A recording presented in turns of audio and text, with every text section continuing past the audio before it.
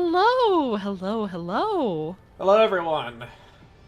All right, fighting hamster. Congratulations on getting first. Kerchow, Kerchoo. kerchew. Oh my gosh. But yeah, QB. Hello, welcome in. Should we just should we tell the class what we just found out? Yeah, yeah, actually. So, you guys know how, like, we've been, like, commenting on the desyncs a lot of the time during the stream? Yeah. We got hit with it immediately upon loading in, pre-going live. And, I was like, okay, it's about time I fucking Googled a solution to this, because this is ridiculous. And immediately found a Reddit post describing our problem, and the solution was to turn off VSync and cap our frame rate at 60. Because apparently the game's multiplayer is reliant on us having the same frame rate. Yep. So we're going to test that then. We'll see how many desyncs we get during this, though part of me thinks that maybe that might require a restart on my end at least. Didn't say I needed to restart the game for me. That's true. It didn't say that either, but normally it's just, I don't know, better that you do that. I don't know. Maybe it doesn't happen like that every time. Hi, Mush. Hi, Madam Lucario. Well, I know, amazing piece of information, right? There was a girl on my end. Ah.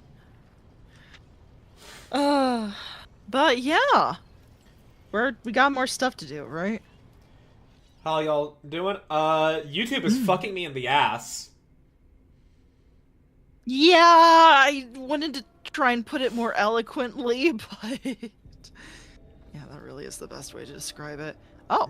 Yeah, like I'm having a good time, like prepping D&D. I'm actually kind of excited for my group's next Curse of Strahd session on Thursday. And I've been watching Fate Strange Fake. If any of you guys like the Fate series, watch it. It's got the best depiction of Jack the Ripper in it I have ever fucking seen for Fate. Interesting. Alright.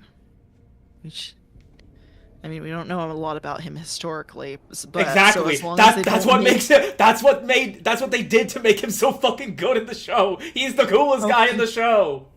All right. Look, as long as they don't turn him into an anime waifu, I'll be. No. Like a Fate Apocrypha made him a lolly wearing skimpy clothes because of the theory of, like aborted children from prostitutes in London as one of the theories. But what he is in Strange Fake is way cooler. I will not say it in case anybody's gonna actually go watch it upon my recommendation. Okay, that was very. Look, Fate Apocrypha is not a good Fate. It's not a good show. It's not. Okay. All right, I'll accept that. Sorry, just the yes.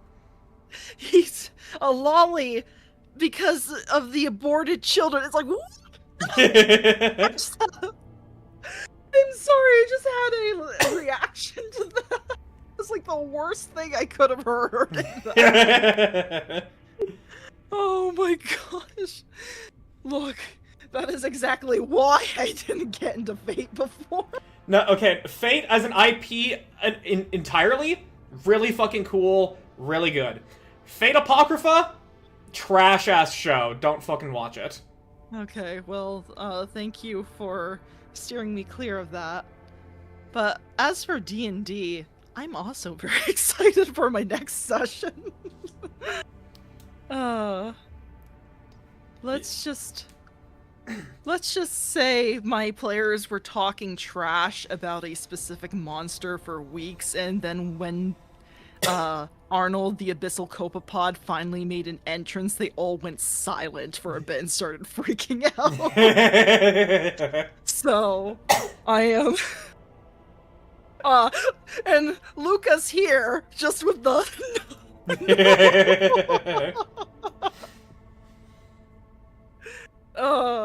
Excellent. I have done my job. Oh my gosh. Excellent. But congrats on bringing back the 3-stream watch streak. Excellent. Meanwhile, my players are going to be going through a heist into Castle Ravenloft. Oh, cool. Oh my gosh. Wait, what are they specifically stealing? A lot of things. They have a lot of fucking side quests. I will list it off.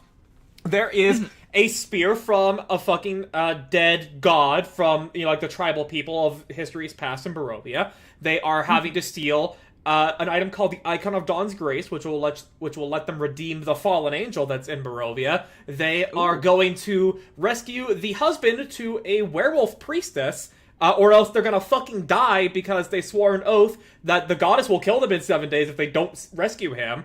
They are they are going to save a little girl that fled to Castle Ravenloft for reasons that they will eventually soon discover. They are they are going to go rescue one of the player characters' wives, who is their warlock patron.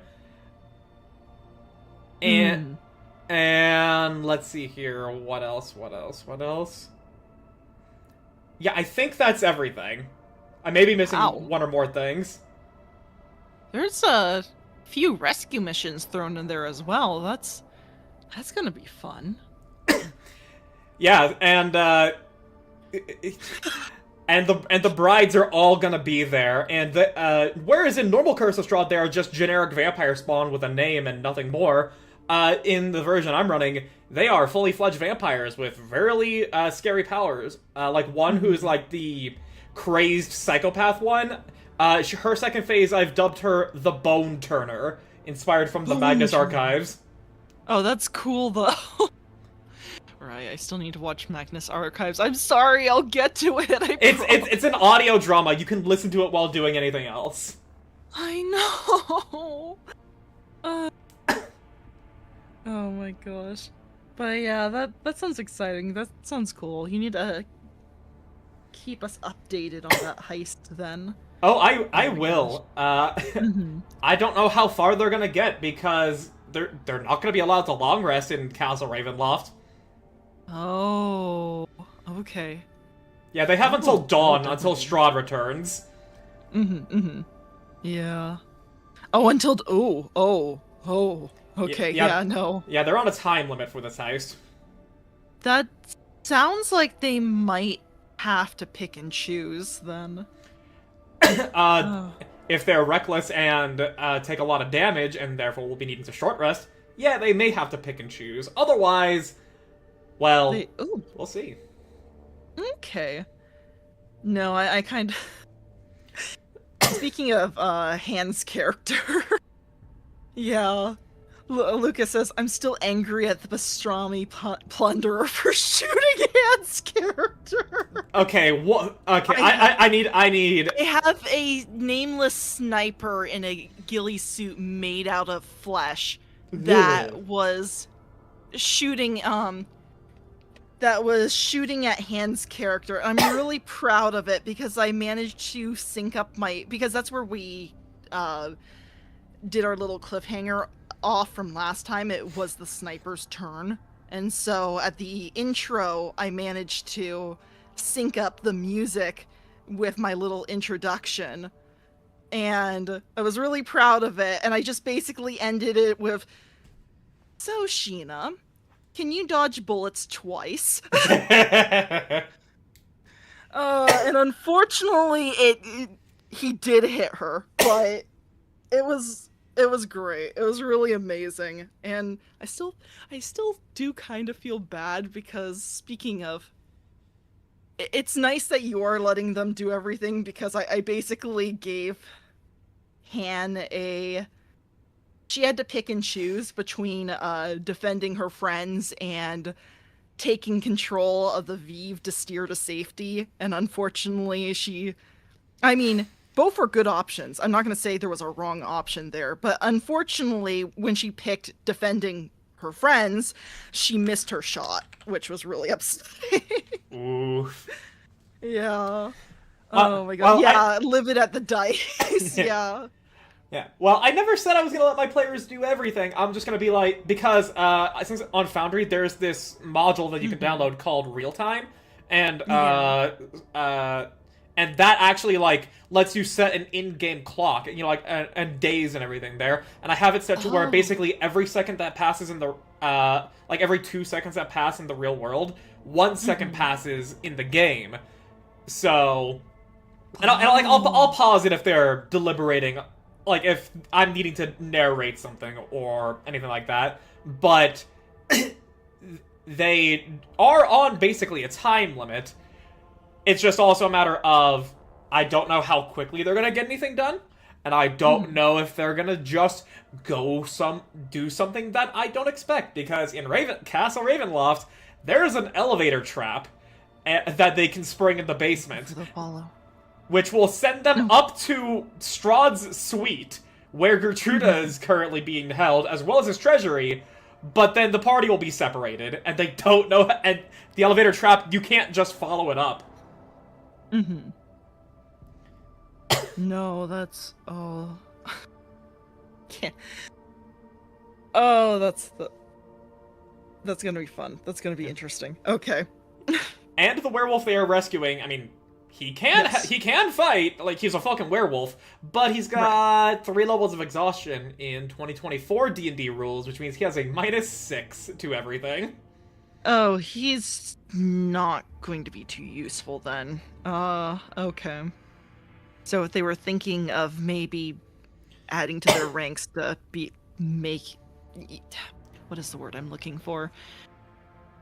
In order to assist in the turn economy, then he's not going to be too useful there. That's upsetting, but interesting. Well, they're choosing to go down into the dungeons first because they're like, well, like there's 4 things that we need that are down below, so let's go there, and then we'll work our way up through the castle. You know what? Fair enough. I will give them props for that. That is really smart. Hi, Lucy. And then Arnold making an appearance shortly after made me scream. The 2 nat... Yeah, there were 2 nat ones, so that was... Is the Cypher system D20 based? It is D20 based, yeah. Okay. So... But... You're supposed to kind of do it in a way where it's like... You do a DM intrusion on a nat 1. And... It's kind of like... It's a fail, but there's kind of like a little DM ultimatum to it. Now, granted, on a nat 1, you don't get grit, because on every other GM intrusion I could do, if they take it, then I give them grit, and then they can use that grit to lower the difficulty,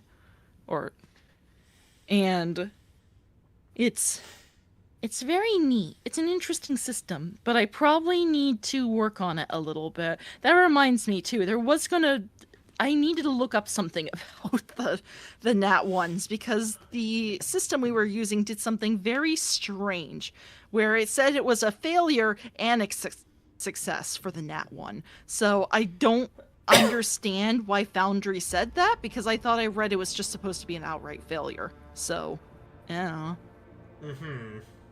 Yeah. My character Jordan had the equivalent of Vietnam War flashbacks. Yeah, that was great. Oh my gosh.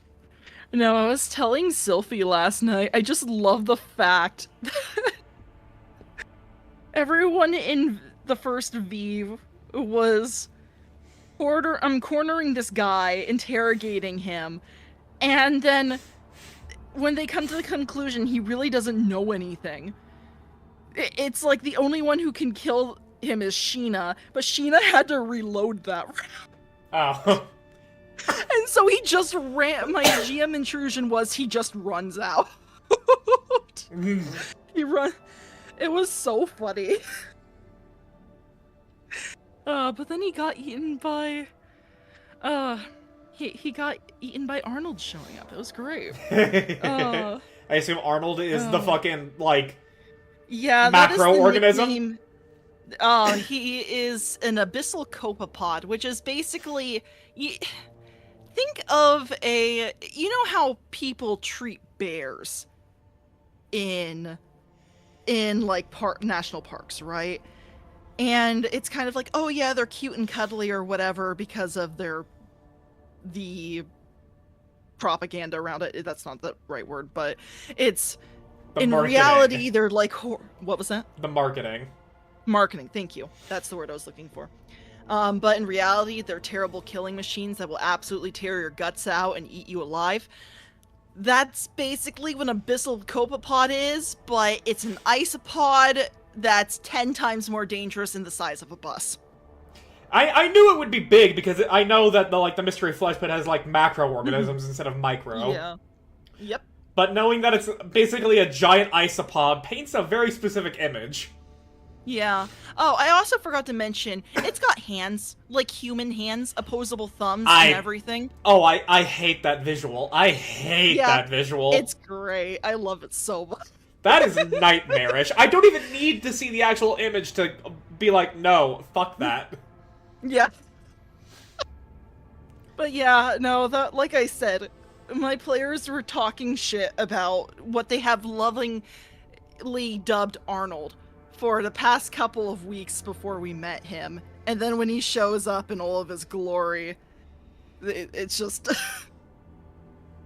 Everyone went quiet, followed by Lucas screaming. It was so good, thank you. Skinny fingers specifically. We are... yeah. At least it's not salad fingers. Yeah. Oh, you don't know salad fingers, do you? I know I do know salad fingers. I didn't like that growing up, though. I saw, like, clips of it, of the first episode when it was popular on YouTube, oh, so many years ago. And I was just like, meh. But it's funny because I'd probably like it more now than I did then. But yeah. A rusted spoon. Rusty spoons! Yeah. That's really fucking hard for me to do. I cannot, like, go that high that much. Oh, I forgot exactly how high it was. Yeah. You could not salad fingers? Ew! Oh. It's just, ugh. Yeah. Oh my gosh, QB says, what the WTF? Yeah. Look, Look, it's a monster isopod, okay? It has a face that only I could love. Ew! Brother, ew! Yeah. Oh my gosh. Okay, I see. Oh my gosh. Well, it's good to know that your players are dealing with a fucking monster isopod, and mine are gonna be fighting the Brides of Strahd and his boy toy. Oh my gosh. This is great. Oh, that's the best. Yeah, perfect foils for each other. You know what? Sorry, what? Oh, I'll explain this a little bit. So, Strahd, the whole premise of Curse of Strahd is that he is a fucking incel who loves a woman who he will never have, Tatiana in the reincarnation of Irina in the adventure module. But he is still a selfish, abusive man, and so to fill that void in his heart, he had wed 4 brides, one of which he even kept locked up and she went fucking insane and she grew to hate him. The other 3 actually had proven themselves to be somewhat, like, competent, useful, worthy to keep around. And so he has 3 brides. And within the past 3 months before the players showed up, a boy from the local village of Barovia was a part of a rebellion led by Rudolf van Richten, world-renowned monster hunter, to storm Castle Ravenloft and kill Strahd. That woke him up. Everybody fucking died. But that one boy, Escher, he wanted to get out of that horrible life. And so Strahd turned him into his spawn, and made him a consort. So Strahd has 3 brides and Escher, his boy toy. That is, terrifying. I don't remember that from going over the manual, but wow. Well, there's like nothing about the actual like the consorts of Strahd at all in the main module. This is all like stuff that Yeah. like comes from community belief or like my own personal stuff there. Got it. And of course, there's also his right hand man Rahadin, who is also fucking terrifying. Mm-hmm. No, that it makes sense. Ah, yeah, it's gonna be a lot.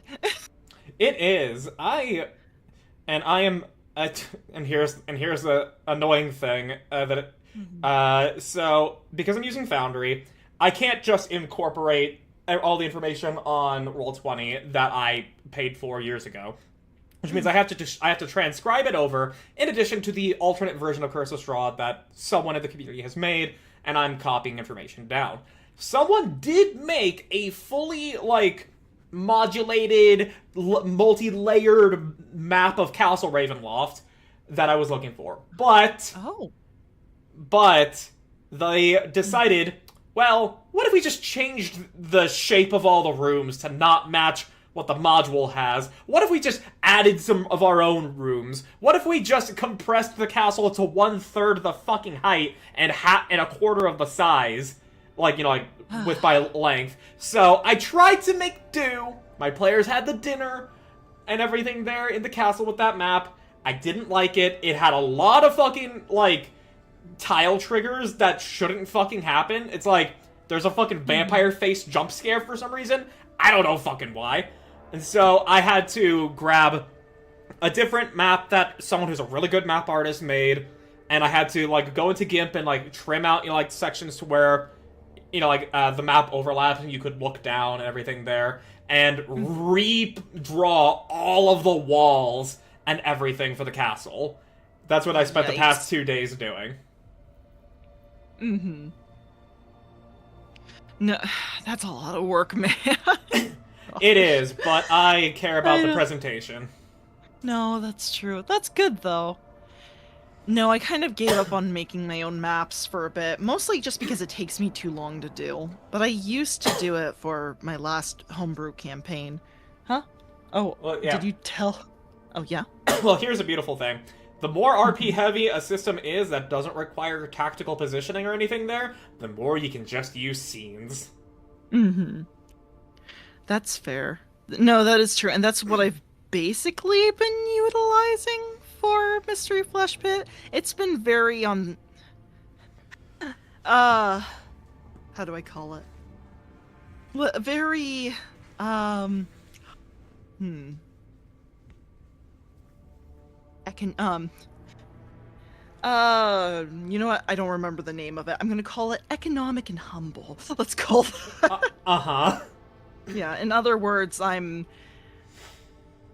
much too behind on this. Is part of the reason why I said I wasn't going to film it at first, because I am way too behind to make my own maps at the moment, and it is a still image of like one of the Vives, and then just to illustrate where everything is, we have done like basic drawings on top of it. So it was supposed to be just like the vibe of it, right? And it has turned into, okay, well, you maybe should have just made a map whenever you had free time.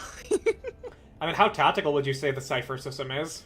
It's not. That's the point. Because the way the cipher system is, it's going to be like, oh, well, you can move a short distance. That monster is a short distance away. You just move to him. That's it. So there's no, like, numerical movement or anything there? No, there's no numerical. I mean, it takes all of that away, which is so much easier for me specifically. For anyone else, it might drive them insane. But for me, it's great.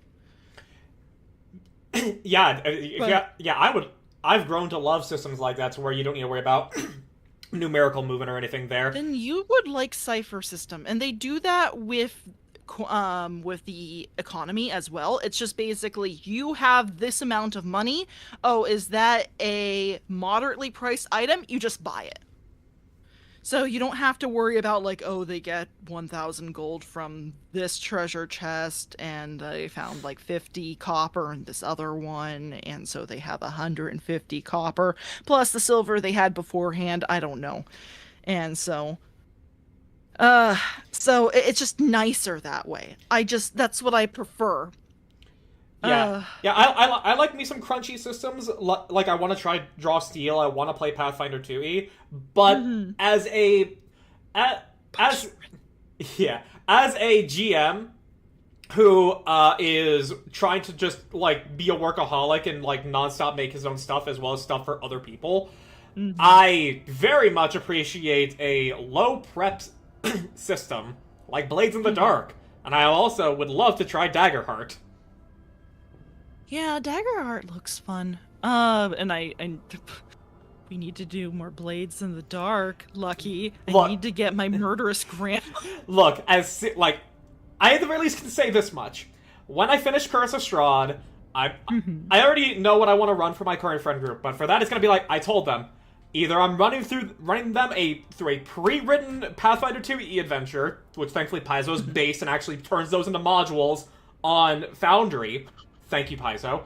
Or it's gonna be a low prep system like Daggerheart or Blades in the Dark. And if when I do that, I will have at the very least I can turn that mental space that is like transcribing information about Curse of Strahd into Mhm. two low prep games, so I can consider running on a TTRPG stream for like streamer friends and the like.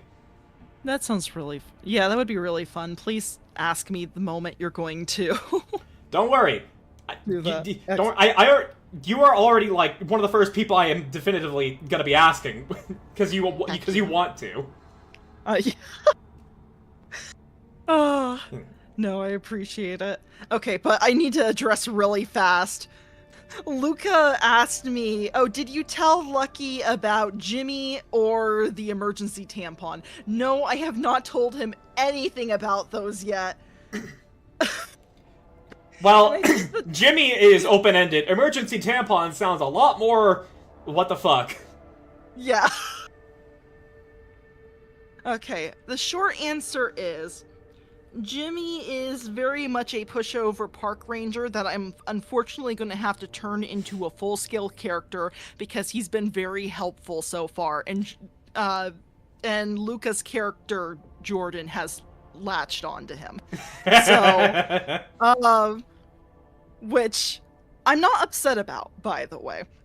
Hey, look, you But even if he's not a DMPC, you now have a yeah. voice for the party in case they are coming up with some really dumb shit. Yeah. Oh no, seriously, actually, one of the main things was that, oh gosh, I'm proud of myself for the foreshadowing in this campaign because he gave like this little it was supposed to be like partially a joke, but also like I did mean to like heavily like suggest some get I mean not a suggestion. It was like a clue to because they're like in the dark, right? And Arnold is a creature that goes off of senses and looks basically hunts after certain pheromones, specifically the I always forget the name of it, the amniotic fluids that Mm-hmm. in the flesh pit because it's nutrient rich and that's what they're after is nutrients Yeah. and flesh, but that also has nutrients. Uh, but the But yeah, when Jordan was like, okay, we gotta evacuate everyone, he starts doing his little evacuation like spiel of like, okay, I need everyone to arrange themselves Oh, you into made him sound like a three. dweeb. Yeah, no, I did. I told you it was just supposed to be a throwaway joke of like, oh yeah, you will. It's like, oh yeah, he'll like suggest something. He's like really knowledgeable, but nobody listens to him, unfortunately. But he said like, "Oh, be careful that you don't get any sort of pheromones on you." And Luca is a wonderful player.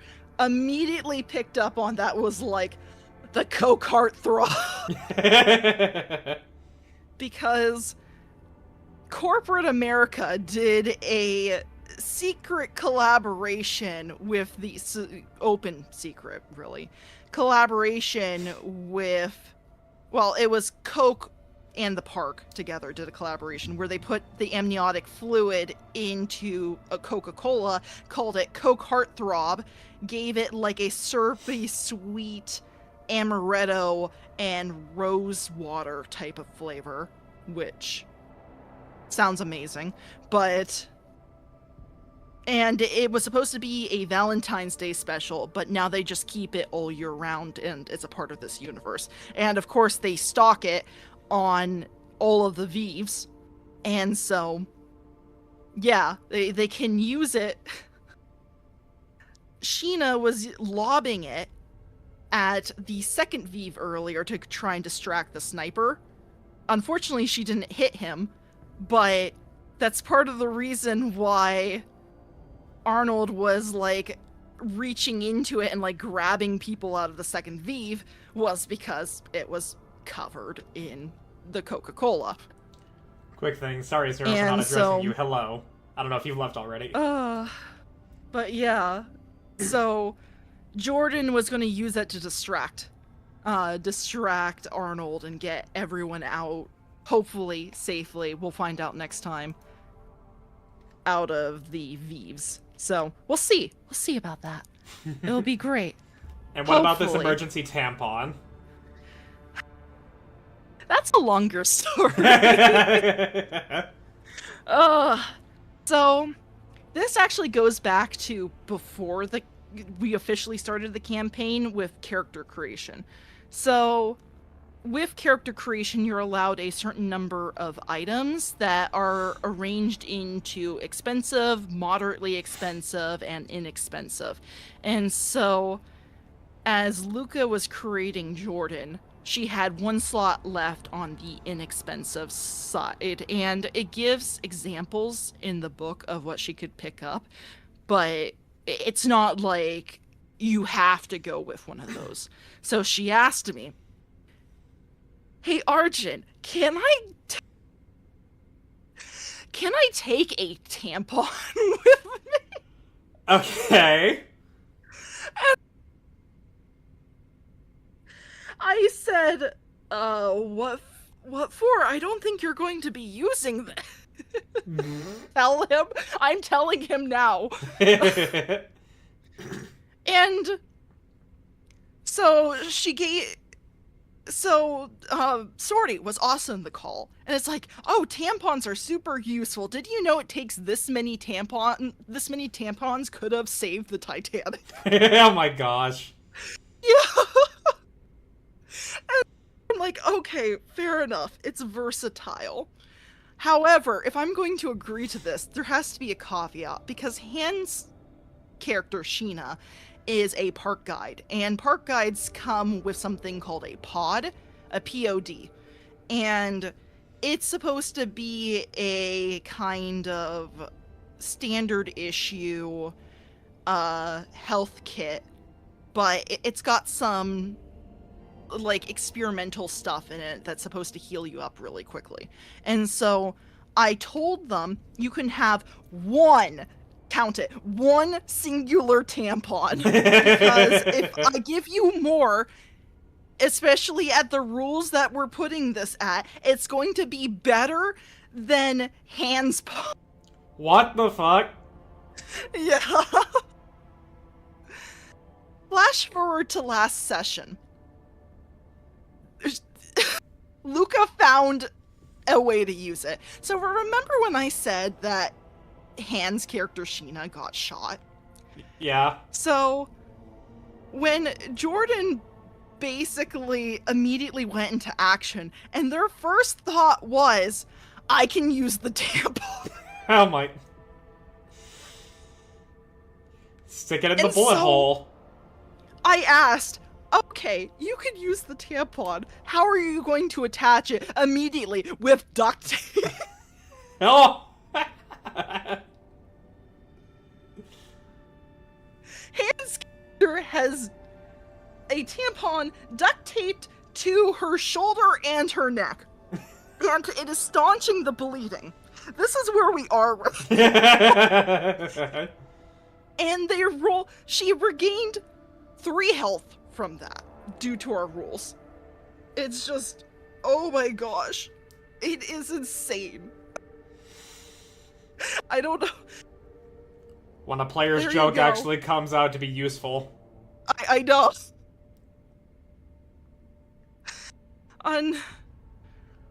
There you go. You used your single-use tampon. I hope you're happy.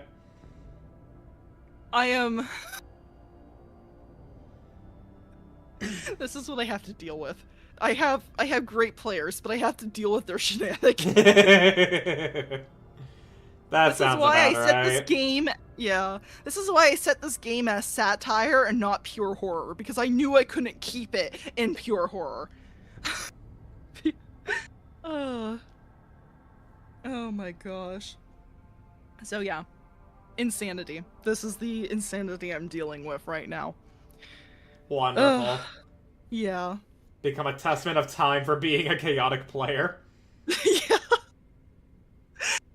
Look, I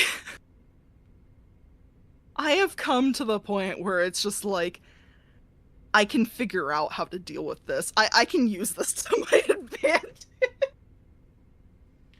Didn't stuff in the bullet hole. Yeah. Shame she didn't stuff it in the bullet. I think she did, actually. Well, the way I described it was like... Look, I didn't want... So, my logic was, the sniper would be aiming for her head, because that's basically when she was aiming her pump shotgun gun out at the enemies. So her head and her shoulders were out above the kitchenette she was taking cover behind. Yes, there's a kitchenette in the Vive. So there's like she's hiding behind this little beaten up island, basically.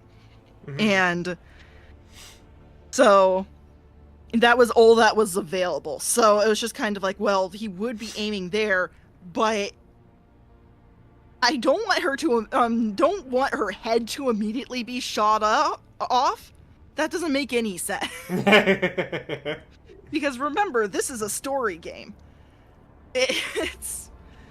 So it was just kind of like, oh yeah, it hits between like neck and like where the neck connects with the shoulder, right? Mm-hmm. That's how I ruled it, basically. Like Sheena was like starting to duck down, and it whizzes by her, and it clips her in the shoulder, and there's a lot of blood, and it's definitely in pain. But yeah, unfortunately, it was so. If it was just straight yes, there's like a hole to put it into, then that'd be great. But yeah, that was kind of the best way I could describe. We could figure it out. So that's why we did the duct tape. Yeah. Described as being great as opposed to having a bullet gone clean through. Okay. Yeah. No, exactly. I feel like that was fair. I don't know how you would have ruled that, though. I could only say as a matter of, like, in the moment. Because there are times where, like, I try and adjudicate things, and my players are, like, they always try and, like, eke out the slightest bit of advantage with every ruling. Oh. Huh. I'm not against debate, but I don't think my players have really ever questioned me so much on... I don't know, I guess it's because the rules are very clear. It's like, okay, this is the number you have to hit, and if you don't hit it, you get hit. It's just... There's no debate in that. You got hit. I mean, like, a lot of like, an example was, you know, like, a previous Curse of Strahd session was they were going through this nightmare of this servant girl that was there the day Strahd became a vampire and just slaughtered everybody in the castle. And in this nightmare, the players got to fight Strahd as he is just presented in the module, just without his legendary actions or anything like that. And I and he grappled one of the players. Like, they attacked him, he grappled them on his turn, and he was going to cast Fireball on his turn, because he did it with his legendary action. Well, because I gave him a legendary action, because I knew otherwise he would stand not even the slightest chance against my players. And so, I described it as, while Strahd's grappling the player, he's going to throw the player and then cast Fireball. But the players were like, well, didn't Strahd just use his action to attack before casting the Fireball? He can't do that. And I'm like, come on, just... It's a cool thing, guys. Bruh. Oh my gosh. Alright. Because they didn't want to get Because they didn't want to get fireballed. It's like... Look, guys, I understand you don't want your characters to get hurt, but come on! That was okay, that's no, that my players haven't done that to me yet. Thankfully. I don't know if you guys would, but so it hit the player in the clavicle. Yes, actually. I totally forgot about that. Did you know that the clavicle is the most easily broken bone in the body? It only takes 4 pounds of pressure. Ugh. Actually, yeah, Hand's clavicle probably is broken. Wow, I didn't think about that. I don't like the thought of that. Okay.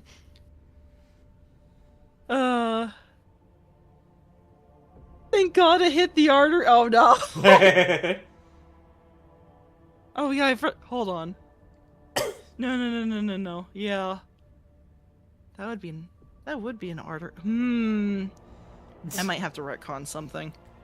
Hamster out here getting Han's character more in danger. By the way, Hannah, character should be dead. Oh yeah. Oh, gosh.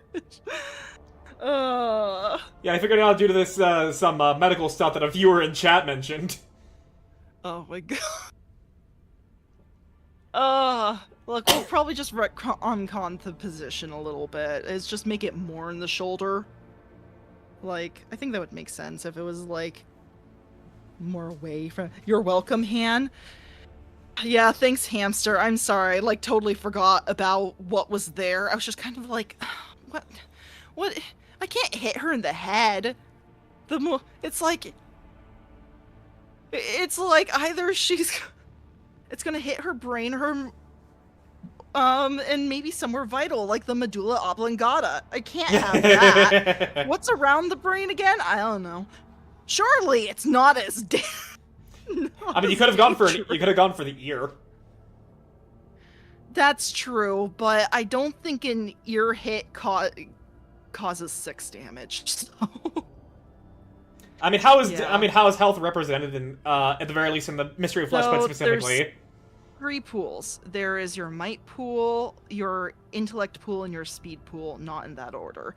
Basically, everything that is done to your might pool first. So might is your strength, your health, your stamina, like anything you can think of that has to do with like doing physical, like not physical activity per se, because speed covers stealth and running basically, but like think of it as like might is like your disease resistance, your physical body, your also you being able to bash someone over the head with a crowbar.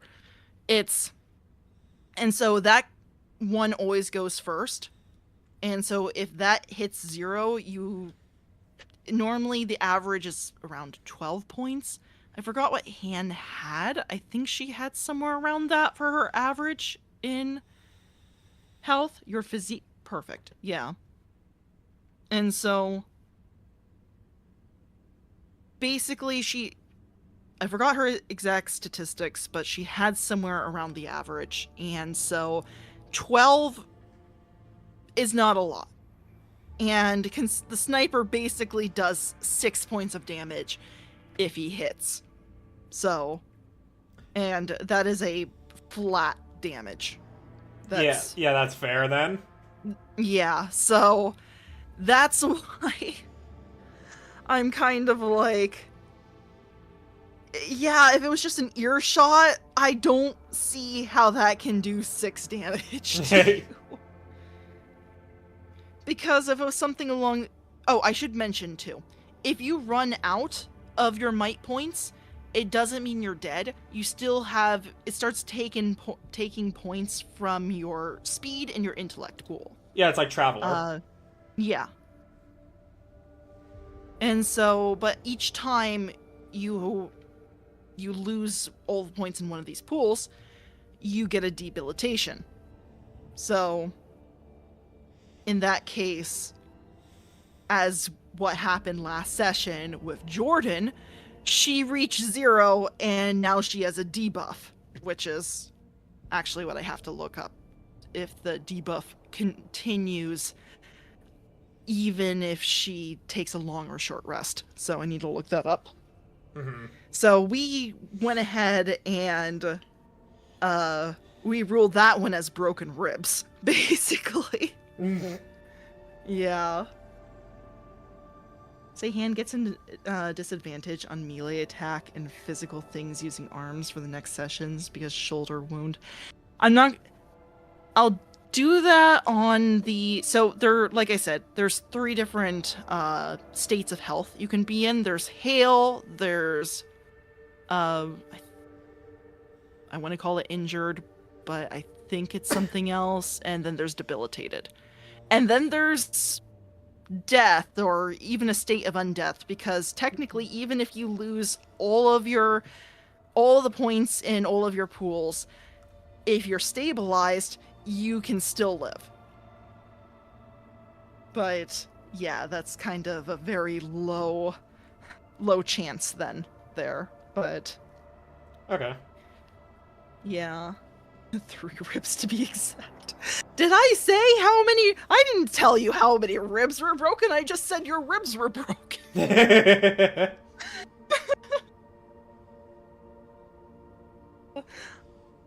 Can you tell how many ribs are going to be broken? Do I have to figure that out? DM, I can scientifically calculate how many of my ribs will break from this. Yeah.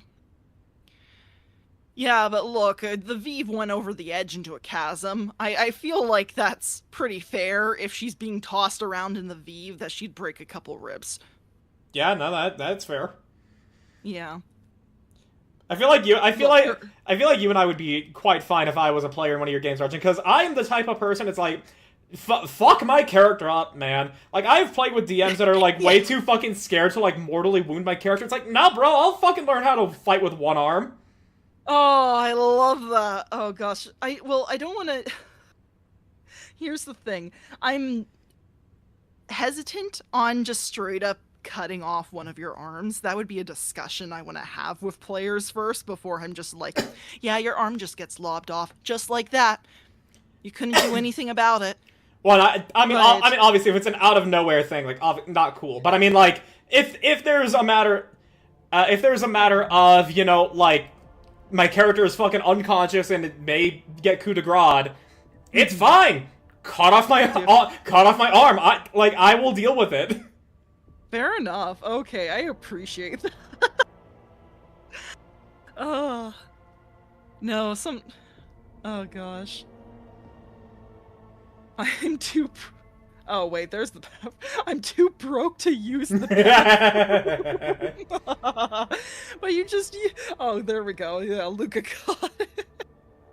Oh, excellent. Well, I'll be sure to leave some weapons in there. We're talking about my Mystery Flesh Pit campaign right now, and I think my players are going to need it. They're probably all going to be going there, especially with the Abyssal Copepod that's hunting them down right now. So...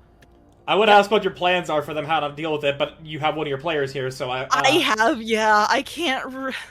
I'll be glad to tell you after stream. I will be glad to tell you, because I've been feeding Sylphie secrets. I have many secrets. Yeah.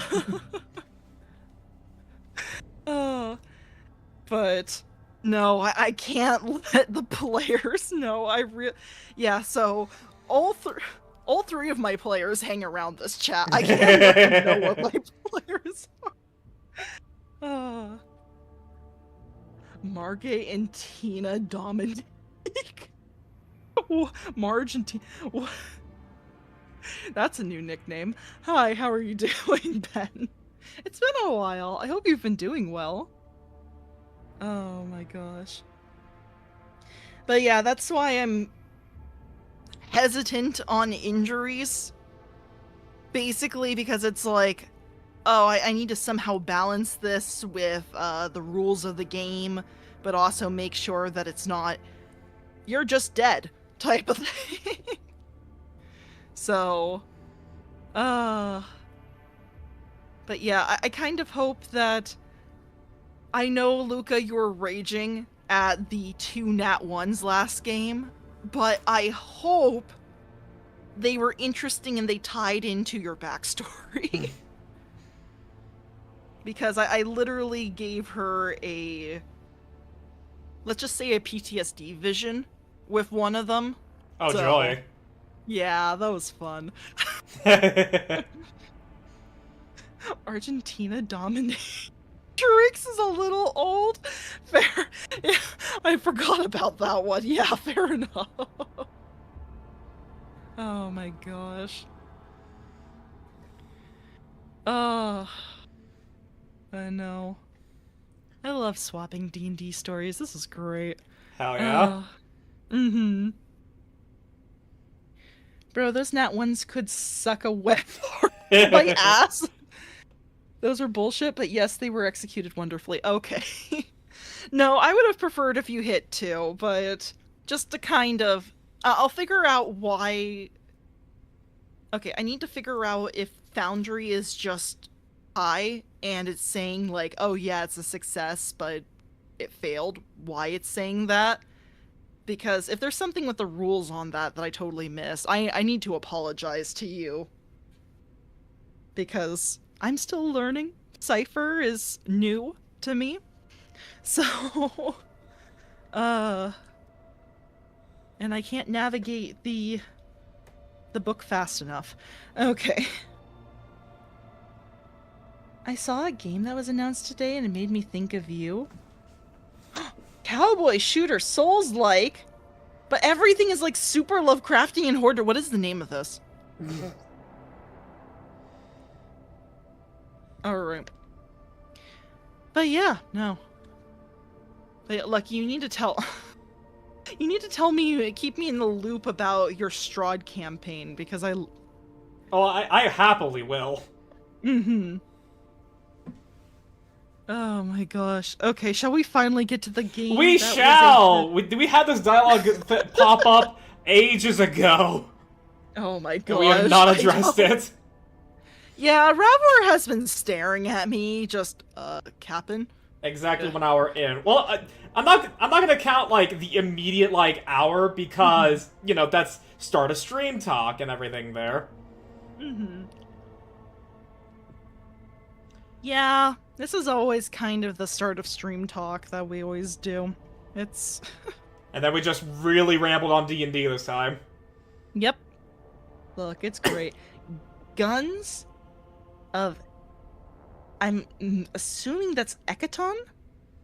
But that's definitely... I'm definitely looking that up. I count it. Ah. Eschaton. I mean... Eschaton?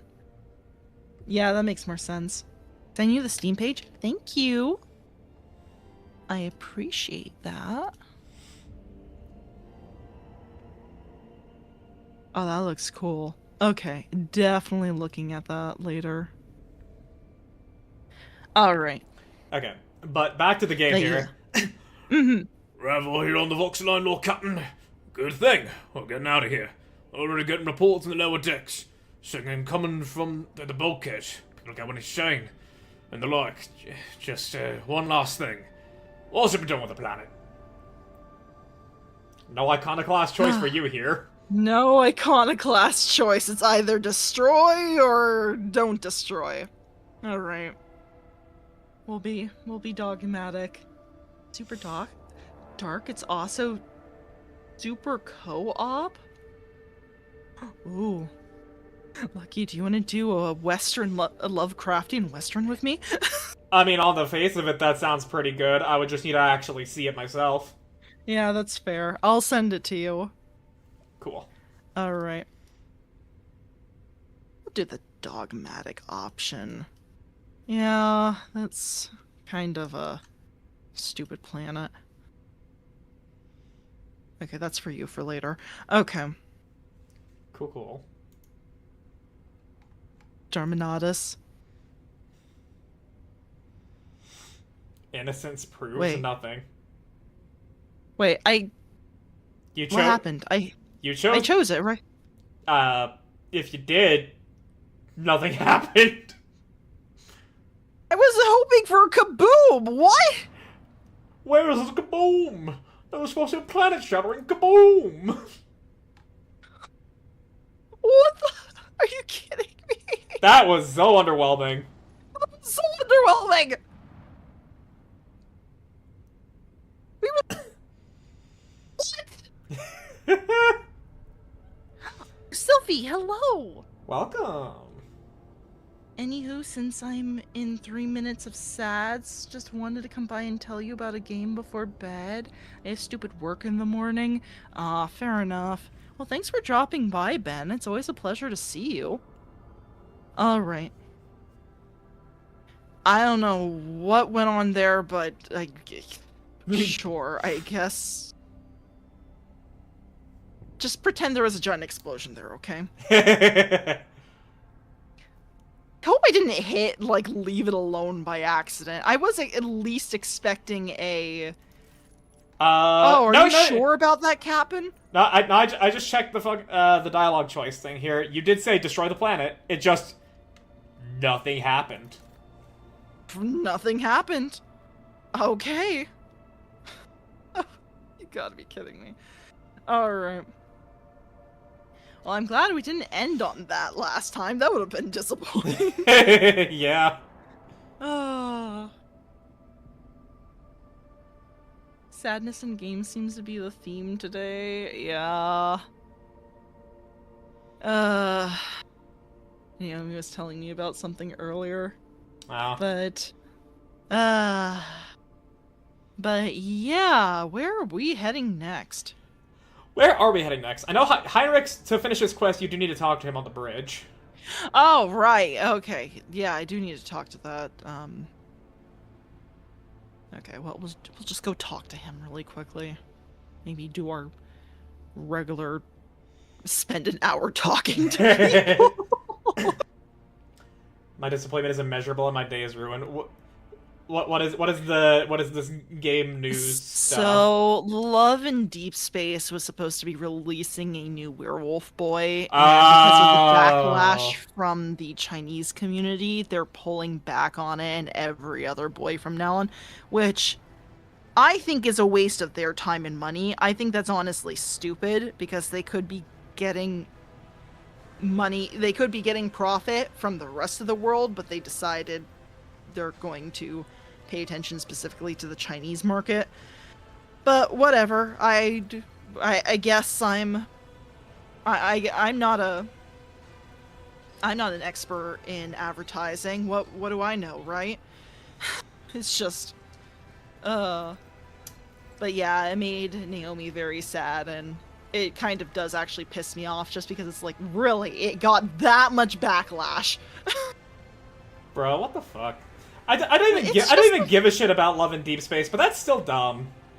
I mean, I just listen to it casually. It's like, I don't play the game at all, but it just pisses me off to hear that it's like, why would you spent so much time, energy, money on making this boy, his animations, his story, doing advertising for him, and now you're just going to throw that all away? What is the point? Yeah, no, that's fucking dumb. Yeah. It's like, the way I see it, it's like, let the Chinese market argue then. Like, just give them a couple weeks. I bet you anything they'll warm up to the guy. It's like, I mean, yeah, 4 years was stupid, but it's like I was seeing plenty of people who were super excited for him, so I don't get it. Or just take out, like, the second set of years. I don't know. It's just... Lord Captain, I thank you for your assistance. Oh, he taught. Damn it. Thanks to rogue trader von Valancius, the Inquisition has stopped the enemies of humanity, even those hiding in its own ranks. On this occasion, I will no longer be making any claim on your time or resources. Oh, is he heading back now? Seems so. Yeah. Okay, well, I guess he's leaving of his own volition. Oh no, Heinrichs, don't go! Oh no.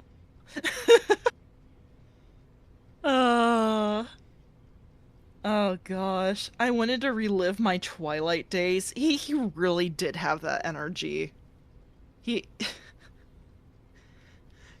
was like, what is it? What is the stupid meme like with the yes, the Jacob versus the cooler Jacob, like their pictures are right next to each other in the yearbook. Yeah. Oh. Oh my gosh. Ah. This is so sad. Oh my gosh. Like I said, I don't even play a lot in Deep Space, and I'm upset for the people who...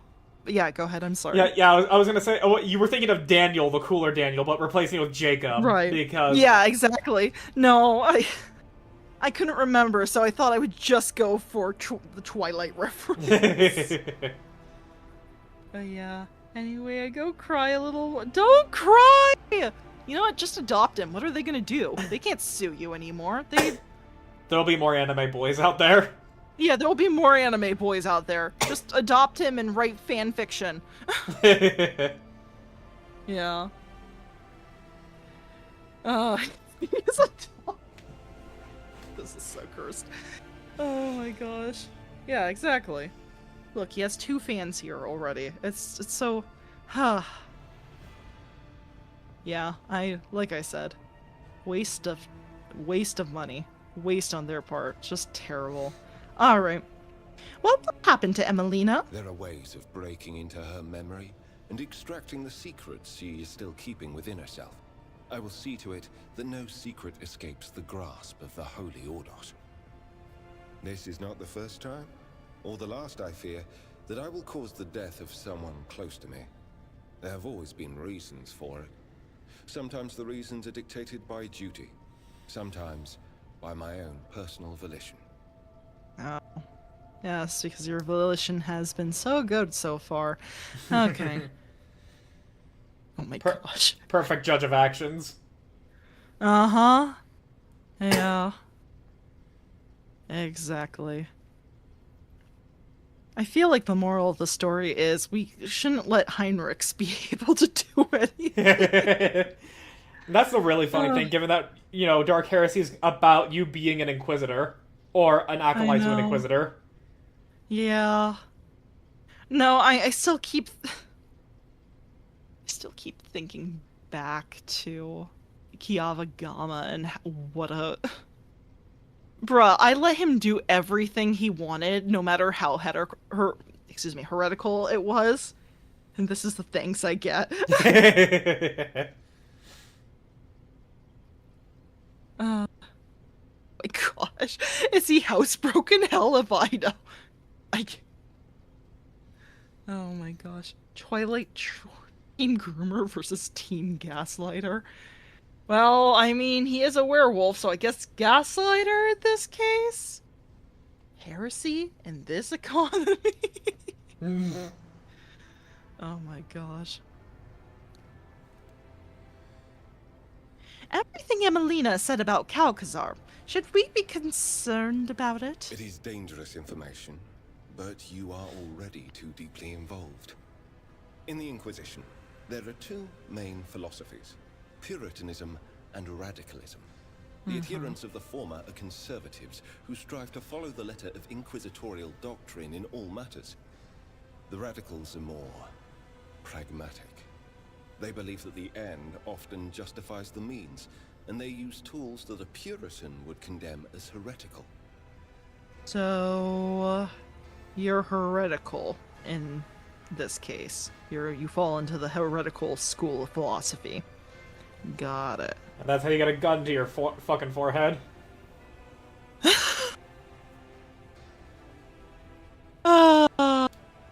Radical. Okay. Oh my gosh. That is in fact how I will get a gun to my forehead. Emelina used the powers of chaos to gain the upper hand against Xenos. I touched a cogitator built by cultists to learn its secrets. Oh, now you're acknowledging None of it. us is pure. Xavier. The craven-hearted say that the career of every Inquisitor ends in either death or heresy. The Lord Inquisitor has borne this burden longer than any of us. It would be naive to think that he had only ever used Puritan methods, and even more naive to suggest that such methods have in any way weakened his loyalty to the God Emperor. And that is all I will say on the subject. Wow, and yet you criticize me for doing the same stupid thing! You can see what the Imperium is built upon. I'm... just... Oh yeah, I purged my planet of all heresy. Oh, you should have blown it up! You did the... I bet you did the same exact thing, bitch. This is how we radicalize someone. This is how we get them to turn heretic. I'm so pissed off at Heinrichs. It's not funny. It's just...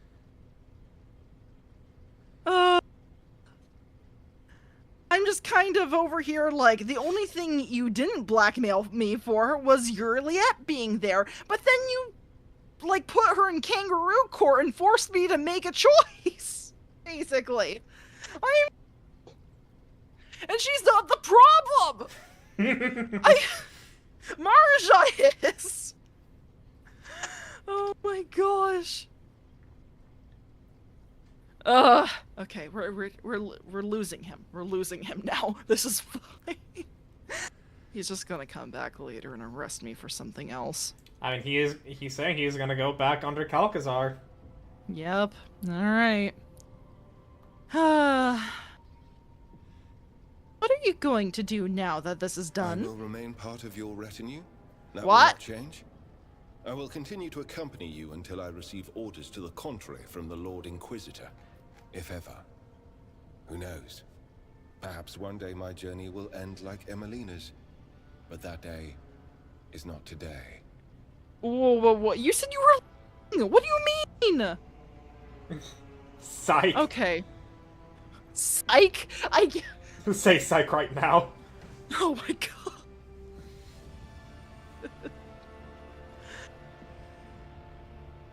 My gosh. Alright. I must take my leave then. Alright. This was... Alright. Well, I guess we'll go around to everyone else, see if they Lord Captain. get our one Captain. talk in for today.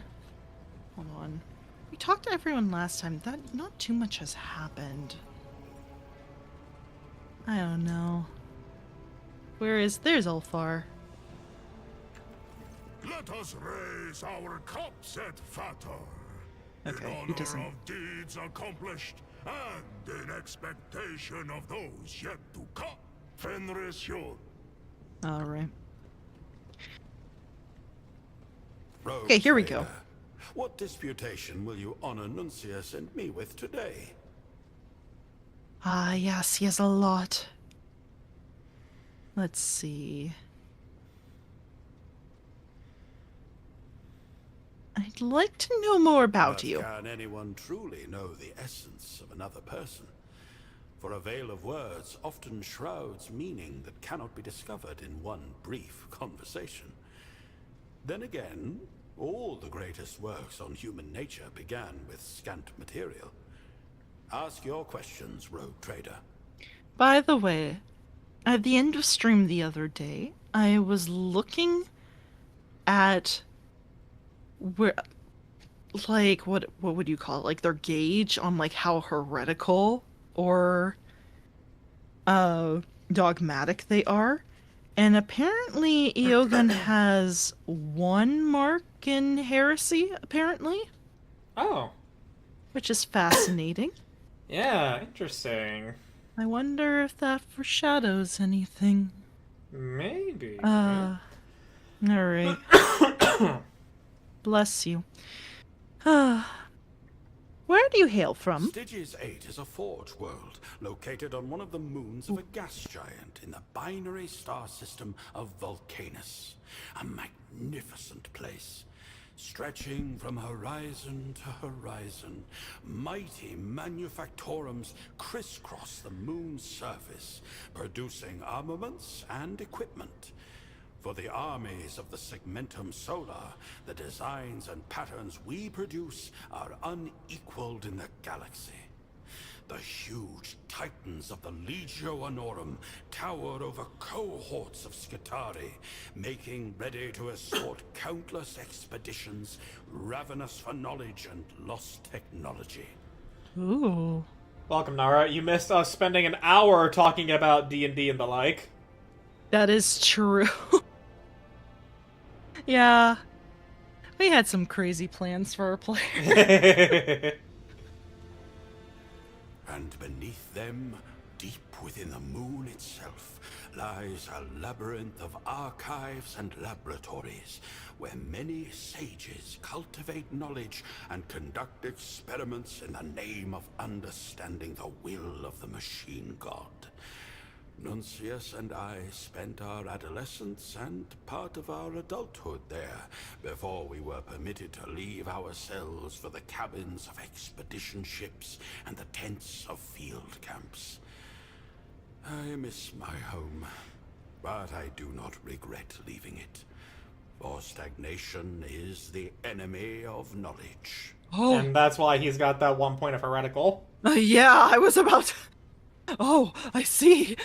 What do you mean, Eogun? Stagnation is not the enemy of knowledge, it is knowledge. Shut the fuck up. Oh my gosh. I missed it, can we start over? Oh, sorry, we already had our allotted hour to talk. Oh, man. I'd love to, but unfortunately we should probably make some progress in the game today, right? Yeah. Oh my gosh. It's fine, he says. Oh my gosh, just 1-to-1. I mean, I could retell the entire story of what has happened so far, and you can probably do that with your own campaign as well. Sure, we will finish that within the session, right? Maybe you even have enough time for gameplay? Right? Definitely, that's why everybody came here. Yeah. This isn't a D&D podcast because we play D&D, it's a D&D podcast because we talk about D&D. Oh my gosh. I think at some point we do just need to have a just chatting stream where we just talk about D&D. Oh my gosh. Alright. I'm gonna go ahead and go through the rest of this. I'm hoping not all of them are as long as his discussion, but I want to know more about him.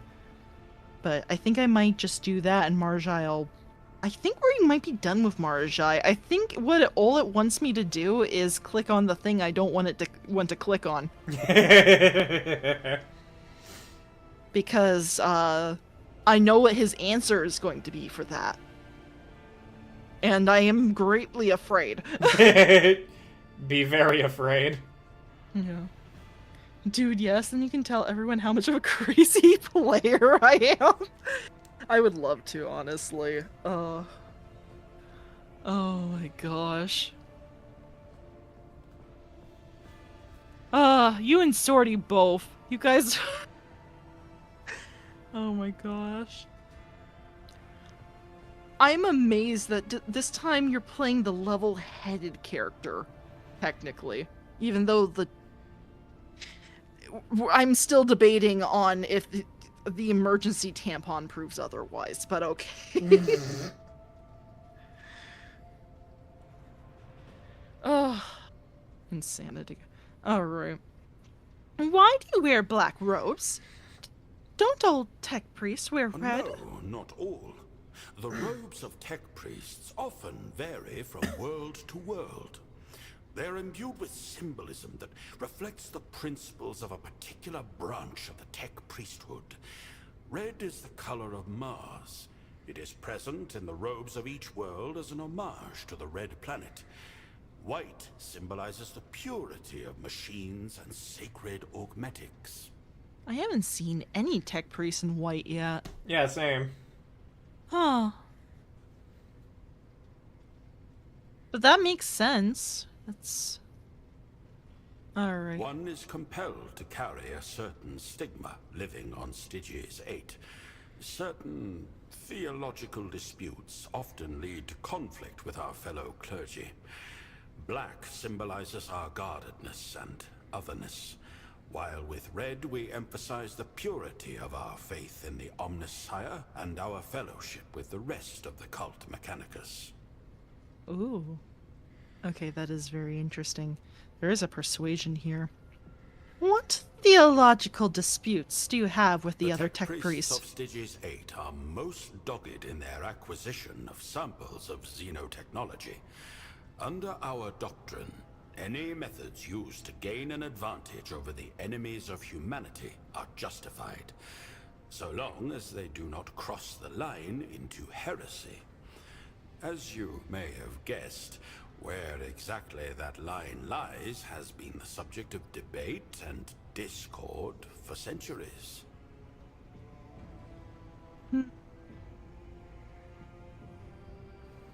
Therefore the stagnation, right? The debate over...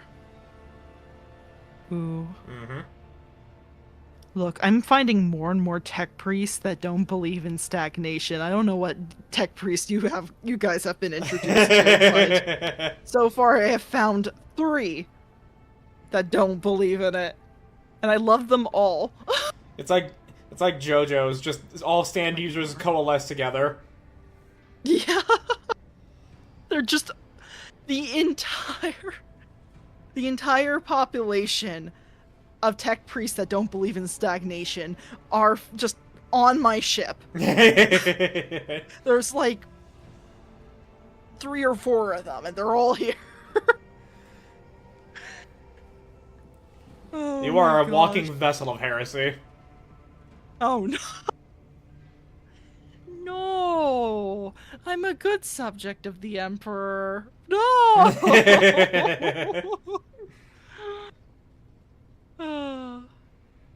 Oh, hold on. This means that we are often compelled to ensure a certain level of secrecy in our work, which only increases suspicions about our world.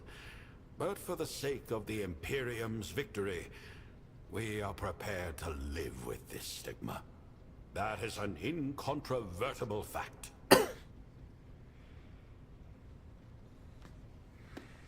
So, I have a strange theory that I just realized I should probably bring up. Uh-huh. I don't think he's fat. I don't think he's actually fat. It's just all it's just all the tech shit in a big bulbous container. Yeah, I think it's the carapace, because I was like... I'm looking at, like, his form and, like, trying to, like imagine, like, draw it, and it's like, wait a second. He might not actually be fat. I don't know if that's true. I mean, if you look at his face, that is the face of a fat man. How do we know it's not the wires? I don't think there's any folds there. I think it's just all the wiring. I think his skin is flabby, but I don't think he's fat. I'm willing to be proven wrong, but... Well, we're definitely not gonna see. Probably not, no. He's Santa in 40K. He does remind me a lot of Santa. He brings the gift of buffs to all the good rogue traders. I know! See? I am a good rogue trader. I serve the Emperor faithfully. We have Santa here. Oh my gosh. Next combat we have with him, I am gonna be buffing you specifically to see if the AoE damage that one of his buffs give works with a ricochet. Yeah, right? No, I was looking at your short and it was just like, oh my gosh, this is insane. I don't know, I didn't think a dual snipe. It was like, oh yeah, the dual sniper thing's a meme, right? It's not actually super viable. It's just I want to be on the same team with Yurlia and that's it. But he might actually make it viable. It might actually be really disgusting. Yeah. We need to figure out a way to like break it. But we are on a higher difficulty now, so we have the capacity to do it. We can figure it out. I believe we can.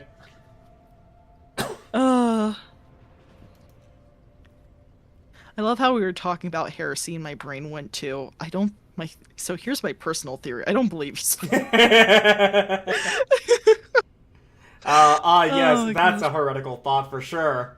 Yeah, I know. Tell me about your research.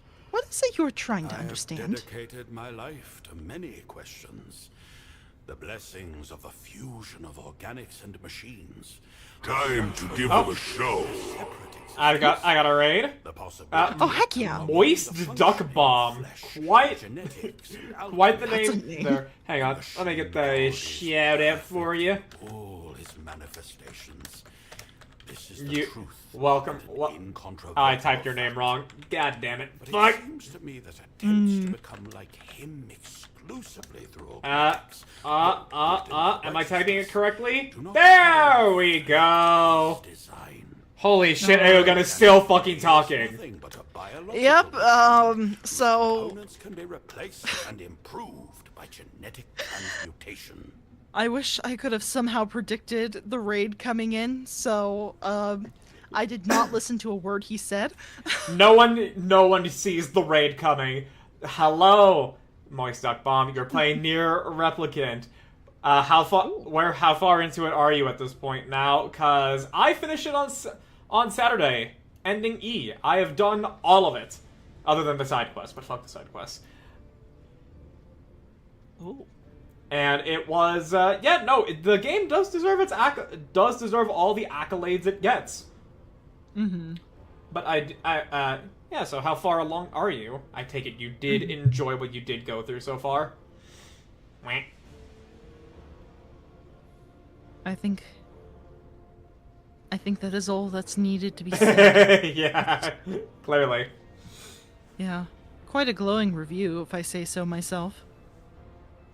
On B playthrough, and I'm now going slow to try and upgrade all weapons.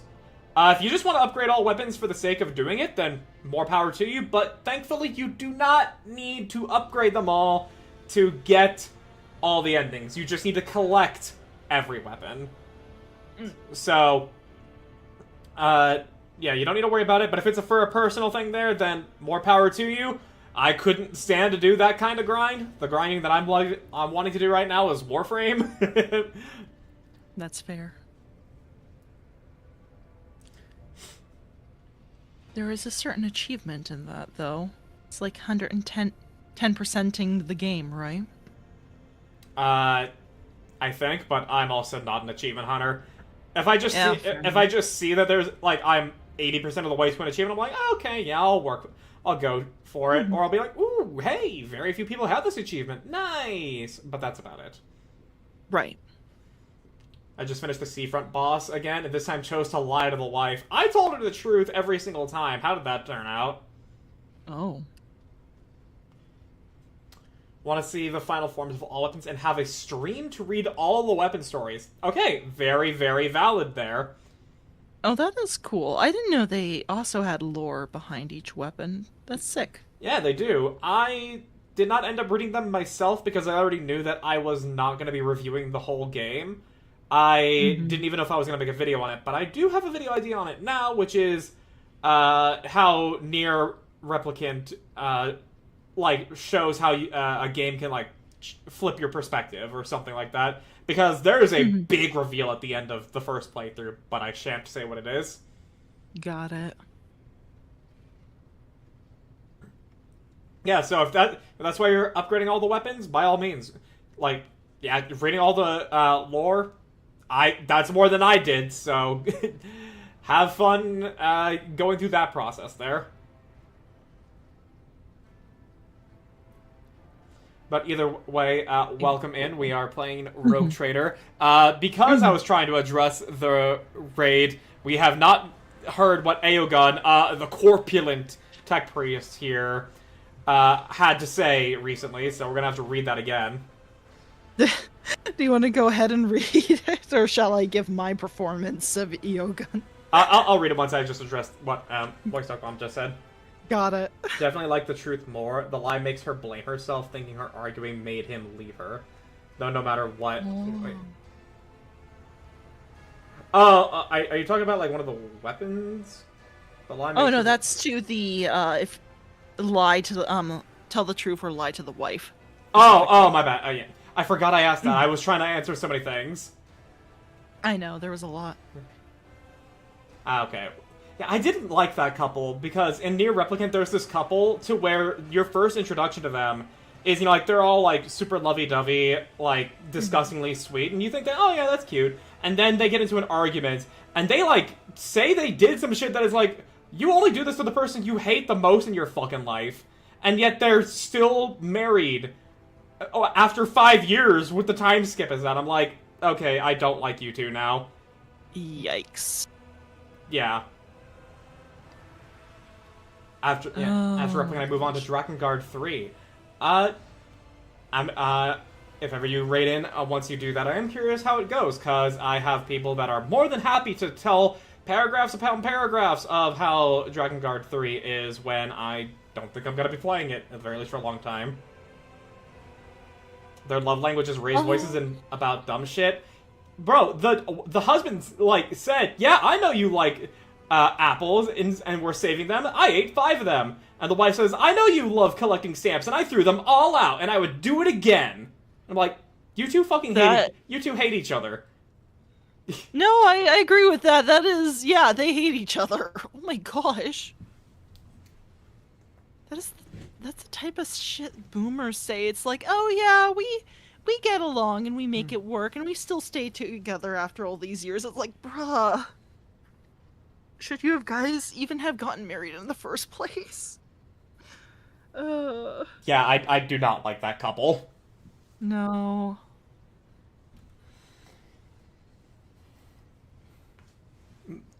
But either way, I'll at the very least read through what Aogun has said here, so that way we can get the momentum going again. Which, by the way, okay, fair enough. Which, by the way, Duck, if you want to stick around, by all means, enjoy us going through Rogue Trader. There's a lot of reading in this game. But if you do need to take care of if you do need to, like, get rest or anything post-stream, by all means, do not have us keep you. Take care of what you need to do. Otherwise, sit back and relax.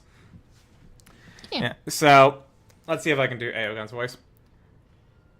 I have dedicated my life to many questions. The blessings of fusion of organics and machines. The search for virtue in the separate existence. The possibility of prolonging the functioning of flesh through genetics and alchemy. The machine god is perfect in all his manifestations. This is the truth and an incontrovertible fact. But it seems to me that attempts to become like him exclusively through augmetics, though good in their righteousness, do not fully reflect his design.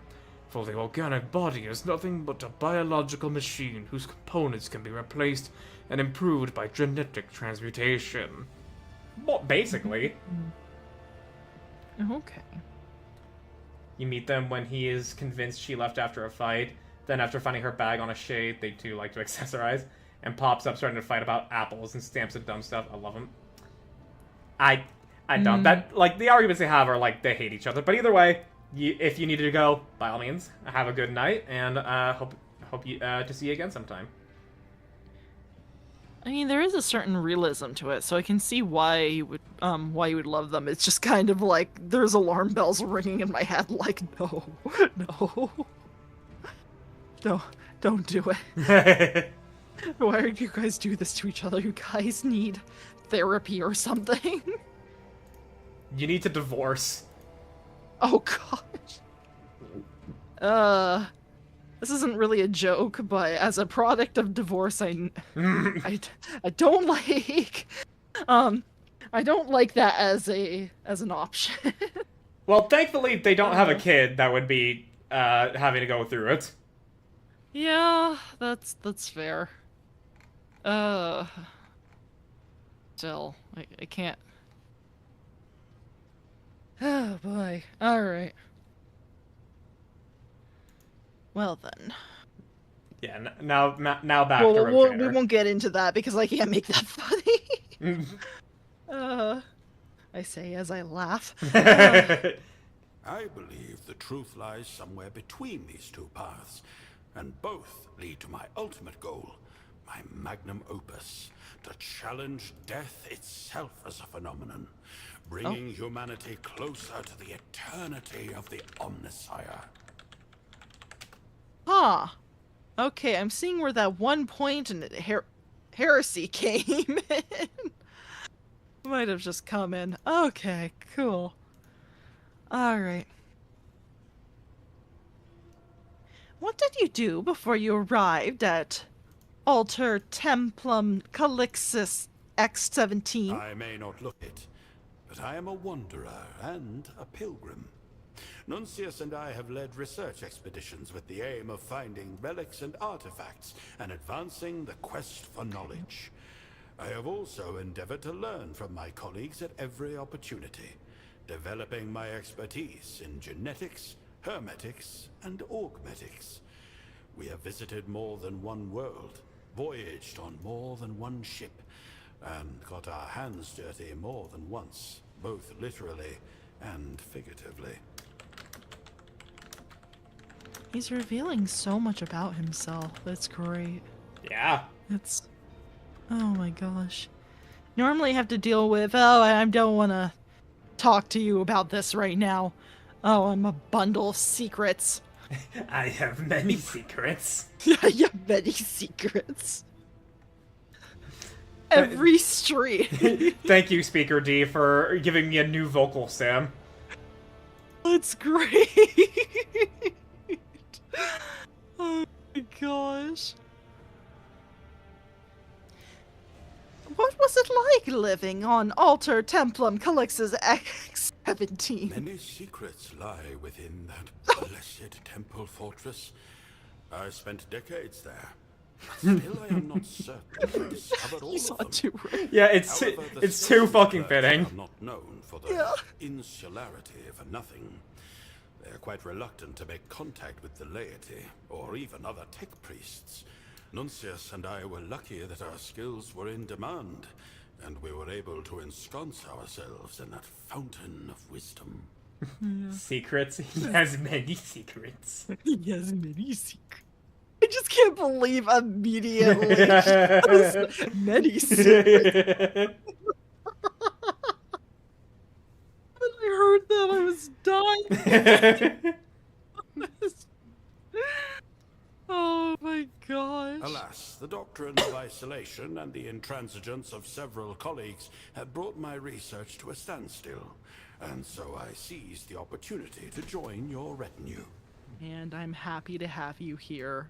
You haven't been here for more than a couple of days, and I would do anything for you at this point. Oh my gosh. Oh! It is the phrase, intransience of colleagues, that strikes you. It seems that there was more to his departure than simply a thirst for knowledge. Oh. Oh. That is... Do I press boundaries? Hmm.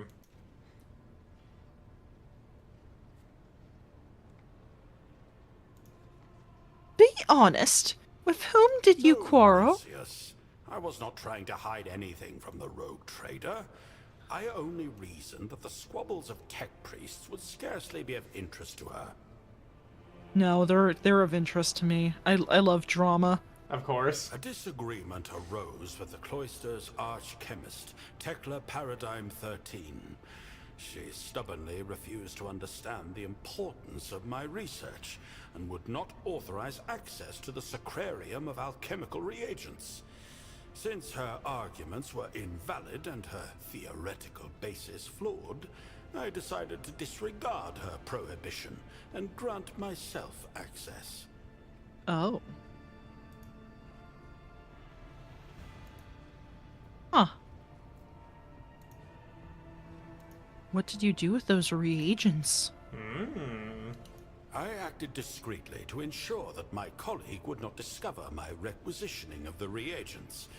That is, until work stopped in one of the Capellae Biologis, where there was a regrettable incident involving a group of servitors I had been experimenting on.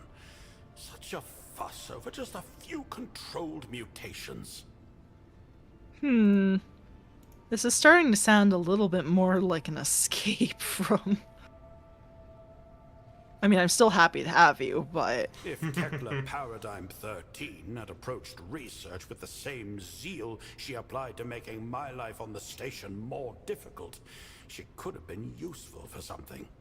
Unfortunately, that was not the case. I decided to leave the station at the earliest opportunity, so as not to jeopardize my and Nuncius's efforts. That opportunity turned out to be you. And I am so glad for it. Alright. Wait. Pascal was also serving on Alter Templar Calixus X-17 back then. Were you two weren't acquainted? Omnissiah's providence did not bring us together. Damn it. The temple is quite vast. I mean, we and it knew is that no already, though. surprise that two learned men never once crossed paths. After all, each of us is blessed with our own function, and fulfilling that function is a solitary effort. Really?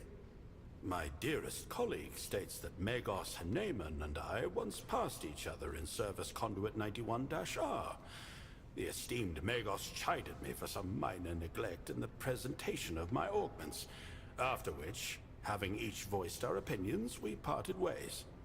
It seems I considered this event to be inconsequential, and it has escaped my memory. Oh my gosh, they did meet before. Okay, I'm very happy about the lore. My curiosity has been As has satisfied. mine. Questions can reveal And that's more the about one. the asker than That is anything the they one we're may say doing. about themselves. We'll get to the other ones next time. I find must our take my leave. conversation stimulating, and I will look forward to your next visit. I really think... I think that's probably all we should do for today. But who else was on here? Let's see. Yeah, I'm pretty sure we checked Argenta and Cassia last time. They didn't have anything. Yeah, I don't think Pascal had anything. Cabela and Marjai, I think, are the only ones we're really questioning right now, but even then, I think they're basically done. Seems gonna that way, just- more or less. Yeah, I'm gonna double check with Cabela, but I think everyone is done. Take heed, Nemo. Our blessed Domin honors us with a visit. The one who delivered this ark from the curse of your existence. Tell me You about wish yourself. to discuss this again? Oh, there's the... Remain where it belongs. Yeah, okay, it's just you truly feel no pain at all, and I don't want to torture her.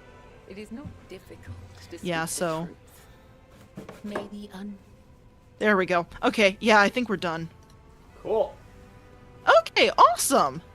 That makes it... Oh yeah, Solomorn. Did we Oh, talk? right, Solomorn's back! Where is he?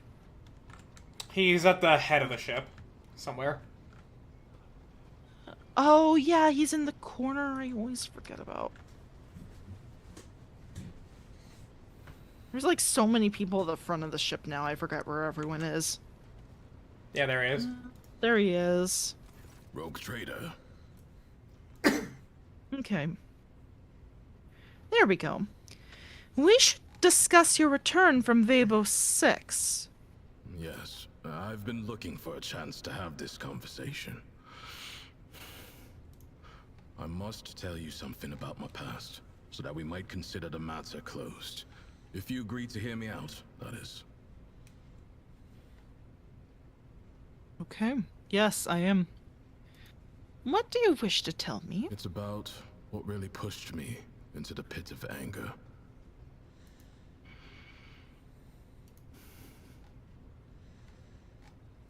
Back in Calixis, before I was promoted to Proctor, I served in the same squad with another arbitrator, Emerson. He wasn't just a comrade. We entered the Schola Progenium together. We went through training together. We were assigned to the same hive world. He was like a brother to me, and I killed him. Well, that sucks. Oh, come on. Go forward. Remember that mission I told you about? The one that cost me my arm? It was Emerson who sold us out to the crime syndicate and compromised the raid.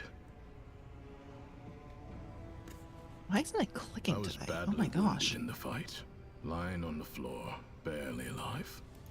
The rest of the squad had gone to scout the area, and Emerson stayed to guard me. He didn't notice that I was awake. He was talking over the Vox. He kept demanding bigger payment, and when he started giving our coordinates, I shot him in the back of the head. I figured that we weren't making it out of there alive, so I logged my final report, attached my Vox to Glato's collar, and told him to return to the headquarters. Then, I passed out again, and when I came to, I had already been captured. The heretics tortured me for days, but I held on until the exaction squad arrived. What is an exaction squad? Special unit. Exaction squads are dispatched to track down and apprehend dangerous criminals. They were investigating Emerson's betrayal, and it had led them to the heretics' hideout, where I was being held prisoner. Why did the heretics capture you instead of killing you on the spot? I was right by their contact's corpse.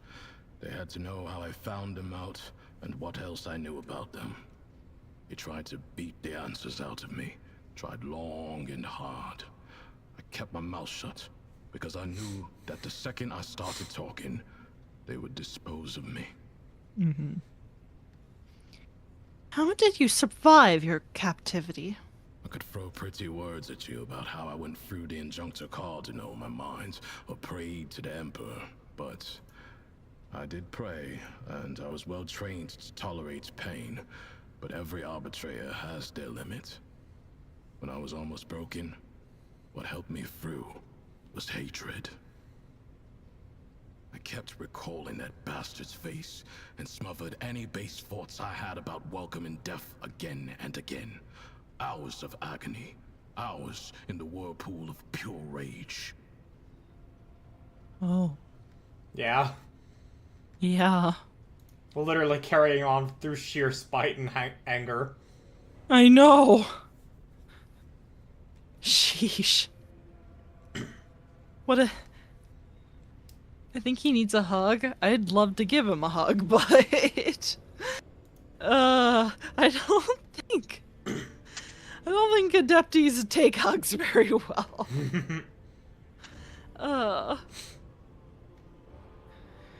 Alright. Well, what happened next? I was put under investigation, but was cleared of the charges and assigned to piety without Glato. The most corrupt hive world in the Drusis marches. 2 years among the vilest dregs of humanity. It was a test, and I passed. I got my promotion, got Glato back. But after Emerson's betrayal, I was never the same.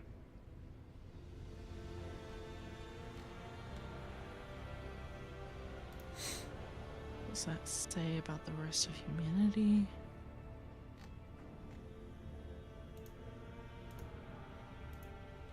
Okay.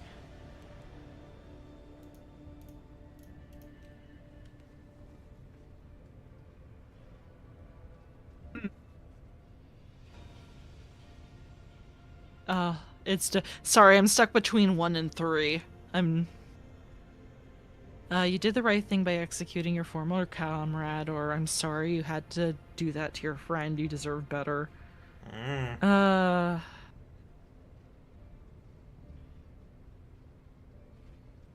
Okay. I'm sorry you had to do that to your friend. You deserved better. Maybe you're right. Maybe. Have you recentered yourself? Firmly. It was your words that pulled me out of that darkness, and you have my gratitude. Huh. Okay. Well, that was... Yeah. I've been reflecting on the spirit of his law and what the Emperor himself wants for us. If anyone had told me before that I would be thinking about things like that, I probably would have caved their face in. But the truth is, I no longer see heresy in such thoughts. No, it's the opposite. I feel like they bring me closer to the Emperor.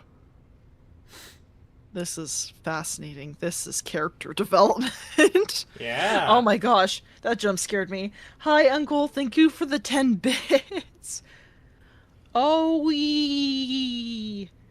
That Domino Hominid be stuck between choices. One's and two's. Wait. Hold on. Should I be reading this as like an orc?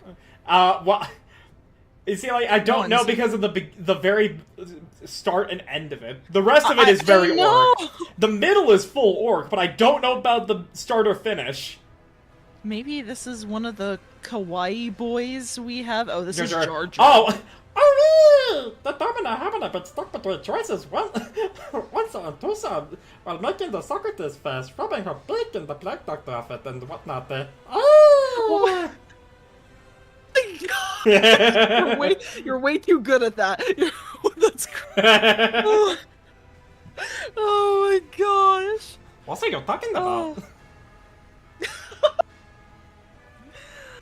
Oh, it's great. That's amazing. Oh. You nailed it. Yeah. No, you absolutely nailed it. That was great. It's one of those easy voices for me to do there. Okay, fair. Okay, then at some point we need to find someone to give a Jar Jar voice. Even if it's just a random guard, we just need to find like a one-off character. We need to try that. Oh Yeah. my gosh. By the way, if ever you want to just have like background sound effects, you know, like a Wilhelm screen for your Mystery Flesh Pit game, by all means, ask me for just a soundbite, and I can provide it. Oh no, yeah, no, absolutely. I mean, I'm going to, basically, because all of my recordings so far do not have background music in it, because, let's just say one of the tracks are absolutely copyright, Shut down your like copy strike level. Yeah, I bought the CD, the album for it, but, because I did really like the music, but it's just, if I were to put it in the YouTube video, man, there's no way that's gonna not get muted. It's just that simple. Fair. Why Lucky isn't in Yeah. Funimation yet?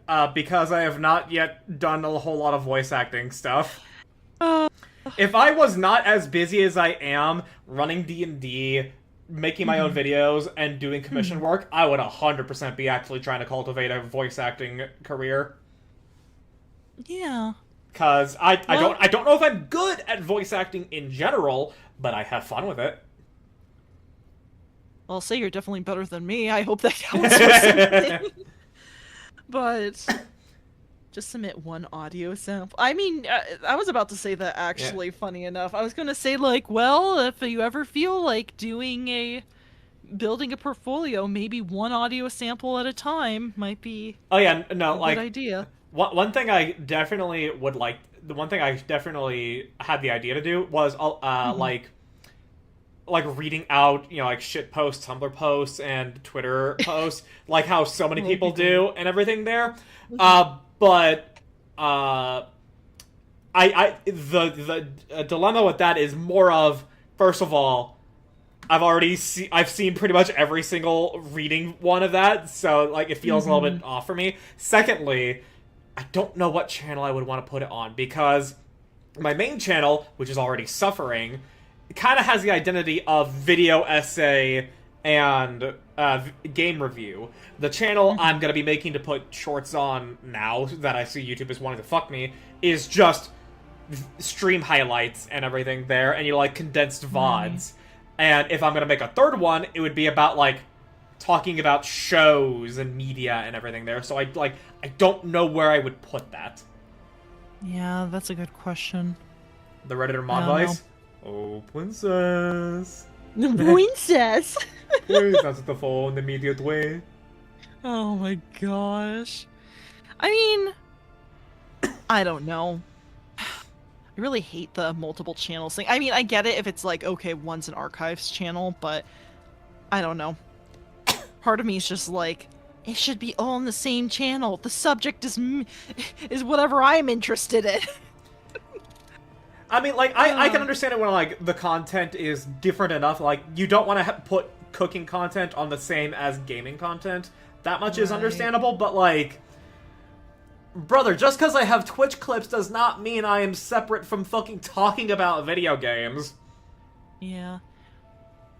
Well, I feel like it should be fine. I mean, if it blows up and then nobody else comes back for, like, anything else, then that sucks, but I don't know. If it was just me, I think I would do it, especially if you had an idea for a different take on maybe one of those Reddit or Twitter readings that you wanted to do, then I think you should just go for it, type of thing. It's like, don't let it be like, oh yeah, everyone's done this one already, type of deal. I mean, that's just more of an internal, like, weird feeling about it. It really is mostly a matter of, like, where the fuck do I put that content? Yeah, that's fair. I don't know. I would just slip it onto my main channel and just be like, this is here now. Yeah, but Arjun, you have the advantage of not even being anywhere close to being monetized, so YouTube's like, oh yeah, let's just throw everything this person does at the wall and see what sticks. I know. It's really bad I haven't posted in a long while, but I'm hoping once I figure out the thumbnail situation, that they will just be regularly uploaded. I assume what you're doing is just like a universal thumbnail, and then with little variances for each video. Not really, actually. I mean, Sylphie and I have discussed that already, but I did have an idea for some of the more specific ones, because, for example, it's... I don't know, I wanted a little variation between them, just because I felt like, oh yeah, this is kind of... Yeah, it's a dumb series, but it's kind of like, in a way, it's an epic, a little bit. Not like an actual epic, that's not even comparable, but it's just like, yes, these two sisters go through Dark Souls together. And so I wanted, like, oh yeah, so you can tell between them via the thumbnail. And of course it will have, like, a 1, 2, 3 variation type on it, but, like, each one is essentially easy to tell apart from. So somebody could, like, look at it and be like, oh yeah, I know I watched this one yesterday because it had, I don't know, Silver Raven, like, lifting them into the air or something like that. And this one doesn't. So, I don't know. Something like that. But, is that a waste of my time? Probably. And that's what I'm struggling with right now. I see. Yeah. There would be funny watching Lucky do turn-based battles in the Pharaoh's voice. What do you mean turn-based battles? Like, just fucking commentate over a 40k round as fucking Yami Yugi? Or do you mean, like... Yeah, I was about to say, which Pharaoh are we... I was thinking Yami Yugi, too. Or are you talking about, like, do what that one dude on TikTok who's like, what if Magic the Gathering was like Yu-Gi-Oh? Which I would happily also do, because that dude knows the fucking formula. Oh my gosh, it's great. Yami Yugi? Yeah, but I mean, like, do you mean, like, 40K battles? Do you mean pretend I'm playing Magic as the Yu-Gi-Oh cast? I don't know what angle you're thinking about there. I'm gonna be honest. I'm surprised that Magic the Gathering has never had I guess a show like that. Thanks, Hasbro. I know they probably want to focus on, like, their actual lore, but I feel like you could easily do a show where it's just like, yes, I'm a hero in this school, and I want to enter this Magic the Gathering tournament, but there's this other guy who's bought a full modern deck, and that costs thousands of dollars, and I need to beat him. Well, you see, here's the funny thing. Already, we have a Magic the Gathering manga in Japan that is ongoing, and is actually pretty, like, charming from the little I have seen. Oh my gosh. Secondly, Okay, an idea no, I wasn't had... aware of this. Go ahead. Secondly, an idea I had for a show was... do you know Card Fight Vanguard? Card Fight Yes, Vanguard. a little bit.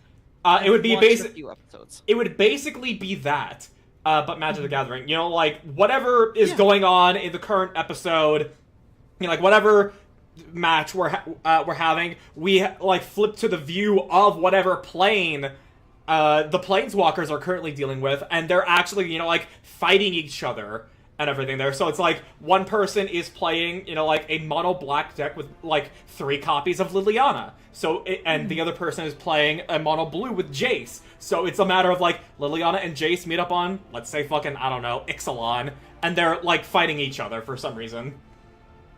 Oh yeah, that would be great. No, that's what I'm saying. I'm surprised they never did a show like that.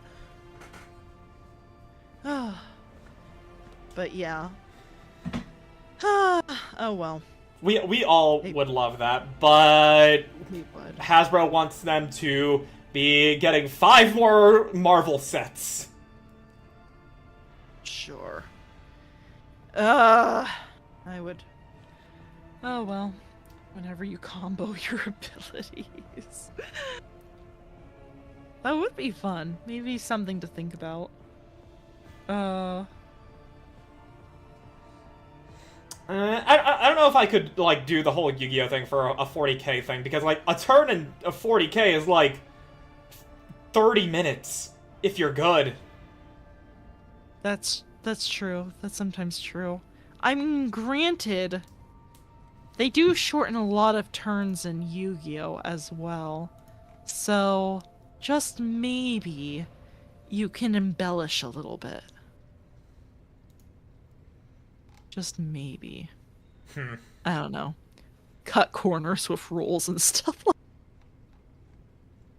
that. Oh, hey Jade, if you're using the bathroom, please leave some weapons behind for me. I need to take care of the bartender. It's time to purge the heretic. Oh, no! Having it, like, do the reverb, like, with the P just makes it sound like a fucking, like, a blender. Or something. Oh my gosh, it really does. Oh, but thanks for the lurk. Also, hi Lucky. Excellent. Hello. Oh my gosh. Alright, let's go ahead and get back to... We've... Poor Solibord. He's pouring his heart out. And we start talking about Yu-Gi-Oh! Yeah. Well, at least we didn't, at least we didn't pwn him for, like, I don't understand anything about dancing, and we were just like, oh yeah, dancing is great. Oh my gosh. That's great. Oh hey, it's Gunzer. Hey. Took you a bit to get here. I'm kidding. I figured you had a job interview or something. Oh, if you had a job interview, hopefully it went better than last time. Well, I mean last time as in the random place you show up to is a vape shop, and it's an interview for an interview. Yeah. That doesn't sound great. But yeah, Glyto. Do you two act as one You again? need not concern yourself with Glato. I recently finished checking all his protocols. His responses are instantaneous. I cannot pretend I haven't missed his companionship. Oh? Do you actually care about your dog? You missed him, didn't you?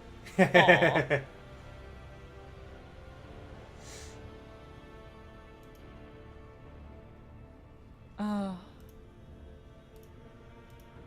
Yes'nt wasn't a job I could do, so back to the hunt. Took a depression Took a nap. depression. I feel you. I feel that. Hopefully you're feeling more rested, though. You'll find something. Do you want to read this? I play my mercenary reinforcements. It lets me choose mercenaries of my liking to be summoned in the field, and I choose Greg Uwusuth, war boss of the Kawaii Boys. Uwoos! I'm sorry, the woes at the end. Oh no!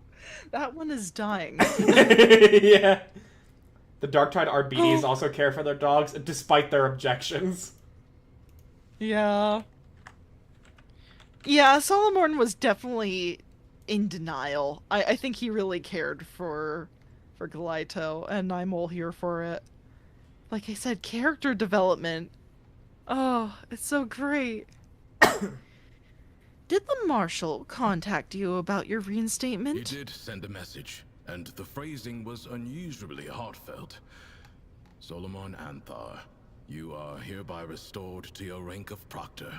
Never allow even a shadow of dishonor to fall on your uniform again. Sorry, I love the pardon me, but exactly which part of that was heartfelt? Oh my gosh. Every word? You don't know the Marshal that well, so you can take it from me. Okay. Oh. I think it uwoos in a British accent. Well, I mean, like you gotta realize going uwoo as an orc, that's kind of...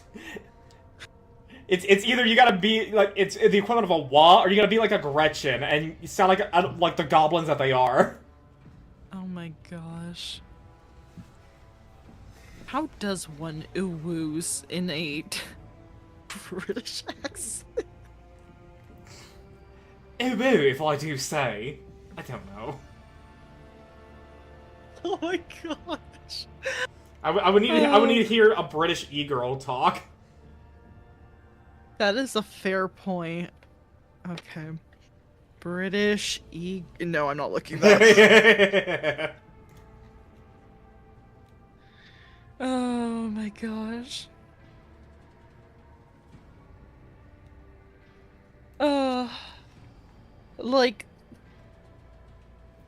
Like this, but more rough? I'm assuming that's what you're going to say. I don't know. I don't know what that means. Like this, but more rough. Okay. Alright.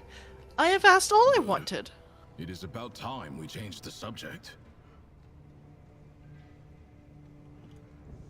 Alright, and that is our one subject with him, then. Yeah. Alright. Though I am... Hold on. Hello, Glyto. The cybermassive pricks up his ears, examining you with an intelligent look that seems anything but bestial. Okay, we are not petting the dog this time. Serve with duty and honor, Glyto. The cybermassive growls quietly. It seems he does not take kindly to anyone making eye contact with him for more than a second. Okay. Very good. I have other business to attend to. You know where to find me, rogue trader. Alright, time to get to action. Oh, what are we doing? That's a good question.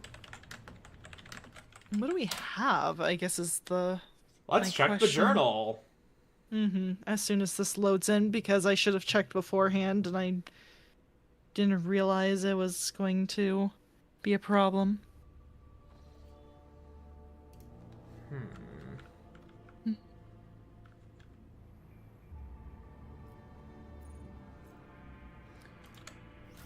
one-way road. What is that?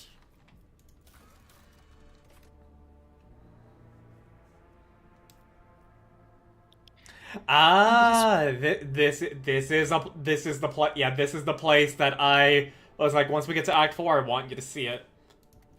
Oh, okay. Well, where do I have to go? Mundus Nullius, which is which is in the green cloud underneath Mundus Valentius. Which you do need to go to Dargonus anyways for the personal cogitator. True. Okay. Found open Walmart guess position, went to apply, but failed their stupid retail association test. They have a retail association test? What the fuck? That is new. Okay, hold on. I realize I should just travel over here, please. Okay, there we go. Up. Okay, it's just... Smoothing. Okay, they just report incidents. Yeah. Laying, like someone approaching them and laying a hand on their forehead.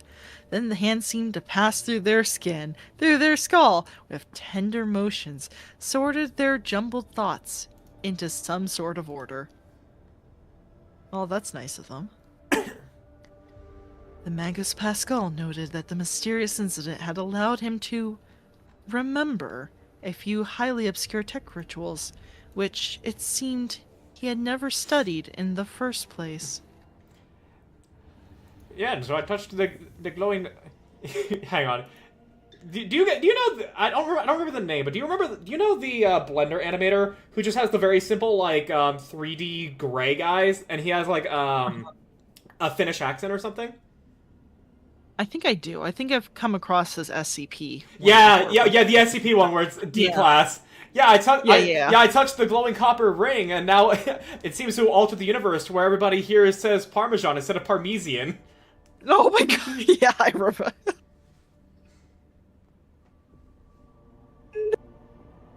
Oh, yeah, I forgot. Oh, that's hilarious.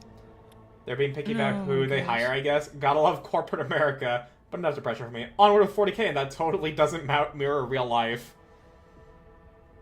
Yeah. Oh, I ordered a couple of books today. Speaking of, dystopias mirroring real life, I have ordered, George Orwell's 1984, Brave New World, and G.K. Chesterton's Napoleon of Knot Hill. So, haha, I kind of have a plan to kind of go through them with a little audiobook, but I need the research done for a writing project I'm working on, so I figured I'm gonna try this and see if I can get through the book faster.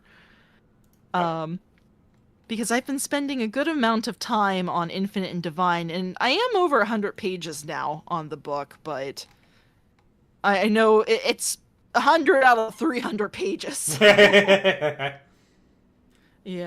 Still got a way to go. Yeah. But I kind of looked at the audiobook readings for those other books, and it's like, oh, they're not more than, well, the Napoleon of Knots Hill is only 5 hours long, but the other ones are 8 and 10, I think. So, I think it's fairly manageable. So. Okay. But yeah. I'll get back to you guys on that. I'm kind of keeping it hush-hush right now. But yeah, speaking of that, I don't know if this helps, but sometimes it's a good idea to just kind of go into the store you want to work with your resume and ask. Sometimes this has changed over time, so if I give you, I apologize if I give you bad advice in this instance, because I have realized I've given the same advice and it did not work out well for friends. It has changed over time. But sometimes they're impressed with you and they want to make, like, they want you to leave your number or, like, consider you personally. I don't know if that helps, though. So, but yeah, No, I've had random, like, AI programs, like, deny my friends for just sending a second email. It really sucks. Bro. Yeah. Because I was... I said I'm really still upset about this. I said, oh, sometimes it helps to... Oh, they didn't get back to you in a week? Well, sometimes it helps to just send a follow-up email and say that you're interested with, like, your cover letter or something like that. And then they instantly got blocked. And I was... I was really upset. I don't even think it was actually the person that blocked them. I think it was an AI program. This is why I have gone to do commission work. No, I think that's fair. I think that's smart. But yeah.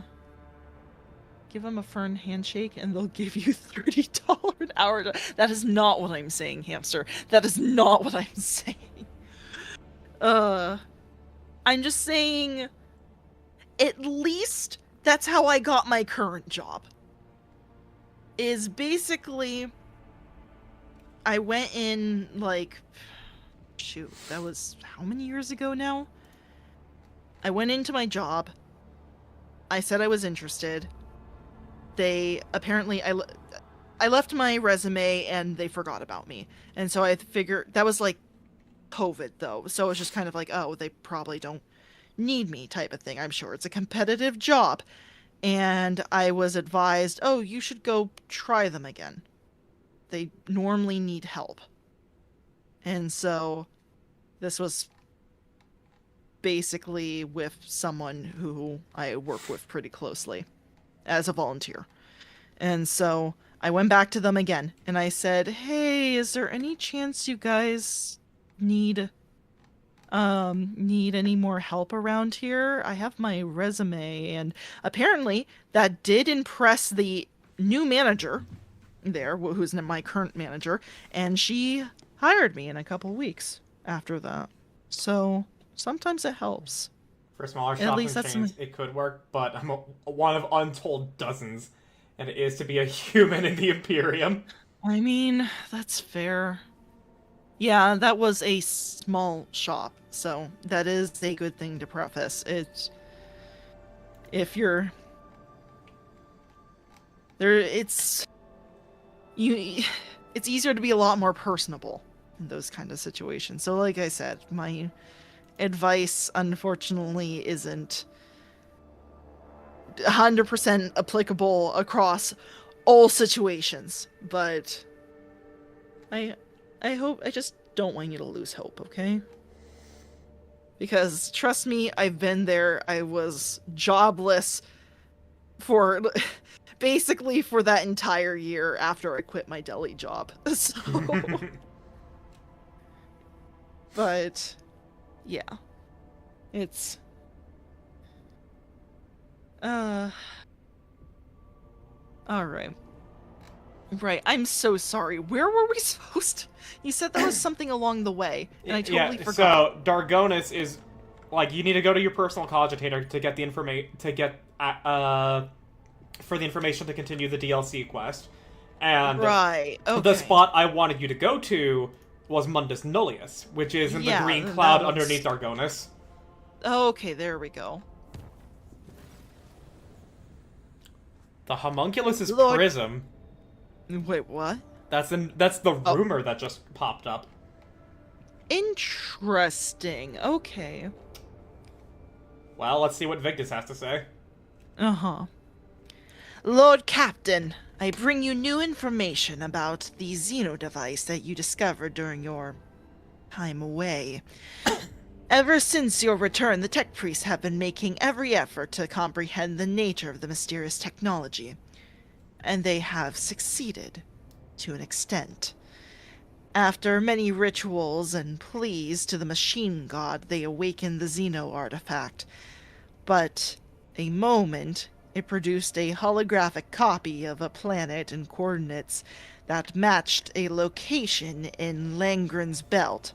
Perhaps you will wish to see it with your own eyes, what this destination holds. Rogue trader, Please accept my report in person. It concerns criminal collusion among the senior officers. It will also be present to be able to answer to the charges. I'm sorry, what? The first thing Solomon does when he gets back is be like, there is criminal collusion on this ship! We already talked about the Solomon! Damn it. Oh my gosh. Green can only mean good in 40K, except for orcs, and Necrons, and Nurgle. They're green for an awesome reason. Yeah, they're all green for an amazing reason. Find out here. So you also know the meme good. Yeah. I also like he's green because he can be placed here. Oh my gosh, that's great. Yeah. Oh my gosh. But salamanders, but also dark angels, so that cancels out. Oh my gosh. Hot Necrons in your area? I'm sorry, hot Necrons in my area? Yes, give the Necrons your social security number and the 3 digits on the back of your credit card. Yeah, of course. Oh my gosh. I can't believe the Necrons are the new Persian prince or whatever. Oh my gosh. Hey, B-Striker, welcome in. Oh my gosh. Welcome. Good to see you. Alright, I forgot. Lucky, do you like racing games? Not inherently. Okay, no worries. There's some others I can check in on. Now, D-Striker asked the other day if I would be interested in playing Sonic Cross Worlds, and I said I would ask around and see if anyone else was interested. And I totally forgot to ask you at the beginning of stream, so... Yeah, I'm not, like, inherently into them. I did enjoy Sonic Riders when I was a kid. Yeah. Yo, I just bought it. It was 20 bucks. I hope it's still 20. I need to buy it. Sonic Racing... It is $35 right now. Its base price is $70? Yeah. Oh, Luca? Would you be interested? Is it on Steam? Prime Yeah, base. I checked Steam. Okay. Alright. I see. That makes sense. Alright.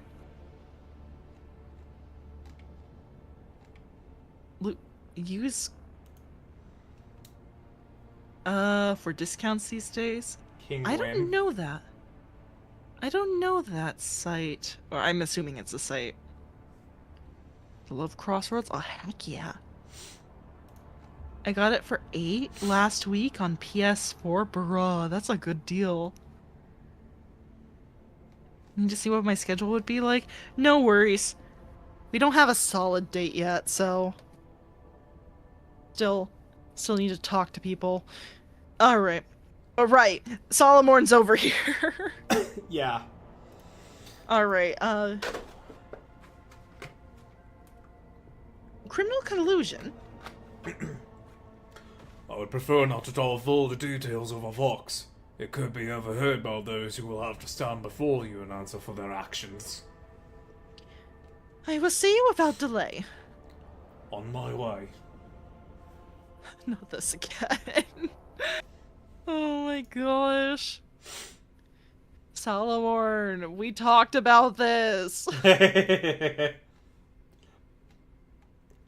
Imagine it's for real this time. Yeah, he can't be wrong the second time.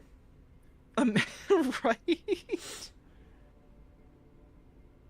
It's a website. I've bought a few games from there, and I've never gotten my credit card stolen. Alright. I'll have to look into it. Rogue traitor.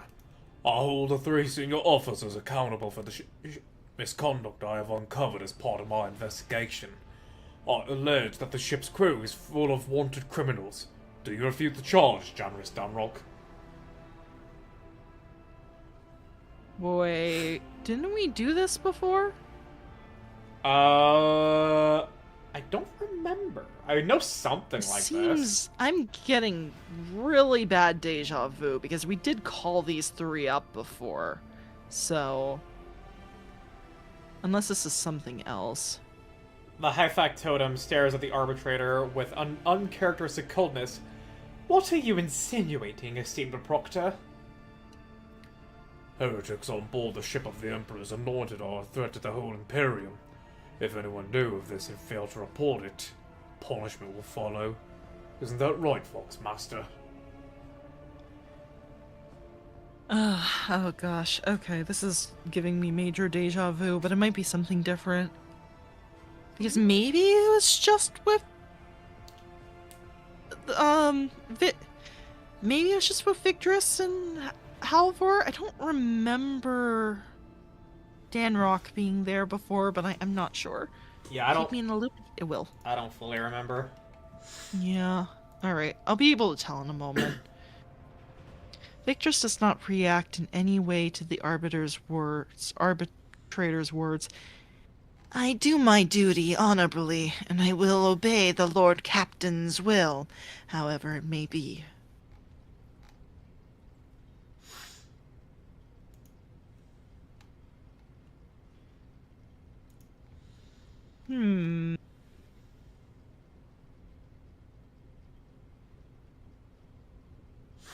Solomon, why have you gathered my officers together? I have uncovered a scheme involving all 3 of them. It is coordinated by the Voxmaster, who buries incriminating facts about voicemen on your ship in the depths of the archives. Generous Dunrock and Ravel turn a blind eye to the sordid past of the new recruits and divvy up the workforce that had come into their possession. I feel like I was directly responsible for this. This is a completely insane accusation. We are not bringing criminals into the crew intentionally. Of course we're not. I'll admit that we do not try to hunt down every biographical fact about each voidsman who sets foot on board, but only because that would be a hopeless endeavor. Danrock falters for a moment. But none of us had any intention of populating your ship with heretics. Okay, this is a little bit different. This is... Isn't one of them is sus? Look, I love them all, okay? Solomon, I immediately get you back and you start causing trouble. We had a heart-to-heart. We had a talk about this, not to go too far. When you...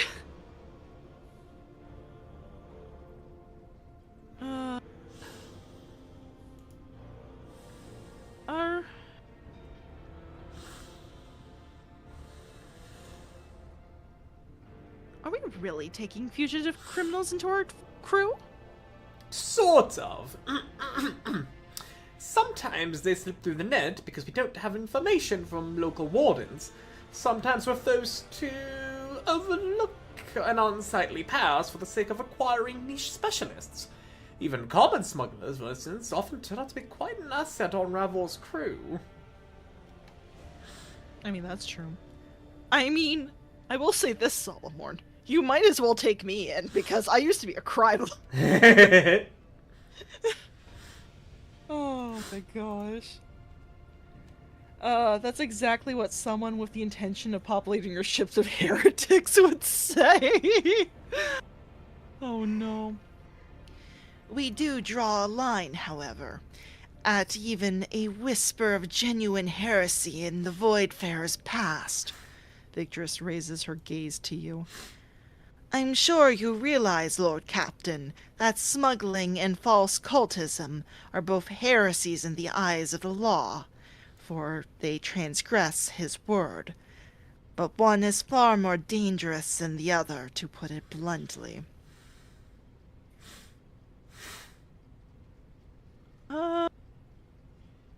Why have you kept this from me? The officers exchange glances. We did not intend to hide it from you.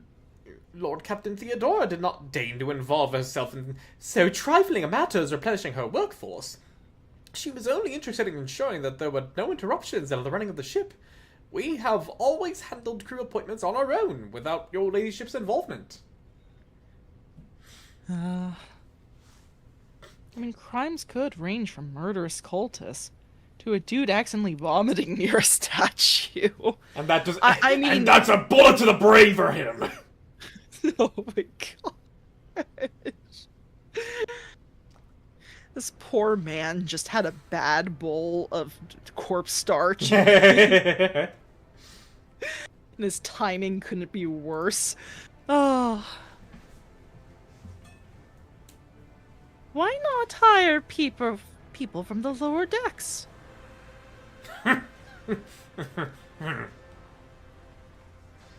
What our esteemed Master Helmsman meant to say is that those unfortunates are only suitable for menial labor. It is simply impossible to find qualified voidsmen in the numbers we require. Alright.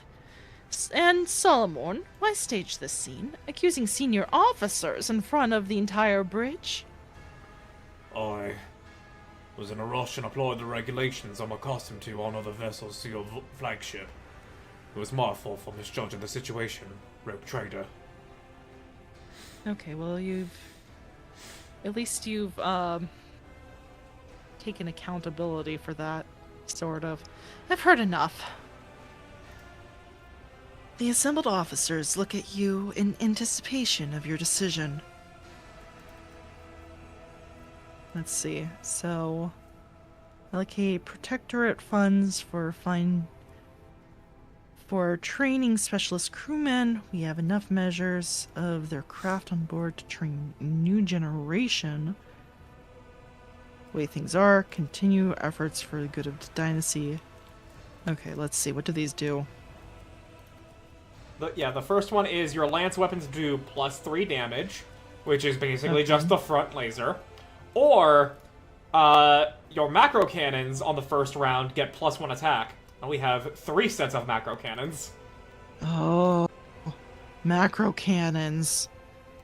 But it's just +1 attack. Each of them doing 25 damage. That's a 25% damage increase. Wait, oh.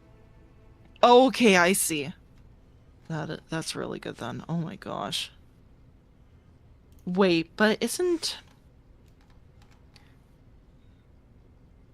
Okay, that is completely fair. Normally that means it's better. However, remind me, were they on the starboard and port side? Because we have been using those less and less recently. As well as dorsal, which is the really big, just like, can hit anything around us one. And dorsal. Well, the dorsal one is fantastic. That one's great. Maybe just for that alone, actually. Why is that? Okay. I'm also tempted to ask him what would he do in my position, which I'm hoping is not execute my crew. Especially my senior officers. If we're not allowed to do that. Should have saved before this. I always need to save for these things. I swear, if I click this and it eliminates the other 2 options, I'm gonna be upset. What would you do in my position, Solomon? I can see your officers are acting for the good of the dynasty. It would be unfair not to take into account their sentencing. Therefore, I propose a process of atonement for the criminals brought aboard. Those who showed due diligence and loyalty at the end of their term may officially join the crew. All expenses ought to be taken out of the personal allowance of these 3. It'll be their penalty for circumventing the law. Ah, so we have a new one, Redemptive Act. Okay. What is this? Plus 5% to weapon damage dealt to pirates in the first round of space battles, when pirates are one of the, like, 3 or 4 factions we can fight. How many pirates have we actually fought? I don't remember, but it's one of the... Because Oh, yeah. There's pirates, there's Drukhari, there's Chaos, and Eldari that are hostile to us. Right. So it's 1 out of the 3 or 4 factions, and only 5% in the first round of combat. I don't remember. I feel like we fought mostly pirates at the beginning of the game, and a part of me wonders if we will see more pirates anytime soon. I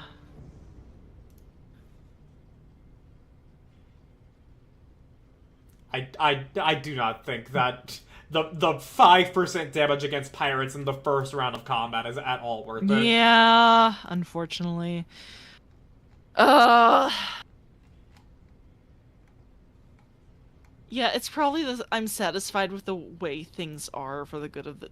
That's the best one. It's clearly the best, but I'm upset because I like the other two options better story-wise.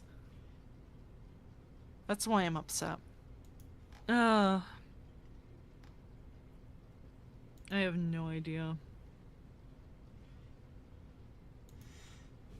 Just looking at trained specialists again. That is just for the lance weapons, right? Yeah, just the lance We only weapons, have which we have one one lance. of. And it's Yeah. plus 3 damage when it hits for 50. Right.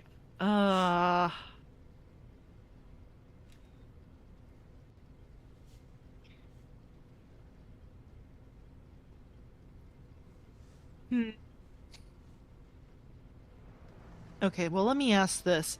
Do you think we're going to get into another super difficult battle that we will absolutely need the macro cannons for? Or do you think...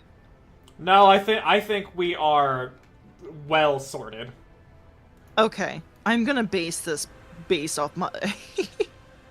my biases, then.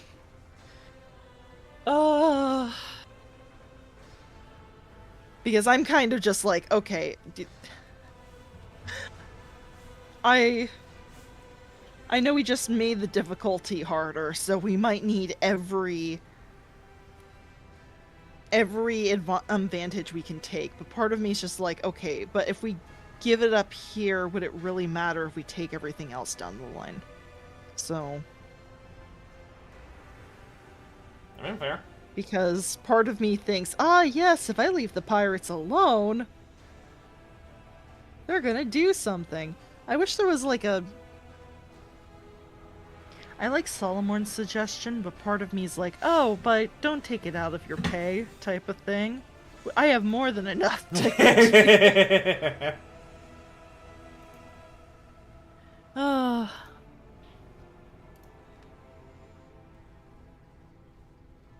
The freedom fireworks have started early. Sorry. I don't think they're picking up on the mic, but there's fireworks going on outside. Alright.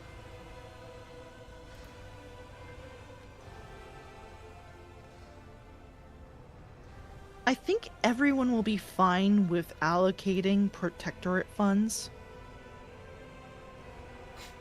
Sure. Yeah, let's go with that. Allocate protectorate funds for training specialist crewmen. We have enough masters of their craft on board to train... Oh, wait, that's the... Hold on.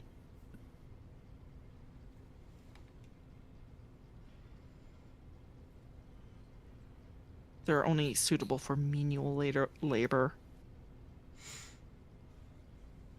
We'll do it anyway. Yeah. Allocate protectorate funds for training specialist crewmen. We have enough masters of their craft on board to train a new generation. It will take time, a great deal of time, and will require considerable financial contribution. Yeah, very good. Yeah, he stops under your gaze. Mm-hmm.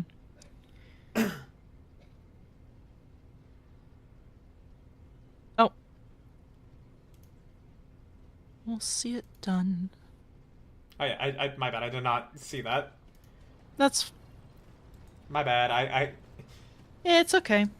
I figured it was kind of not needed anyway. Alright, let's continue. They always do this every single time we're about to go do the thing. They're like, hold on, this needs your attention.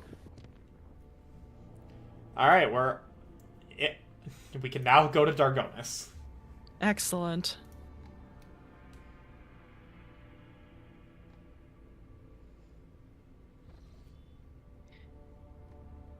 All right. There it is. There's Dargonis.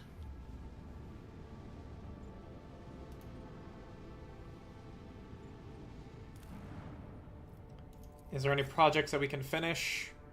Oh, wait, you have a good point. Hold on. Let's see here.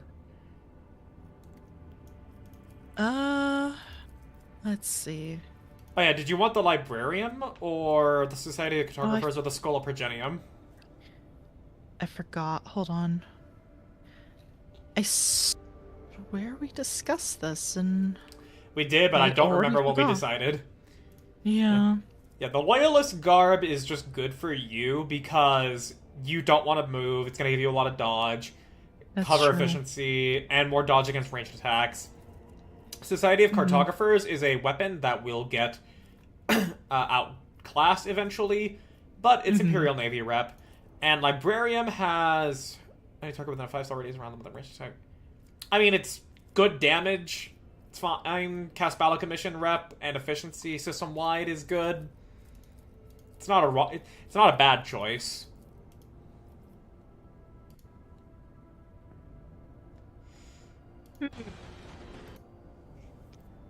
Probably best to get Loyalist Garb.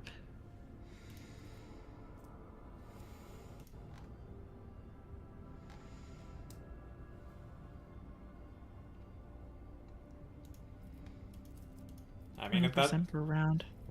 Yeah, it's just a very, very defensive, good piece of armor for someone like you. Mm-hmm.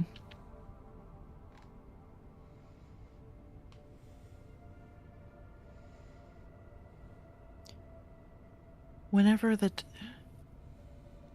Is it within a 5-cell radius, or does it have to be, like, 5 that much away, or... As in, let's say Pascal has this on. That means if he hits a guy that's right next to him, 2 spaces away, 3, 4, 5, it will do the extra damage. But if they're further than that away, nope. Yeah, that's what I thought. Okay. I think what I want... Cool, but... Yeah, let's just go with Schola Progenium. And Man, that was instant. now you can equip yourself with the Loyalist Garb. Yay! And- Alright, hold on. And the last thing we can get on Dargonis is the Hallucinatory Chem Lab. Oh? Oh, right. Why didn't I get this one? Oh yeah, plus 10 heretical. Yeah. Ooh. But it does say if the wielder is bleeding. I don't know if Marajai has any heretical ranks on it, because this would be really good on Marajai. Oh, okay. Well, we'll do it then. It's fine. Let's see. Marajai. 2 drugs for the Emperor. Okay, Marajai is not heretical. That's a shame. I'm sorry, he's not? He has no convictions. Kibella My is God. Kibella is 1 rank of heretical, so that's fine. Whoa, okay. Fascinating. You made some choice along the line that was heretical for her. I see. Juliet has no convictions. I mean, she wouldn't be dogmatic, but I expected her to at least go iconoclast. This is... Secret 4th conviction, racist. My gosh! Oh, wow, I'm almost a... Oh, I'm almost a zealot. Oh. Interesting. Where are you on? Yeah, you need 180 points to get to rank 5 for Iconoclast. Amazing. Let's hear. Excellence. Alright. Any attacks from allies that may hit other allies will be dodged if possible. Any allied ability that may target an ally and has resistance test will be resisted by allies. So that basically means friendly fire is none of our concern ever again. Oh, heck yeah! That's perfect for me! Especially considering how many people I have downed accidentally. And now the ricochet actually would be even better, just in case it hits one of the friends. Yeah, you know what? That'll be great. That'll be fantastic. Oh right, hold on. I was gonna do fashion. Here we go. There it is. How does this compare? Incoming damage by 40%.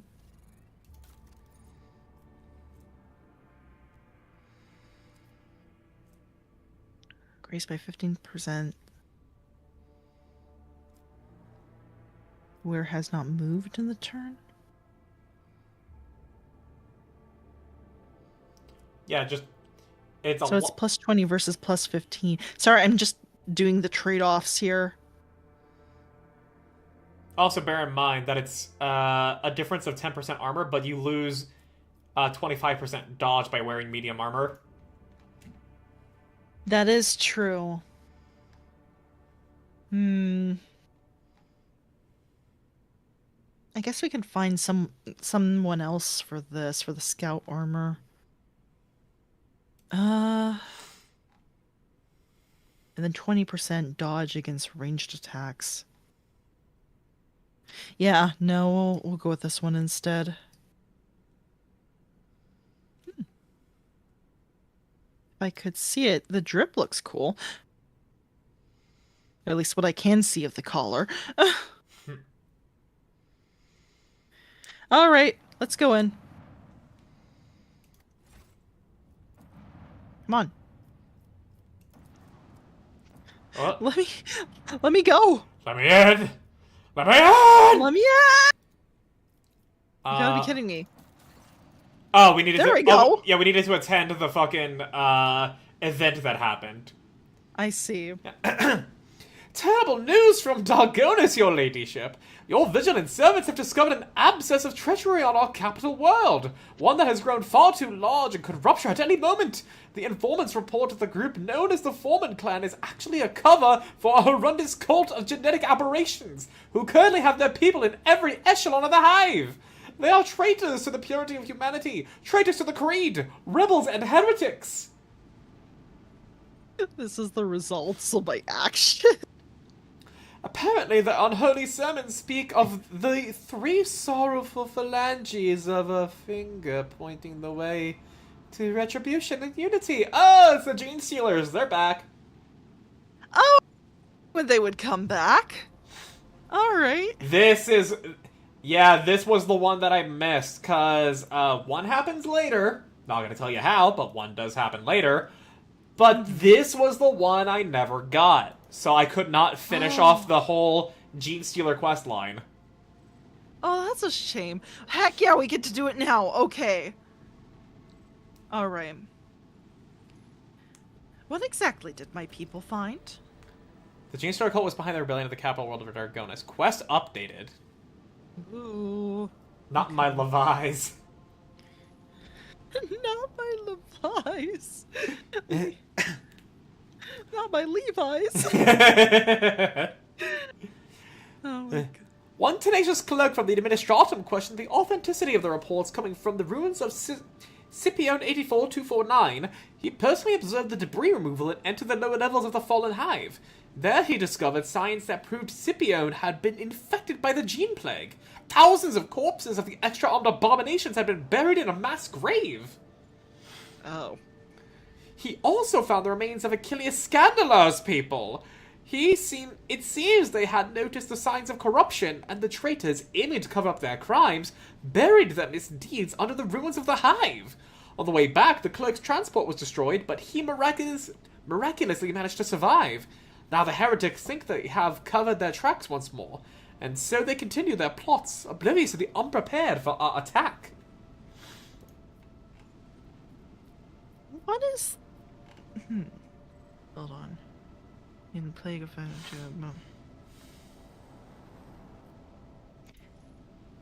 What is the mutant plague that has affected our capital? A horrendous distortion of the human form. It seems they have spread their poison by biting and enslaving their victims. Some of them are indistinguishable from normal humans, while others are disgustingly ugly. The heretics may hide them away from prying eyes. They seem to be connected by a common consciousness and are absolutely loyal to the despicable cult. The astropath, the Quiet Master of Dargonis, has suggested the cult may be behind the extermination of the psychers on the planet. He can sense the ghost of a powerful consciousness of some sort. Oh boy. The astropaths have forced to serve on Dargonis are afraid. They do not wish to become a living shield if the enemy launches another psychic assault at us. I fear that this line in our defense is quite fragile. Oh my gosh. It's a good thing I'm here. Do those abominations look like the ones on my ship? The same cursed brood? I am afraid so, your ladyship. The descriptions from Dargonis are quite similar to the ones we have witnessed ourselves. The same deformities, the same underhanded tactics. Either they are kin to our aberrations, or they are another branch stemming from the same foul root. It's Harry the Hive Mind. Oh my gosh, not Harry the Hive Mind! Hey, bugs, go do bug stuff.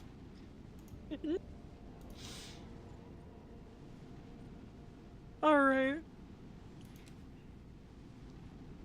The Foreman clan is a cover for this disgusting cult. Indeed, they probably began by recruiting workers. It is easy to blend in with the laboring riffraff. Posing as a union of technomats, they were able to conceal their secret operations and infiltration into the upper echelons of power.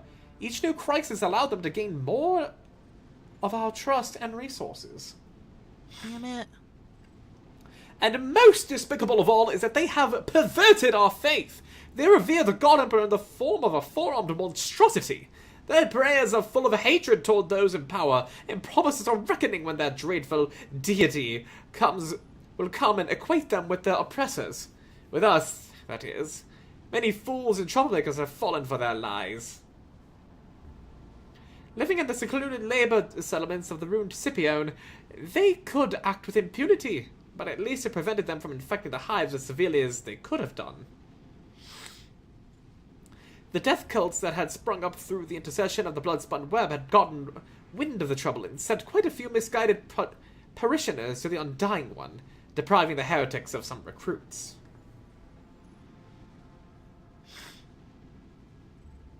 Sorry, I'm drawing up through the settlement.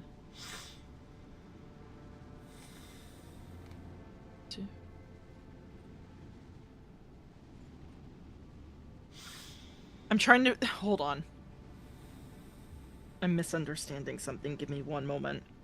Because I do remember sending the blood-spun web to them, but...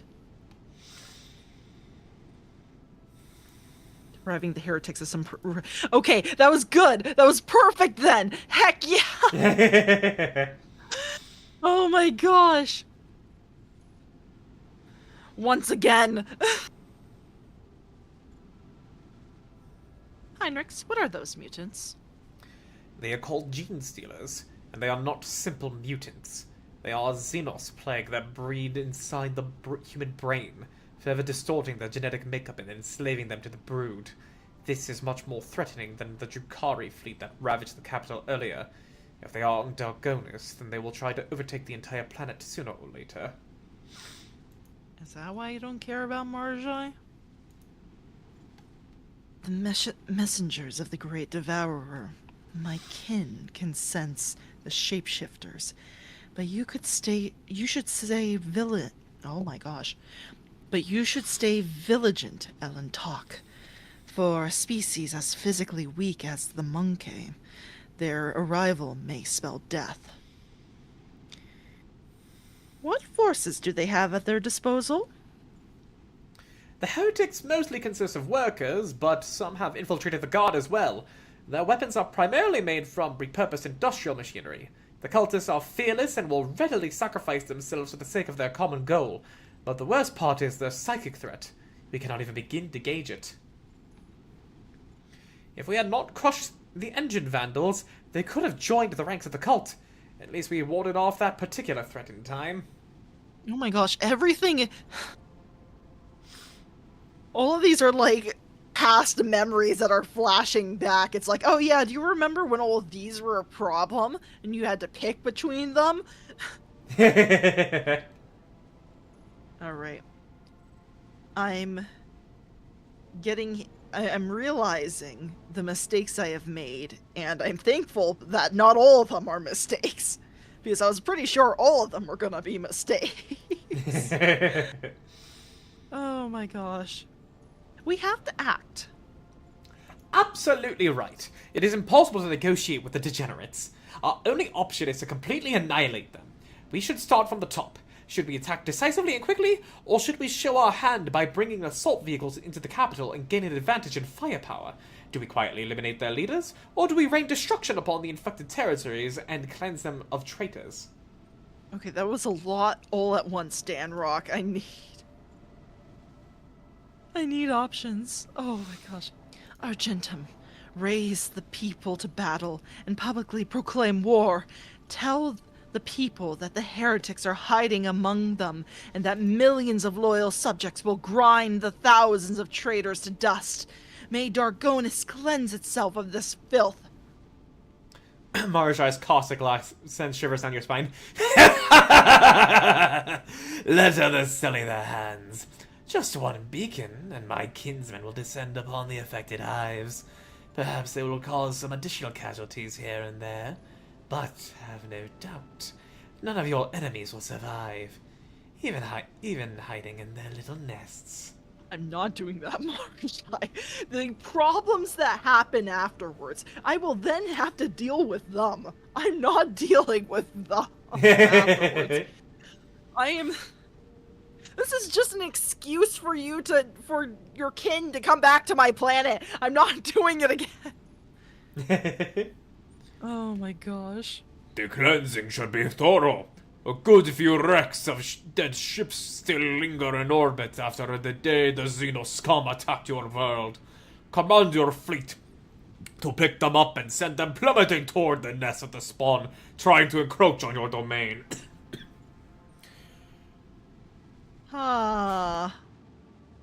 Wait, so we're hurling them like meteors at the planet? He is saying, take your fucking space junk and fucking orbital bombard them. That's what I read. That's what I thought I heard. Okay, I don't know about that one, Ulfar. Oh, hi, Ariel. Long time no see. I will take a hydration check. Thank you for that.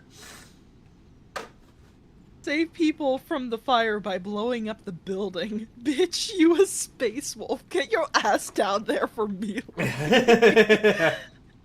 Oh my gosh. Oh, that's hilarious. Okay. Since all of them are linked by a common will, we could start by launching our attack there. If the astropathic choir could drown out the voice of the brood, we would be able to launch a sudden strike and act quickly enough before the enemy could restore cohesion and alert their forces to the assault. Alright. It has been a while. Oh my gosh. Let's see. Ulfar's plan only has a 60% chance. Oh my gosh. Let's see. A psychic attack. Argenta's right. Should come to the aid of the enforcers. We're not doing Marjai's plan. I've already decided. Okay, I think we're going with Argenta's plan then. Oh my gosh. It's just... I'm sorry. Just... Oh, this plan is just... That is insane. I love it, but my planet's at stake here. Oh my gosh. The highest demolition we had was yearly for that. Okay. Argenta is right. We will announce to the people that we have an enemy in our midst. They should come to the aid of the enforcers who will be attack. That was a random sneeze. Attacking in full force. May the mutant heretics perish in the cleansing flames. At the appointed time, the hives of Dargona shook from the thunderous tread of the combat vehicles. An army of enforcers came to wage war on the mutant heretics. The heretics, despite having time to prepare their defenses, could not match the planetary guard's weaponry. The enforcers were supported by an enraged mob, led by a fanatically howling priest. The fight quickly devolved into a bloody riot. The deaf cultists of the capital world took to the streets and swirled in sacred dance, their blades whistling as they cut short the lives of the wicked, a great ritual to praise his name. Everything was over after one planetary cycle.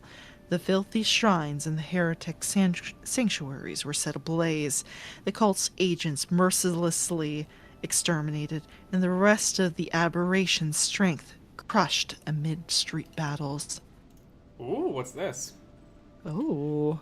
29% crit chance against Xenos. How does it scale? Lore Xenos divided by 3, so it is in fact not good for Argenta, because she has a negative in that. I can use that. You can. But oh my gosh. If you want. Oh my gosh. If I can, I'll figure out if I can.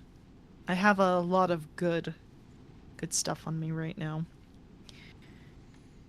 Only one thing filled the rogue trader's servants with unease. Inside the cult's main temple, they found the den of some grotesquely enormous monster. It was empty. They did not find the beast. If the Emperor had been merciful to Dargonus, the monster would surely have perished in the fires that had engulfed the hives during the cycle. That's doesn't fill me with confidence. Let's hear 3 sorrowful phalanges. Yeah, we've taken care of 2 of them. Okay. Hold on, I'm just gonna save after that. Because I kept saying I was gonna save, and then I never did. Okay, hold on. Do I need to... Okay, and now we turn around. Come on. Actually, let me go to the planet, please! Oh, wait, hang on. Maybe go to the, system map and then come back. Okay.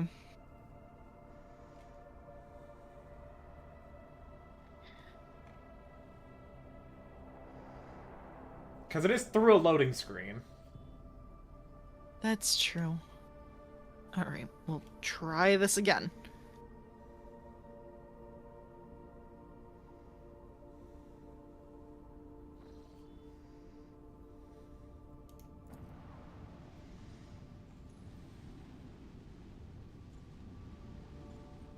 Please, let me do it. There you go. There we go. Finally. I think, yeah, Aogun, we can probably replace Heinrichs with Pascal just to make sure that we actually can succeed on whatever check we need to for the cogitator. That's true. I think that would probably be best. That should be fine, right? Yeah, let's go with that. This should be alright.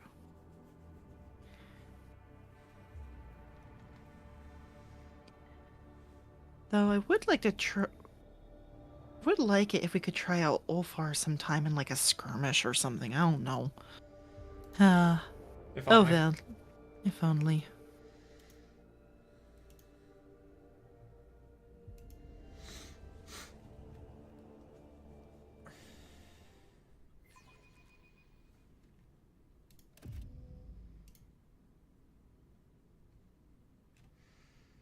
Alright. Eventually, there we go. And it's your personal cogitator in your room. Yeah, alright, very good.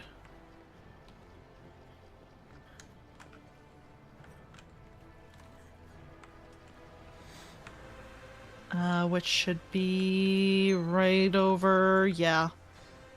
I'm heading the right way for once.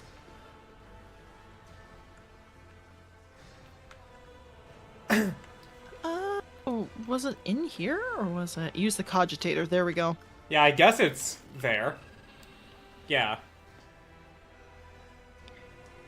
The ancient cogitator before you is a true work of art, obedient to your commands. Its machine spirit awakens with a soft hum of greeting.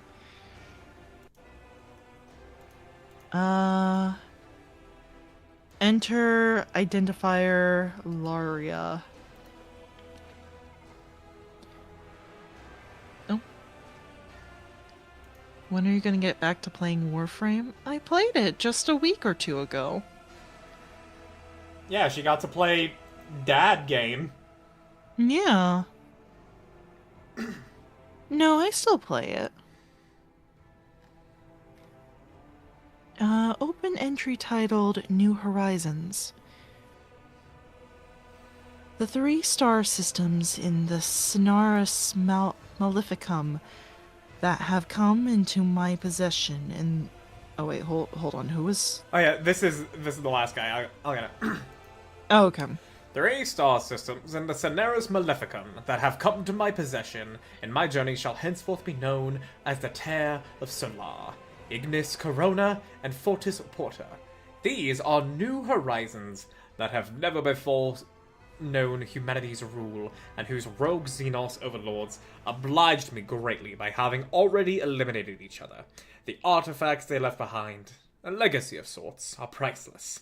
A blade I took off a desiccated Aldari corpse on one of the Fortis Porta worlds carries immense power within it, and it is but one among a wealth of relics.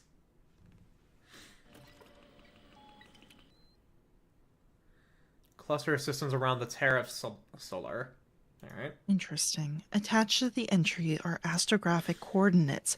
With a dutiful trill, the machine spirit transfers them to your data slate with utmost diligence.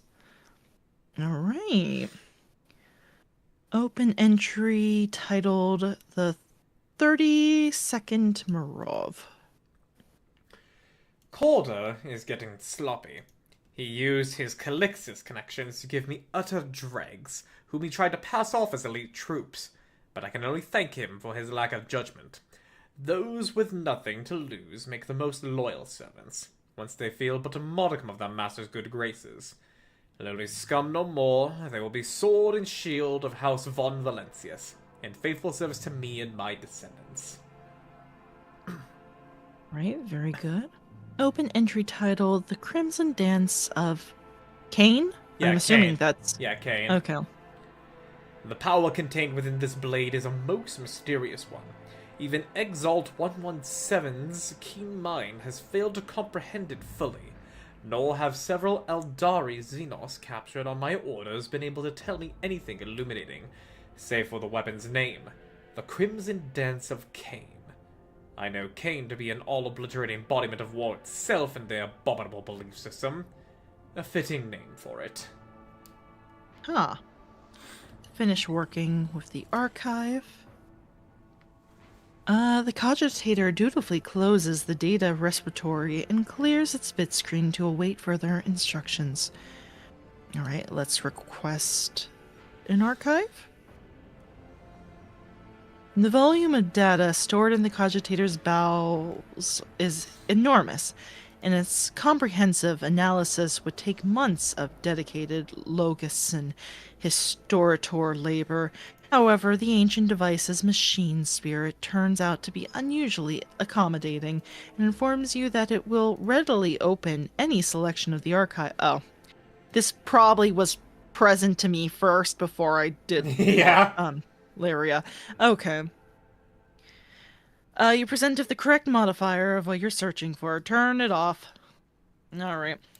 Alright, well now, you know the next place to go for that quest, but I still want you to visit the Mundus Nullius system for something. Oh, yeah. Well, it's right next to us, so we're doing that next. Yeah, so... I'm sorry. I'm in a mode of...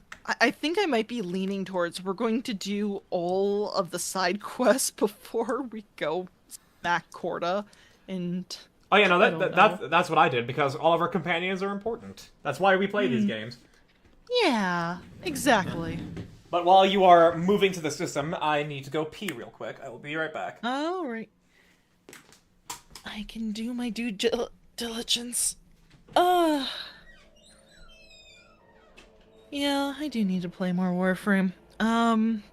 It's hard though, because there's a lot of games I want to play. We went back to Dishonored recently, but Han says she should be able to do Dark Souls this Friday, so I kind of want to finish Dishonored really quickly before I do anything else, but if something really interesting pops up in Warframe... I mean, there's a lot of interesting stuff in Warframe, but I mean if, like, an interesting... some kind of, like, event happens that's time-sensitive, I will go and do that. I mean, there's always events in Warframe, but I mean something really interesting. I don't know. Like, I don't know, another Belly of the Beast happens or something. We in TennoCon waiting room? Oh my gosh, speaking of which. How far away is that? Constellations was good, but it was a filler update. That's true. I mean, it was really fun, and I do want to kind of farm for a lot of the stuff, but I'm gonna be honest, man. There's only so many farming streams I can do. I really want to do something with story the next time I do a stream for that. If y'all do Warframe, then enable drops, we can get meme glyphs. Oh, well, if there is something like that for you guys, then that is tempting. Like I said, it's just there's too many stuff I want to do. Alright, I'm back. Welcome back. You still need to do Old Peace? That's true. Old Peace is worthy of a stream. Yep, Old Peak. Old Peak, yeah. That's true. Sup, Dragon Sage? If y'all do Warframe and enable jobs, we can get some meme glyphs. Yeah. True. I'll probably stream Warframe tomorrow, seeing as though that the Nikkei update is happening at stream time. Mm-hmm. And I'll just do all the fucking side quests that I missed, because I said I was gonna do that. Yeah, I already planned painting for tomorrow, so that is what is gonna happen. I promised it last week, and because last week... Wait, my computer almost... Not my computer. My phone almost bricked itself. So, that was... Because that happened, yeah, we're moving into this week. Thankfully, it did not. We're fine. Fine. Yeah. Thankfully, I don't think that was the case. I just don't know what happened. Basically, it put itself in a locked mode, and it wouldn't let me cycle through the menu for a fair amount of time for some reason. So that was really strange. Huh. But he thankfully didn't need to take it to the shop. It just suddenly worked. So, yeah. I feel like Dragon Sage whenever you come in at this point, I'm just like... It's like, yes, it's Dragon Sage, as per normal, as per usual. Calling me stinky. It's... Already said I'm excited for Goofy Summer Neek Antics, dreading it not being Goonie enough. I just want more story shifts up, please. We gotta wait until August. Wait, you... Hold on, am I misreading that? You want it more Goonie? Dreading like, it not... Dreading it not being... because... Okay, so here's the thing. There is a subset of the Nikkei community that Liam looks at, or whether at least I say he looks at, but he could just be listening to them be loud enough, but since I've never seen them, I can only assume. I could be wrong, so that's that. But regardless, there's this subset of people that are only play Nikke and are vocal on the internet simultaneously, that are in it just for the fucking sex appeal. And they get mad when there is not sex happening. Okay. Yeah. Cause I've already talked about how Nikke, like, when it leans into the sexy, it's always with a comedy. That's what happened with last summer event with Boom the Ghost and everything there. Okay. The girls were like in fucking ridiculous swimsuits and everything. It was a funny time. It was good.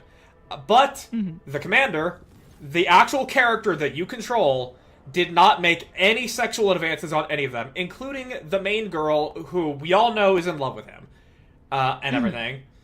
And the people, and that subset of people were angry that no sex was had. Okay. I'm sorry. All I have to say to that is, like, you guys maybe need to, if the story was good, maybe you should re-examine your headspace a bit. It sounds like you have a porn-addled brain. Oh my gosh, Luca. Was that for me, or was that... I mean, that was so perfectly timed that it sounded like it was for me. I got girl-wutted for that, so... Gacha culture is not full of mentally well people. I mean, fair.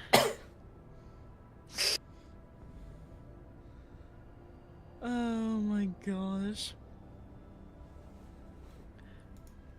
No, that's for certain. But... I don't know. I think I naively hope for change or for the best or something. I mean, again, this is a subset of people that, like, are loud enough to get notice on the internet, but also not loud enough to where they're unavoidable. Okay. Well, well, part of me is glad that you can avoid them to some extent. I mean, I guess I imagine them to be like I guess since we were talking about love in deep space earlier, the guys who complained about the new boy. And so... It's just stupid. They didn't even give him a chance. It's like, come on. Yeah. Justice for Velcro. Yeah, right, there we go. I love to call him Velcro. Velcro. Yeah. Luca, I don't think you heard me say that yet, but I was jokingly calling him Velcro in my conversation with Naomi. Not Velcro!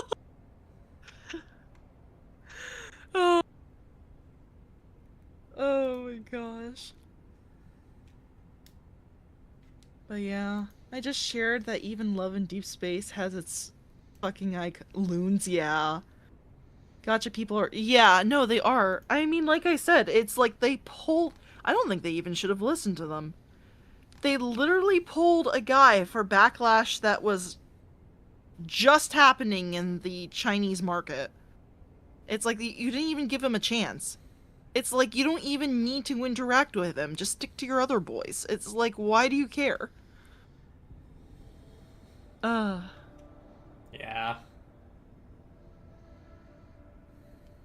But the stories are stuck in gacha. I know. Yeah, it's a shame. Oh well. It's not too much you can do, unfortunately. Just... People are gonna be people. It was probably a mistake to let people shout their opinions anonymously into the void of the internet. Yeah. Alright. Let us... Allow us to... Oh, hold on. I'm tired of it, not just because of the gotcha stuff. We have people who obsess over real people. Yeah, those people I don't even... I understand even less, basically, because it's like, it's real people. Leave them alone. Oh my gosh. But how does the saying go? They treat fictional people like real people, and real people like fictional people. Yeah. Even during Saki stream, we usually have one shitter do the meme, which is why I never moderate. I don't remember anybody doing, like, any sort of shitty Nikke memes. I just know that fucking Gorslax is, I have a more brash phrase, but I'm gonna just simply say, aggressively ignorant to the tone of the situation and is overly horny. Mm-hmm. Oh. I think I know what you're talking about. But yeah. I mean, refuse to because I know how to use aggressive language. There is a more aggressive phrase I have for that person, but it is not wise to say it. That's fair. No, we should try and keep some amount of I mean, I know we're streamers, we're supposed to be passionate type of stuff, but to some extent, kind of have to be wary of what the kind of language you use. Yeah. But yeah. I refuse to believe that I'm sharing this earth with individuals who behave in this manner. It's frustrating. I do just kind of hope one day they realize it, but I don't know. It's... You never... I meant to make me a mod. Oh. Gore is fine if horny. I don't understand that statement. Yeah, well, Lucky, can you explain that? That's just the shortening of the user I just said, Gorslax. Oh, okay. Okay, I was confusing some things. I get it now. Yeah, that makes sense. Oh. The chair me. Okay, there we go. Yeah. Exactly why shouldn't you see Argent as... This is why you shouldn't see Argent as real. Because she's definitely a fictional character on my screen. Uh-huh. I'm not an eldritch abomination that's influencing you. No, of course not.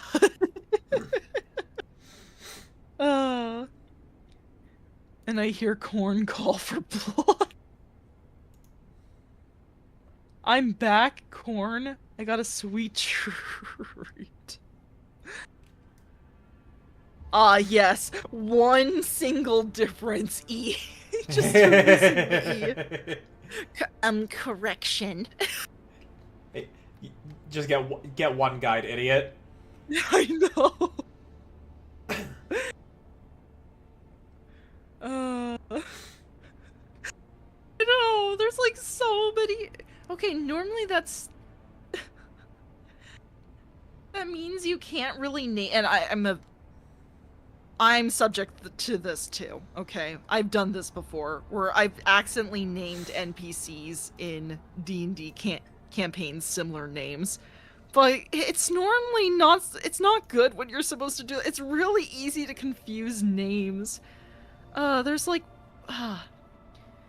There's one writer I'm subscribed to who does like little shorts online, and she was talking about how her editor and publisher begged her to change the names of her protagonists because she named them after Celtic names, and normally they will name their names really similar, like they'll all be named Adel something. Yeah. And so... But she was trying to go for historical accuracy, so it was really difficult. Would you like to talk about Ferrus Manus with Iron Hands, Primarch of the Iron Hands, who has the flagship, the Fist of Iron? Yeah. Yeah, exactly. Oh my gosh. Yeah, which Iron Hands are we talking about? Are we talking about the Primarch, the flagship? Yes. Oh my gosh. Yes, okay. I've got waffles with a scoop of chocolate ice cream on top. My guy, that sounds delicious. Every stream Arjun and I do, you say a new confection that you have. That is true. I am convinced you are blessed with confectionery treats. That you just have options galore, and here I am just praying for a cookie. I have quite the sweet tooth. I have the capacity to get so much fucking sugar in my house, but I know I shouldn't because otherwise I would actually become fat. Oh no, same here. That's why I can't. I don't buy as much as I would like to. And so. Because trust me, ice cream sounds amazing right now. But yeah. Also, Mom used to have a in-home bake shop. Okay, fair enough. That sounds amazing. Yeah. No wonder you have a sweet tooth then. Alright. Shall I finally read? Yes. Poor Vigdris was trying to communicate to me. Yes. Also, you keep adding an R to her name. Every single time. We've had this discussion before. I know we have. And Yes. I've said it. Vigdis, excusez-moi. I'm sorry. It just looks like there should be an R there.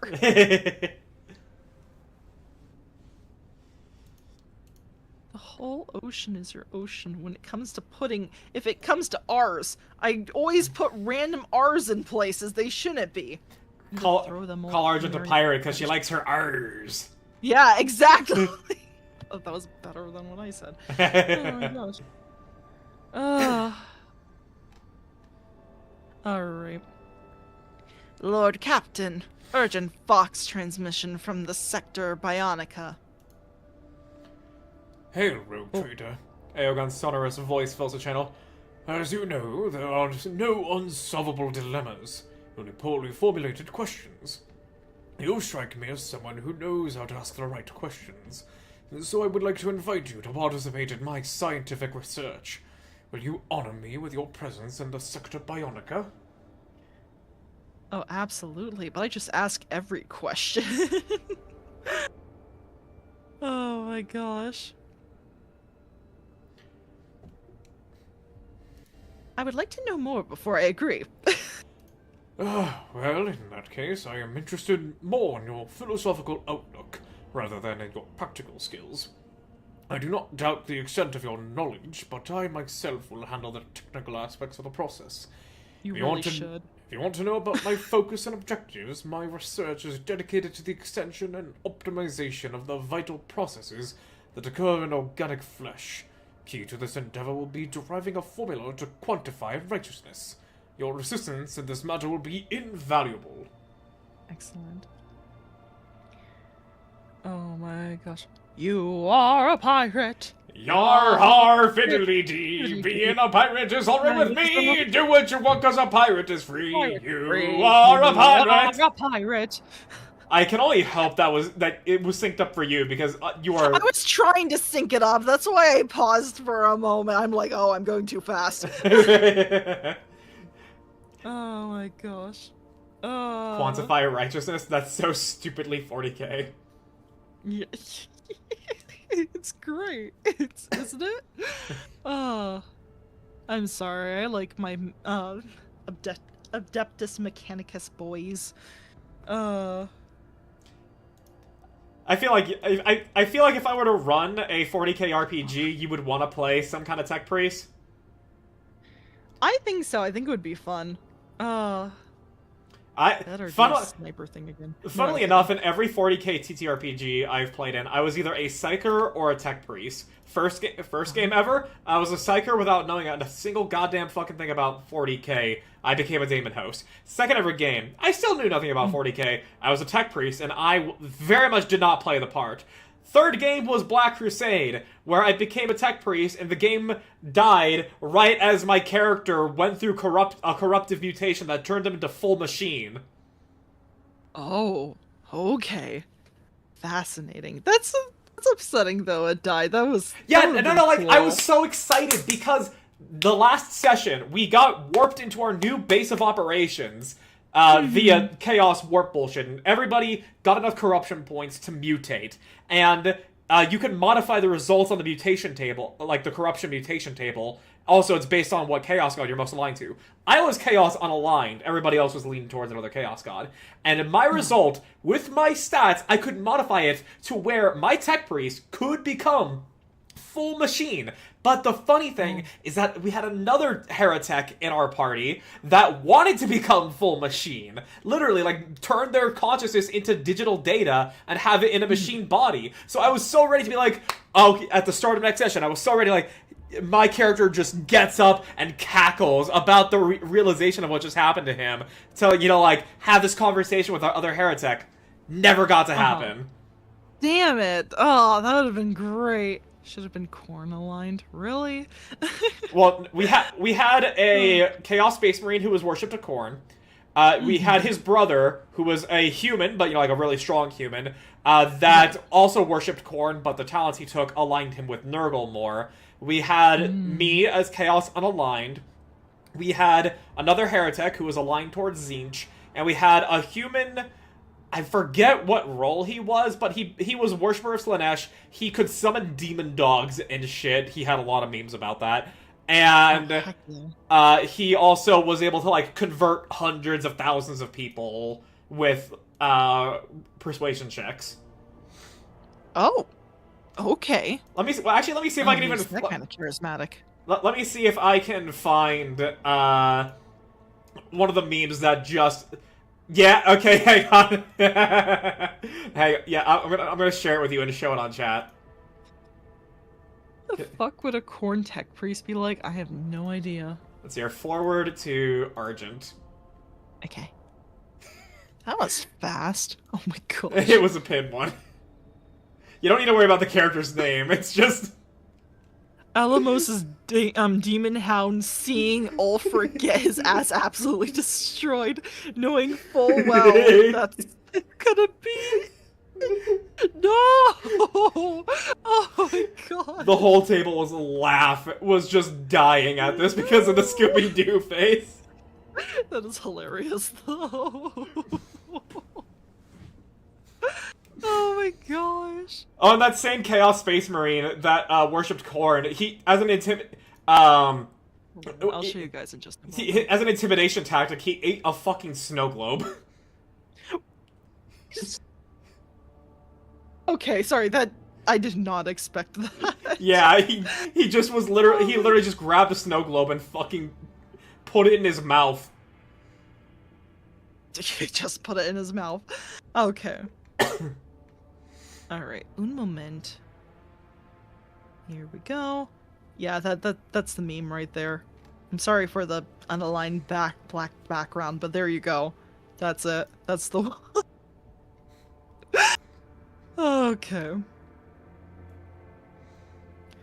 Oh my gosh.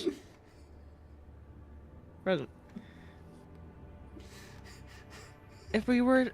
Hold on, I saw something about pirates earlier. Just catching up with chat real fast. No wonder you made your ranger character, Steve. Yeah, I love pirates. Exactly. And he's a pirate Abu. So... yeah, exactly. Alright. Hi, Ben. Brendel. Excuse me. If I were to ever play a 40k D&D game, I'd play as a corn-aligned...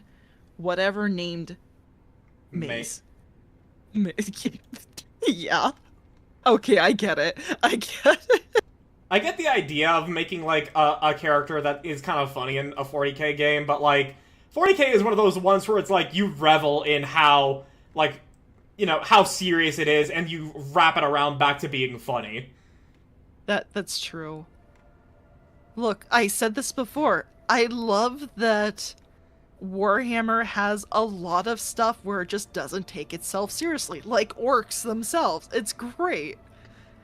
That, or, for example, like I said, and I know I'm sorry that I keep bringing up the book, but the Infinite and the Divine. The book is just funny. I just finished reading about how they keep going through a time loop until they get the right mediator they want that won't just outright kill them. It's really stupid, and I love it. And it's just the right amount of funny bureaucracy moments that gets me. Space sharks, brouhaha. Brouhaha. Oh my gosh. Yeah, exactly.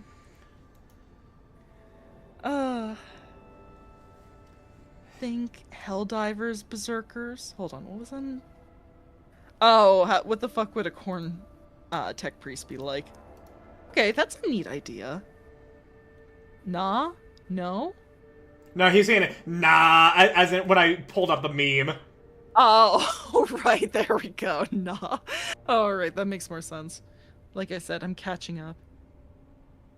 I don't know, but it better have a giant axe and running its machines with boiling blood. Oh boy. I mean... Oh boy, Medrit, though, I have something for you. It's called a demon engine! Ah, heck yeah! or if you want to get a little spicy, a forge fiend. Oh my gosh, there we go. Well, we found the link between the Adeptus Mechanicus and Korn. There we go. Oh my gosh. Amazing. Okay. But yes, I am intrigued. I shall proceed to you directly, Genitor. Blessed are those who heed the call of the Omnisire. I look forward to our conversation, Rogue Trader. Korn, Lord of Skulls? It's a demon engine. Korn, Lord of Skulls.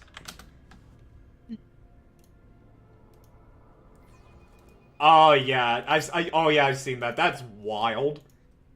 I'll share it with you, Argent. Oh, please do. I'm just going to put us into the next... Oh, wait, it's waiting on your command. That's the Iron Warriors? Oh! This is the helmet... Oh, wait! Oh, some... I'm sorry. I probably should. Oh, okay, the camera just panned. It's fine. Oh, okay. But yeah, no, this is a World Eater's helmet here. Ooh. Wait, hold on. Is it just... Let me take a look at this. Did they just... convert, like... Oh my gosh, wait, that's perfect. Okay, if I understand this correctly, is it just the armor itself, or did they take the body and, like, mechanize it? It could be both. Because you know there's a fucking demon in there. Ah, okay. Very good. That's right up my alley. That is absolutely something. That or just shoving a bunch of like little guys into a big machine like that. That would be great. Okay.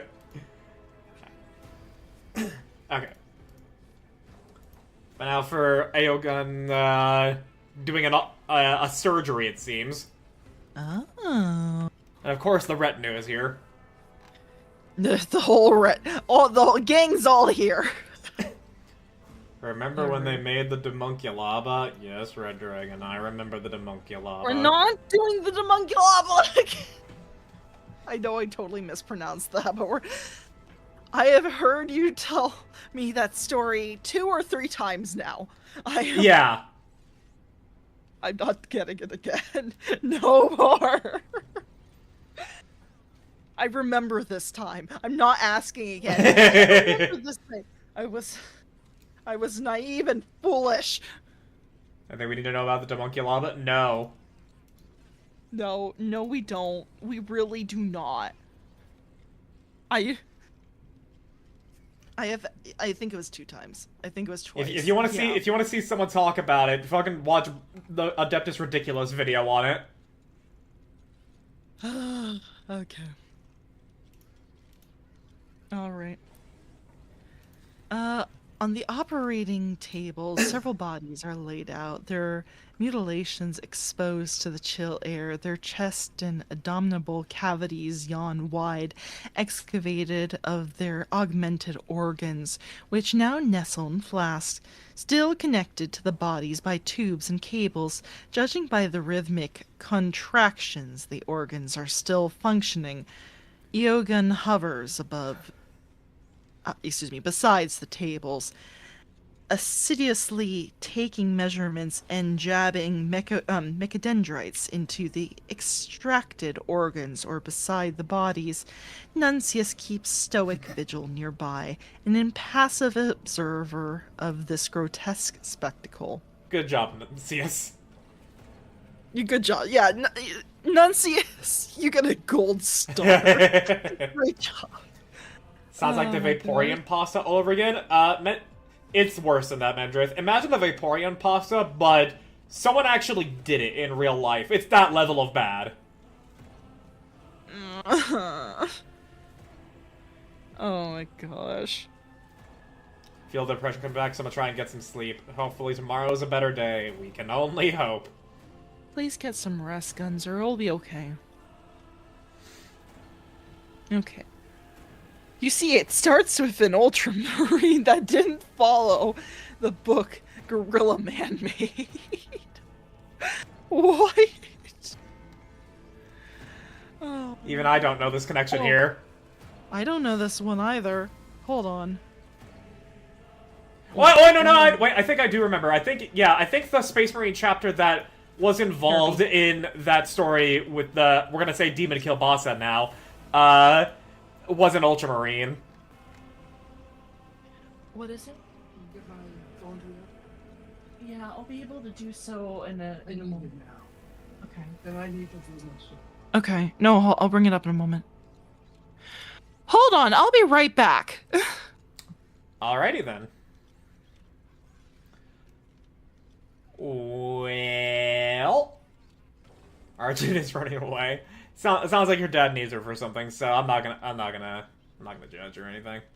So, for those that don't know, I'm not gonna tell the story of the Demunculaba. It's very fucked up. If you genuinely want to know what it is, watch the Adeptus Ridiculous video on the Demunculaba, because it is genuinely one of the most fuck you, this is dark and edgy stories in 40k ever. 40k is dark and edgy, but I would not classify it as fuck you, dark and edgy, like how 90s comic books were. The Demunculaba is fuck you, it's edgy. So if anybody's curious, you can go watch either Luton's lore video retelling the whole thing, or you can watch the Adeptus Ridiculous video on it. So that Ultramarine was assigned a death mission and was sent to go foil some Iron Warrior plots. Right, yeah, I remember now. Okay. But yeah. Yes, please watch the video. Like I said, I think both times the story was told, I'm squeamish, but it's not like a, yes, it's like disturbing in that kind of way. It did make me sick a little bit to hear it last time. Oh my gosh. Even more edgy than the Edgelord Corvus Corax. Yeah, no, because, like, as I said, 40k is like, you know, it's edgy. Let's not mince words, it is. But the Demunculaba story is, fuck you, this is dark and edgy, because I say so. Levels of bad. Yeah, it feels like... Oh shoot, I don't have a specific example come to mind, or at least I'm forgetting the example I was going to use. It feels like one of those, like, gore punk comics where it's just like, yes, it's not particularly scary, but I'm going to do obscene amounts of gore for the sake of obscene amounts of gore.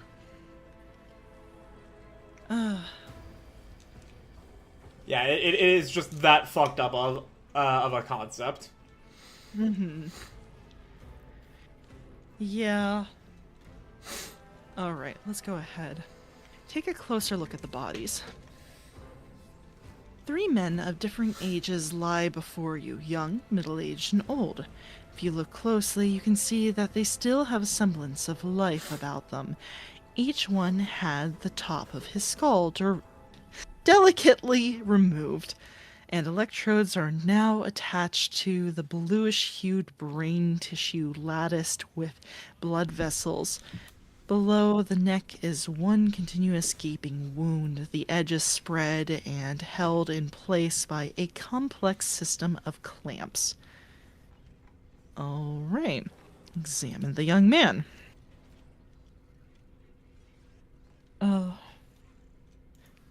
Once the Ultramarine lands on the planet and starts exploring, he noticed several sheets. Stop. Yeah. Okay.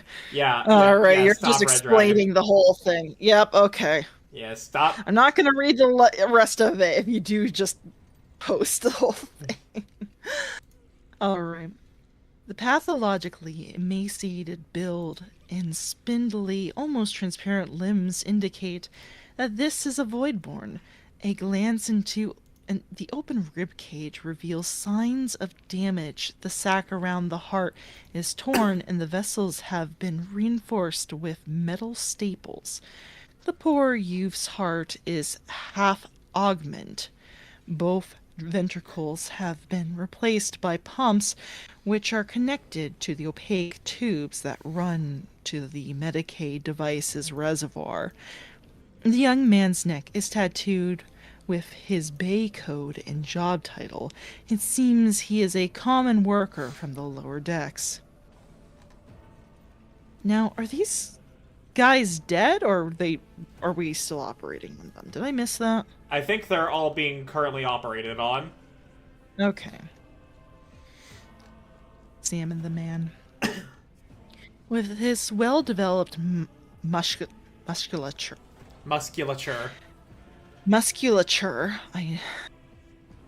Oh dear. And strong bones, this man presents a stark contrast to the others. His left arm is missing, along with part of his shoulder. Shreds of major vessels protrude from the neatly trimmed stump. They have been closed off with bizarre-looking end caps that are wired to a metal arm lying nearby. The Enforcer's emblem is tattooed on the man's neck, topped with the Fon Valencius coat of arms.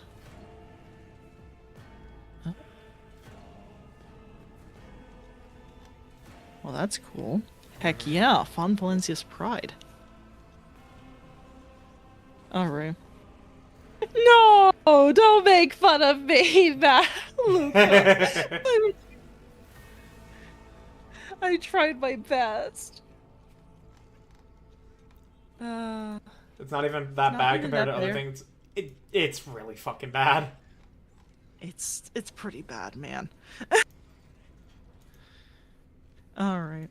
Like I said, we have told the story 2 or 3 times already. I don't want to hear it again. Examine the old man.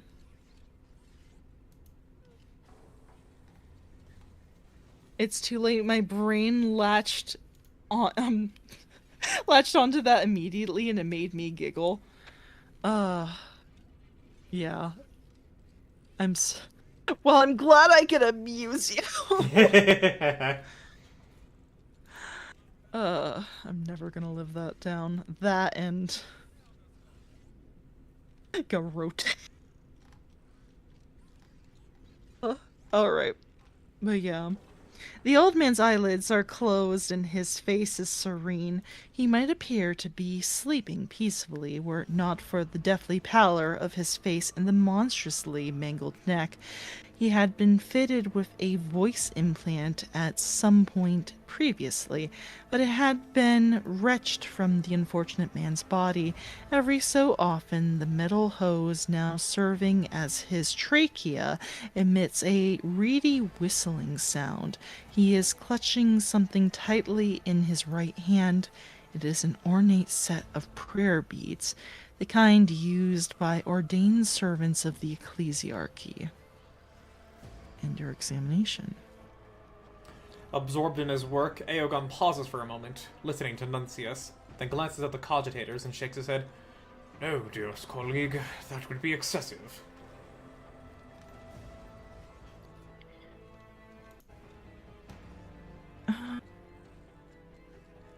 Nuncia. I could just address him. Oh my gosh. What's that, Plank? Oh my gosh. No potato. Oh gosh. Get rotated, idiot. Alright. Yogun, what manner of experiment do you plan to conduct on these men? The Manipulus's massive bulk spins around to face you, his eyes dancing with excitement. Rogue traitor, your arrival has triggered a cascade of impulses in the prefrontal cortex of my brain. Delight, that is the word I was searching for. Cast off your worries.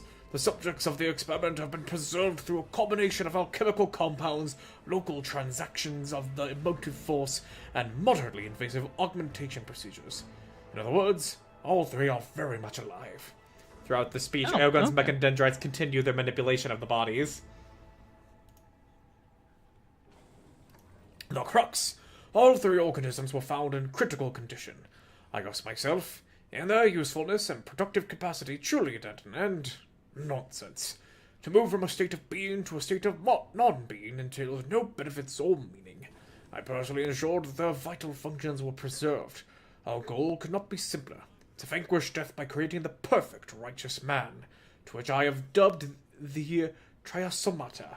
Triasomata, or something like. I think that's I can't think of another way to pronounce it. Triasomata. Needless to say, the procedure is highly experimental and demands a certain looseness of interpretation in regard to augmentation canons, as well as the integration of components that would incur the Imperium's disapproval. But the Omnissiah teaches us to surmount any obstacles in the name of knowledge, especially when pursuing a goal of such magnitude.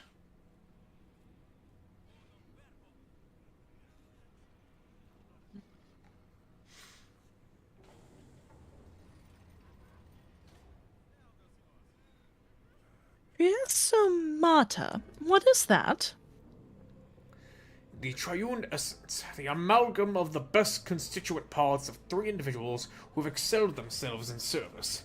Metaphysically, it consists of three beginnings: mortal flesh, ferrum sanctum, and righteousness. By creating the perfect combination, we will achieve a totality that is vastly superior to its components and its qualities and usefulness to the Imperium.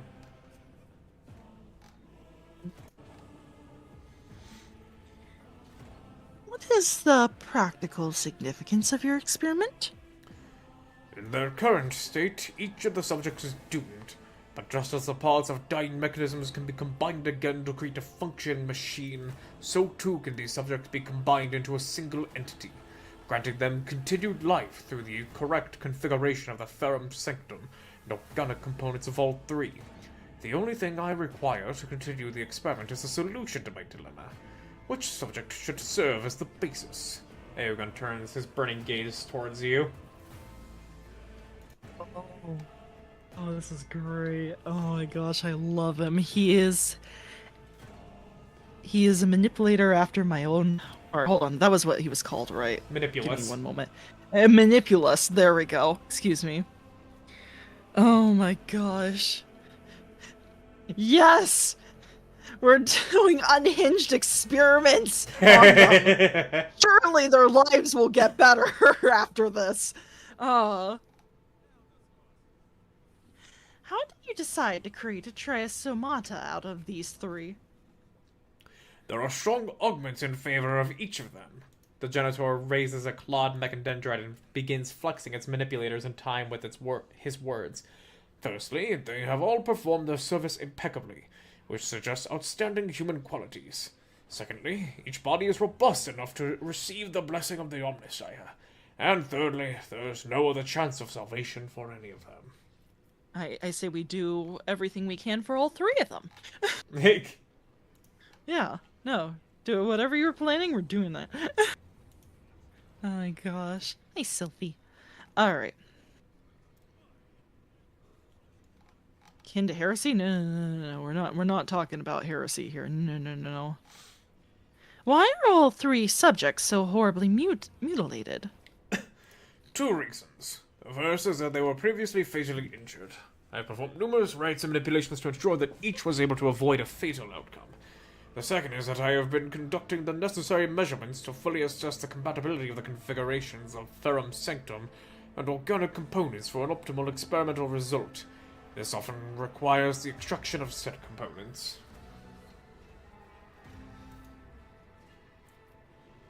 Why is this experiment so important to you?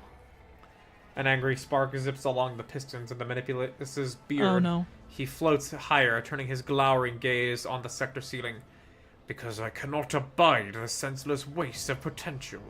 I cannot accept that a foolish accident and the fragility of organic flesh can, in an instant, deprive the Imperium of worthy servants. And if I am able to extend their service life, I will do so, whatever the cost. Awareness succeeded. Eogun's passionate speech could be mistaken for pride and conceit, but something else lies behind it. A doggedness born of some deeply personal experience. This man carries a heavy burden, and the experiment is but one of his many attempts to relieve himself of it at last. Drifting lower once more, Eogun asks calmly, "Any more questions plaguing you, rogue trader?"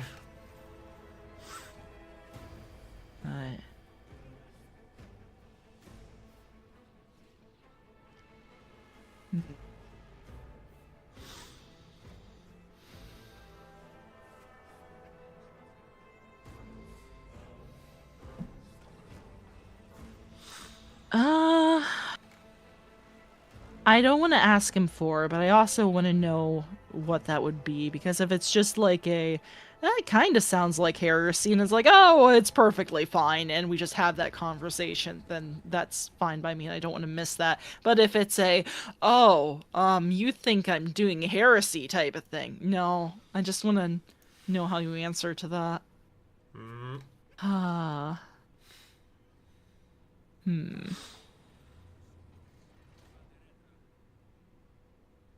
Well? I don't know if I want to ask 5 either. You know what? Very well. I will help you. But what role am I to play in this experiment? A decisive one. I can detail the composition and humor ratio of each experimental subject, measure the mass of their frontal lobe, or answer with picosecond accuracy how often their heart contracts. But how does one calculate a man's righteousness? How do you weigh diligence of service? You will help me answer these questions by choosing the basis for the Tria Somata.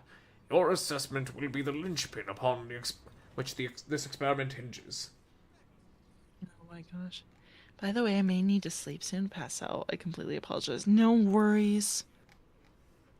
We might be a little bit more. Might be a little bit more time. That's fine, you'll see the thing I want to show you soon. Okay, very good.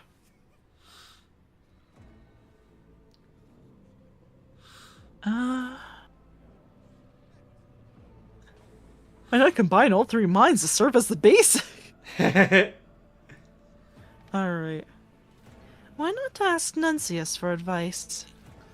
My dearest colleague and I have had more than one concilium, but we have never reached a consensus. Nuncius is a skeptic, and our positions rarely align, but we tend to reach a compromise in the end. But alas, not on this occasion. The only thing we agree on is the need for a third opinion. Only you can furnish us with a said opinion. This is an uncontrovertible fact. Do you understand by the term righteousness? A combination of countless factors that unite the thoughts and deeds of a person into a quintessence of worth of his being within his specific society. I am at a loss to provide a less broad definition, but no matter. Much more important is how you define righteousness. The subject you choose will determine the answer to that question. Alright. What is it that Nuncius disagrees with? The servo skull hovers in haughty silence, which is broken only by Iogan's sighs of exasperation. What's that, I Plank? think... You want Yeah. Go. you want us to kill this guy? Oh my god! Only the most controversial opinions from Nuncius here.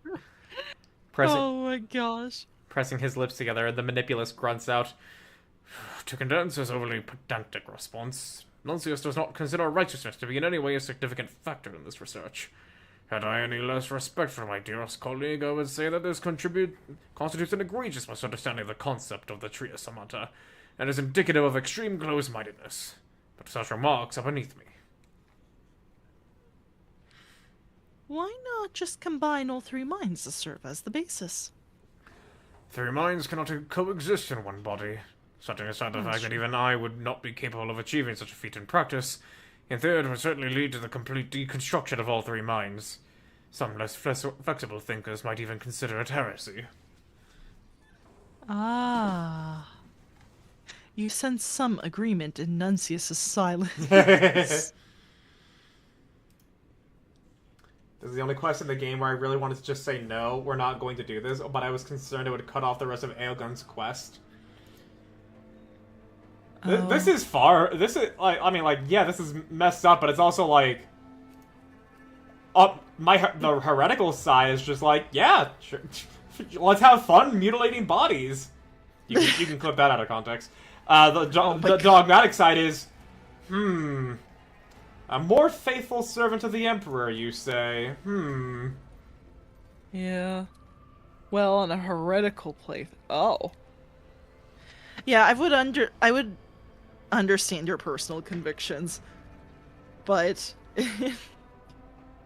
but me going through this, I'm gung ho for this. I'm ready. I'm like,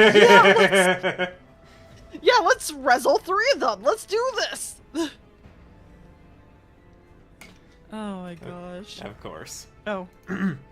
As my dearest colleague rightly notes, we have encountered many such points of contention over the years. Before I make my choice, tell me about the merits of all three. A Dendrite touches the table with the middle-aged man. Enforcer Lauren Q. He has diligently served the ship since birth, and participated in countless combat landings where he was a model of valor and steadfastness. He was known as the lower decks for being tough but fair. His last act of heroism was the rescue of an enforcer patrol and a number of workers on deck 515E2. Lauren Q placed his own body over a crack grenade thrown from the crowd of a mutineer. Is this your first playthrough of the game, or just the first playthrough of the DLC? It's Argent's first playthrough. And I'm just the guy to come along and make comments about 40K. Yep. This is my way of getting into Warhammer, and it's been great, and I'm a fan now, and we're just now getting the DLC stuff, so yeah, it's great. Yeah, the DLC came out when we were in Act 4, so we missed a lot. Yeah. It's probably fine. Hopefully. Next. I really hope we didn't miss the Necrons, because that's what I'm looking forward to the most. We were told they happen in Act 5, so. Yeah. Alright. Currently wrapping up my 8th playthrough. Oh my gosh. Holy shit, oh gosh. dude. No, I definitely want to do another playthrough, probably not on stream after this, where I just do a more dogmatic or one and see what everyone does. Maybe I'll actually like Heinrichs in that one. I don't know. I have a bit of frustrations with him. Yeah. All right. Oh, right. You didn't read this yet. Yeah. Next is the old man. Preacher Cleophanes. Cleophanes, my bad. Originally assigned to serve in the ship's reliquary, he rejected the luxury of the chapel in favor of an eternal pilgrimage on the decks where no servant of the ecclesiarchy had ever set foot. Through his example and word, he encouraged and instructed the outcast and forgotten. Thousands of souls who would otherwise have lost their faith and fallen into heresy came to know the word of the Emperor.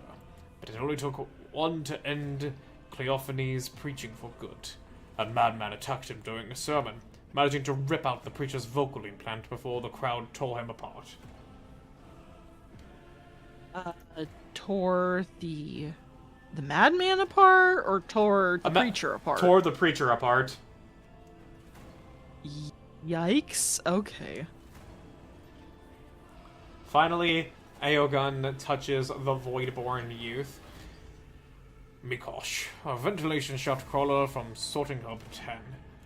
He dutifully burned mold, slime, and vermin, and would be the first to climb into blocked ducts, risking his life to deliver recycled air into the sector.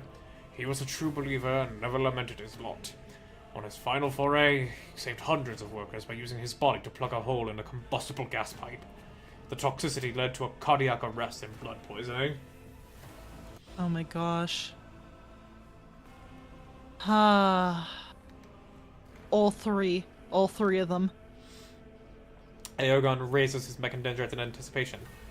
Who will form the basis for the Trio Sonata? Okay. Damn it, it is forcing me to pick. Okay. I got all the achievements. It requires 3 playthroughs at minimum. 1 for each conviction, yeah? Yeah. That's insane, but I mean, it's a good game, so I imagine you weren't bored. Definitely, yeah. Sorry, I'm just going through the choices one more time. Also, I wanna, where's... One of them had a tattoo on them. I forgot. Was that the youngin or the enforcer? Let's see here. The young man... Oh, thank you for the follow. Let's see. Well, and thank you for the follow as well. Oh, heck yeah. Okay. Mangled neck.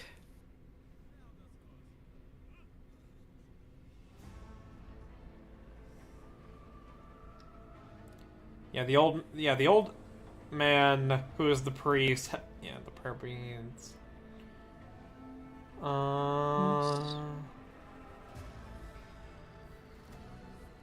Yeah, okay, the, so it's the the enforcer. Yeah. Okay. Spindly, almost transparent limbs indicate this is a Voidborn.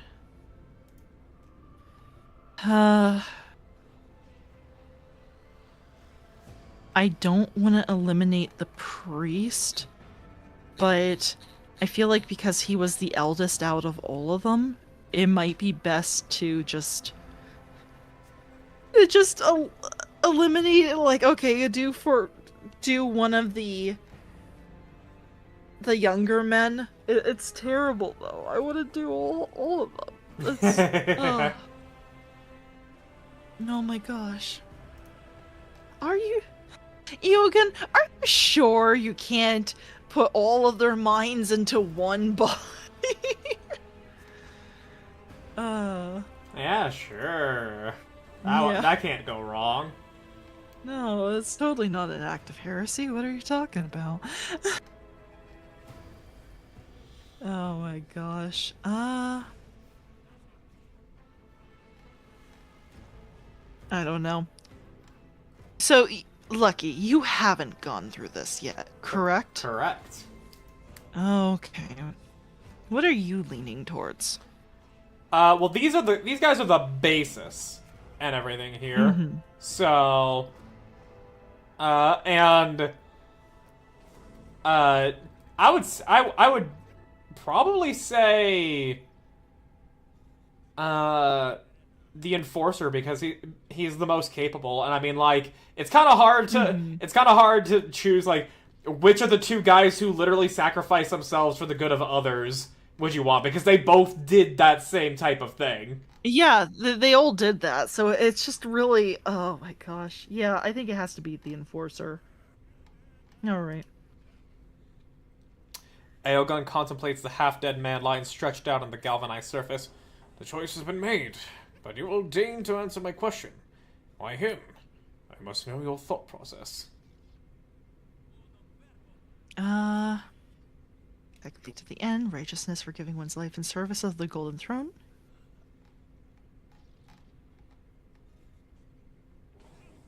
Yeah. He sacrificed himself for many. Selflessness is the highest expression of righteousness. Aowen closes his organic eye, deep in thought. Finally, his face breaks into a smile. Thank you, Argentum. This is it, the solution to our dilemma. I'll begin the triosomia procedure. May organic flesh and sacred machinery be one. Yes. Yes! 2 hours, Oh, 23 minutes later. Oh my gosh, all that description for just 1, 2, 3, 4 words of dialogue. You've been reading a lot. Do you want me to read this and you just read what he says? Sure. Okay. With a barely audible crunch, Yogan's injector mechadendrite pierces the brain tissue. The man's face contorts in anguish, and his back arches in a fit of spasms, his brows furrowing. The genitor delivers a powerful pulse of the motive force, and the unfortunate man drops limply back down on the table. The tech priest's manipulators dart between the 3 bodies, separating organs, augmetics, and limbs, and transplanting them to the new host. Discharges of energy coruscate around Yogan's hulking figure, growing brighter and brighter until the final flash leaves you temporarily blinded. When your vision returns, you see the manipulus carefully releasing the subject's limbs from their restraints. The process is complete. Okay, so I guess technically he didn't throw the others out. Their parts were just used to make this Frankenstein type of guy. So I feel a lot better about that, actually. You know what? It makes sense. Okay, fair enough. I'm hoping we're not throwing out the brains, though. I'm sure they can be used for other things. Yeah, like servitors. Or servo skulls. Yeah! Yeah, see? Exactly. Or a door opening and closing. Yeah. No, see? There's plenty. We can't let things go to waste. Not in this economy. Your service is not yet done. Nope. Oh. Oh. You good, my guy? Oh. I don't think he took that too well. Yeah. The creature, which a second ago resembled a humanoid lump of bloody meat studded with metal, suddenly leaps up with unexpected vigor, tossing Iogun backward and letting out an unintelligible howl of suffering. Before anyone can react, the amalgam man barrels toward the entrance of the Sector Bionica, filling the deserted corridors with his plaintive moans. Aerogun stares at him in amazement. Impossible! The calculations were perfectly calibrated. All factors taken into consideration. Was the specimen defective? I must find the trio somata immediately determine what went wrong. Oh, I think maybe I chose the wrong specimen. I think this would happen no matter who you chose. Probably. You know what? Man, with all of our... You know, with the question of death and how, like, the human soul and everything like that, is this... Are we the bad guys? Maybe this wasn't meant to be. Maybe human life wasn't supposed to exist in this condition. No, it was the amalgamation that was wrong. Alright. Oh my gosh. Your beat crackles to life, carrying the Voxmaster's anxious voice.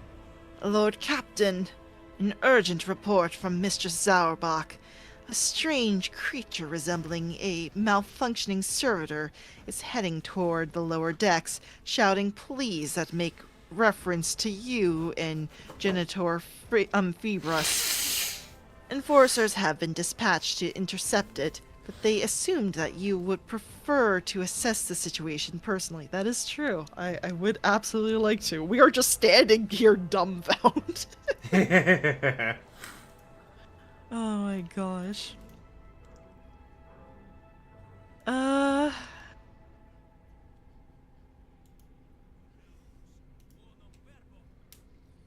Truth be told, Nuncius and I predicted this outcome. Oh no. My gosh. Thank you, Victus. Janitor Phoebus and Phoebus and I will be set out immediately. One way or another, we must see the experiment through to the end. Right. Yep. Must there. Pascal. Juliet. Do we want anyone else? Maybe Medicaid with Cabela? Alright, we could switch out, Abelard for Cabela. How does that sound? So long as we don't need to worry about an athletics check, yeah. Ooh, good point. Okay, in that case... Hold on, I didn't mean to just get... Let's go ahead and go with this, then.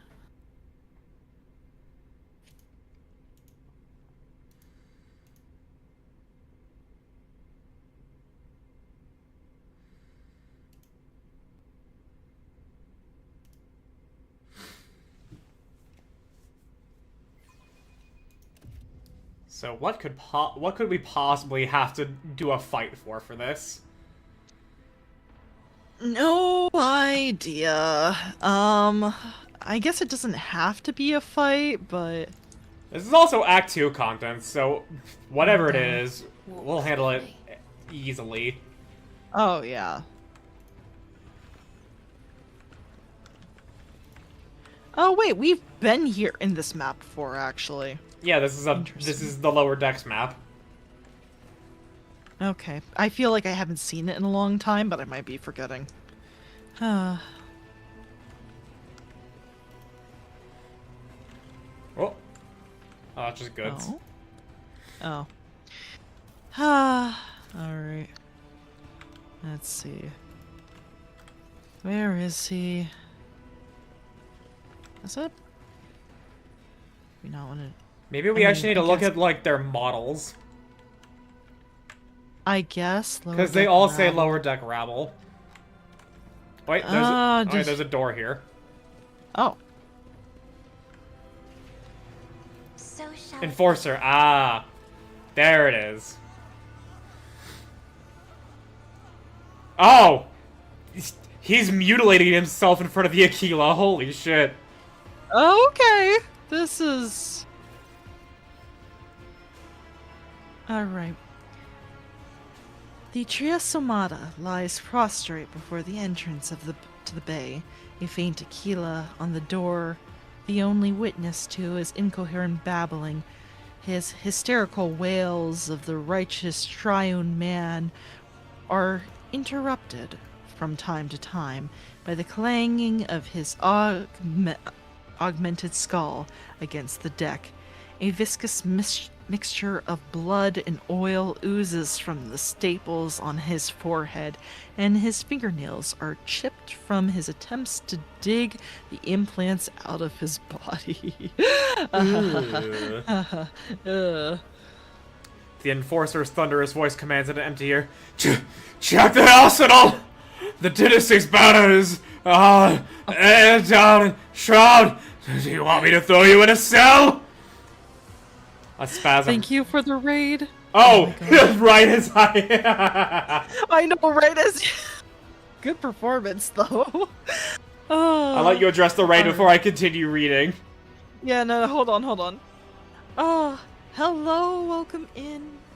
A fellow enjoyer of the tech DLC, I see. Yes, very much so. We are committing crimes against humanity, against many life? things. Let's go with life. Yeah, we're committing a lot of crimes right now. But yes, let me give you a shout out. Yeah, you came in as I was reading the fucking... the subject's screams. Yes. Ah, there you are. I hope I didn't, Very like, keen. clip or peek in the call. I hope not either. Okay, you didn't clip in call, so... And I don't have... It should be fine. You went into red a little bit, but I don't think you clipped it, so that would be good. Lucky is He speaking. is? Damn it. Okay, I'm gonna have to control myself more while reading this. I did turn you down a little bit, so go ahead and try again. Yeah, so I'll just start from the top again. The Enforcer's Yeah. thunderous voice commands into the empty air. Check the arsenal! The dynasty's banners are down and shroud! Do you want me to throw you in a cell? A spasm racks his body, and his already muddled speech turns into a frightening cacophony that barely sounds like language. Suddenly, the Trios Amata pounds his head on the deck again and spews forth another medley of ragged sentences. Please come back alive! Please, your helpless soldier! God and blood, I will not be afraid! I will not be afraid! Very good. Peeking at me doing good, not loud. Oh, okay. No, Did it peak this time? I would hope know not. I need to I held back a bit. Okay. Because I meant turn down the gain. But... alright. Alright. Yeah. Aogun clucks his tongue in displeasure, worrying at a piston on his beard as he thinks. The subject left the Sector Bionica prematurely. Lancius is right. I was so absorbed in the Triosomania procedure and its successful outcome that I made the mistake of unfastening the restraints before the psychological evaluation could be conducted. Rogue Trader, we must stabilize the Triosomata before the specimen is forever lost to us. We stabilize him. Oh, right. By the way, if you need to raid and run, by all means, please go ahead. Thank you so much for the raid. But yeah, no, please feel free to get some rest or fluids or whatever you need. Alright. Yeah. Alright, go ahead. Just as a bandage binds a wound and a patch secures damaged steel, so can words heal a fractured mind. He is bewildered and frightened. He does not understand the gift that has been given to him. Talk to him. Yeah, Rogue Trader with 20 fellowship, talk to him. Oh, I'm bad at that. Oh my gosh. Let's see. That's his Oh! Time to give them a show. It looks like Azure Alex is raiding in. I presume Silver is also going to be joining in shortly as well. Hello, welcome. I see you two are playing even more Sunhaven, so I take it you are enjoying it plenty. Time to give them a show. And then we'll do shout out Silver. Hello, Silver. Hello. Hello, you two. Oh, there we Welcome, go. welcome. Excellent. Yeah, you both are playing Sunhaven. You've been playing that a lot, so I do take it that you have been having a very good time with it.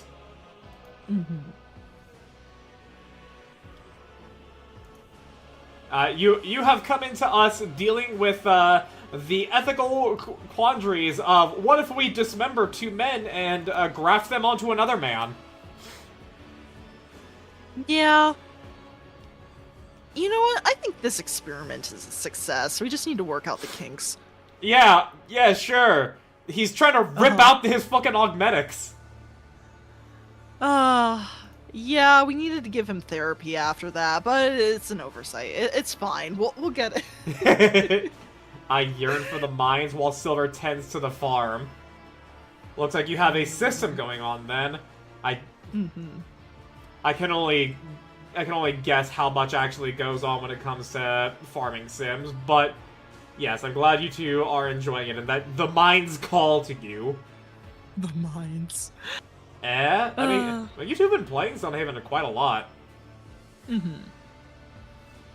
I also saw that you've been doing more Dead by Daylight time every now and again.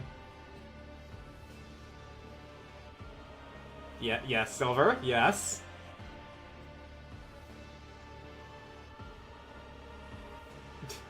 You got something? Alright, hold on. Nuncius, present me. I I have to. The Servo Skull hovers haughtily without uttering a word. It is clear he thinks you need no introduction. Maybe it's not. Yes! I'm so glad we brought Abelard. Yeah. Monster Hunter Wilds when? I was meaning to tell you guys that I was gonna be available for it earlier, but I had a really fucking shitty day yesterday, so I didn't think to do so. I don't know if you have. So I don't know if you had other things planned or not for tomorrow. Tomorrow? I mean... Got Tomorrow, Monster Hunter Wilds. Got it.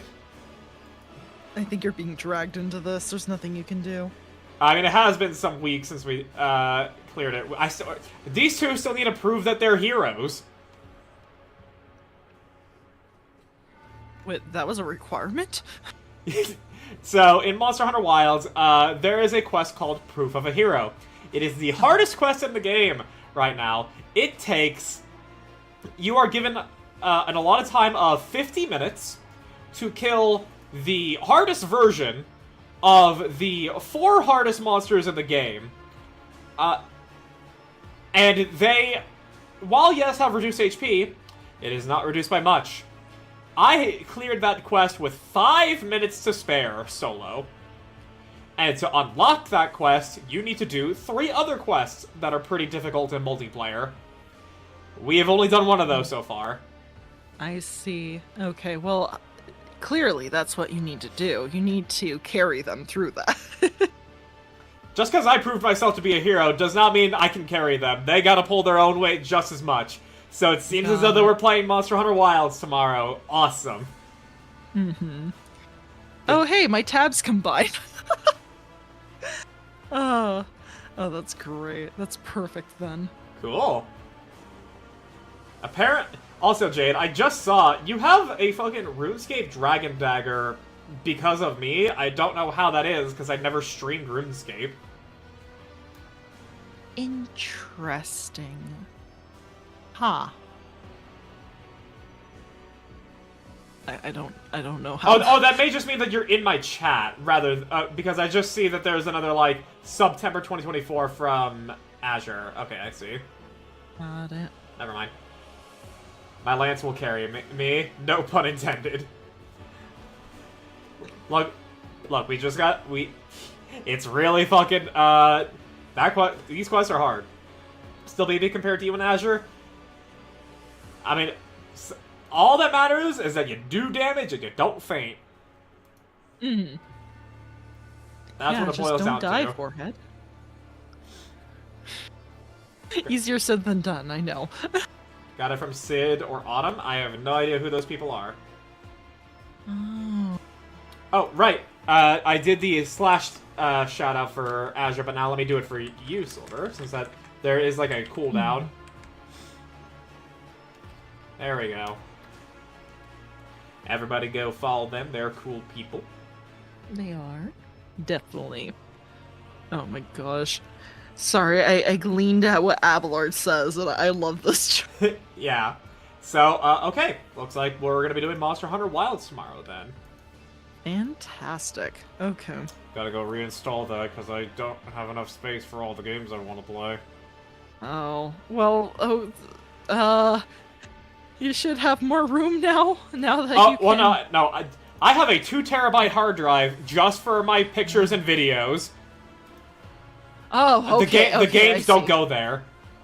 Okay, good. I was going to say that... Oh, I'm really sorry about that. Yeah, I installed Monster Hunter Wilds. Hey, I wanted to play Path of Exile 2, okay? Uninstalled. Shame. Shame. Excuse me for wanting to play Path of Exile 2. And Final Fantasy 14. which I need to re-up my sub for, but I'm gonna wait until I get another job from Argent before I do that. Yep. You should have another job tonight. Awesome. Yes. Alright. Okay. Abelard. Yeah, so, we're gonna read Abelard now. Abelard, scowling jealously at Nuncius, mutters, "Allow me, Lord Captain. Trios Amata, before you stands the rogue trader Argentum von Valentius, Lord Captain of this vessel and sovereign of its crew. Solely by her grace do you still live. One wrong word and one wrong movement, and I will personally call the enforcers down upon you." Okay, so it looks as though that my sound alerts for bits is broken. So, thank you for the cursed number of bits, Azure. It is a shame that you don't even get the sound alert that comes with it. It's meant to be the angry video game nerd doing the appropriate amount of bits. You know, like the 64 bits video. Oh. Then you would have gotten 6, 7. No, it would have been it would have been him. It would have been the 4 bits, and yeah, it would have been 4 bits twice over.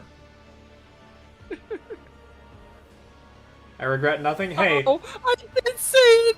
Okay, I'm actually writing a note this time. I'm sorry. That was actually me forgetting again. Well, hey, Azure, Okay. you got me 13 cents closer to my next Twitch paycheck. Okay. Gamble. Roulette. Slots. Okay, there we go. Alright, I'm sorry. Like, I will just overreact to anybody doing the 6-7 joke if I get 67 bits every stream. Oh, hey, look at that. Silver's now doing 6 bits and then gonna be 7 bits. You think you're so funny, don't you? You think you're so fucking funny. Well, now I need to go and fix my fucking sound alerts for the bits. Cause apparently this shit's broken, and there's Azure with 67 bits. Wow, look at that! You guys are so funny. Thank you though for the financial support, however small it may be. No, it is greatly appreciated. We need to we need to support my editor. Yeah, cause YouTube is deciding to fuck me. Oh my We're the gosh. funniest elves around. What do you mean? I mean, I have gotten good shorts out of us. 69, nice. Yeah, you see, this is why I want the fucking sound alerts to happen with the bits, but it doesn't work anymore. You guys are only getting half of the fucking benefit of it all. You're only getting my reaction. At least according to our own opinions. Yeah, it's pretty annoying. I may even just recreate the 64 bits, like, stuff on my own. Like, actually just go, like, 64 bits, 32 bits, if I can figure out what audio processes to use. Yeah.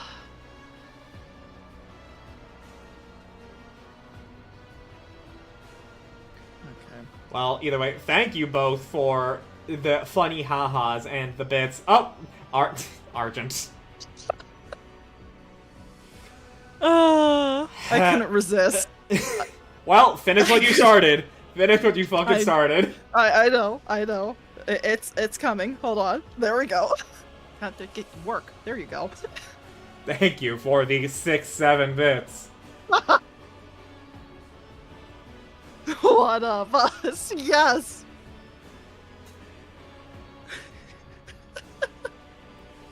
This is where I lose. This is where I lose control. I never had it to begin with. Yeah. Who are you kidding yourself? You know.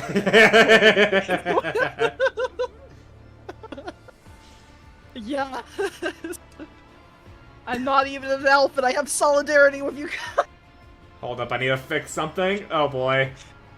Wait, this is literally just the meme of the two wolves that look like they're laughing at the middle. It is.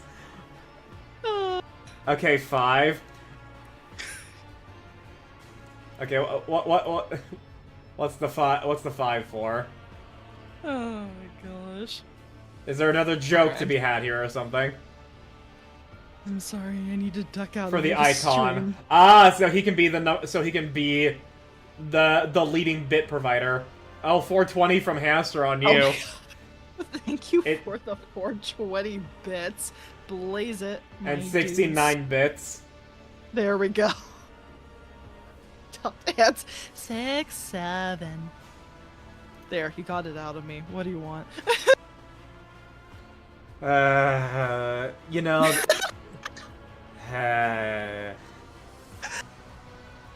This is...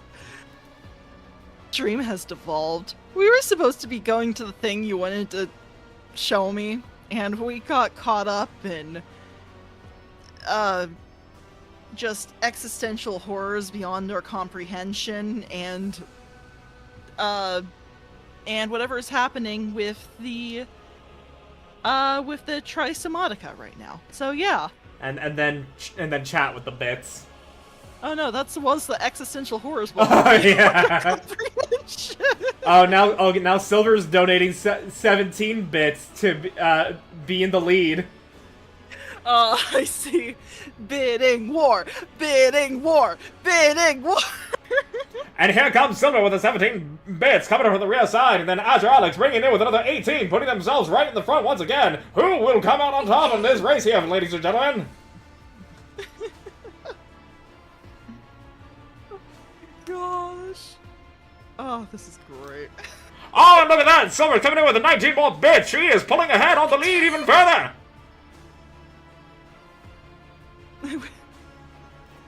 You would donate 6 and 7 bits to Arjun, but her bits minimum is 10. Wait, you can set a bit minimum?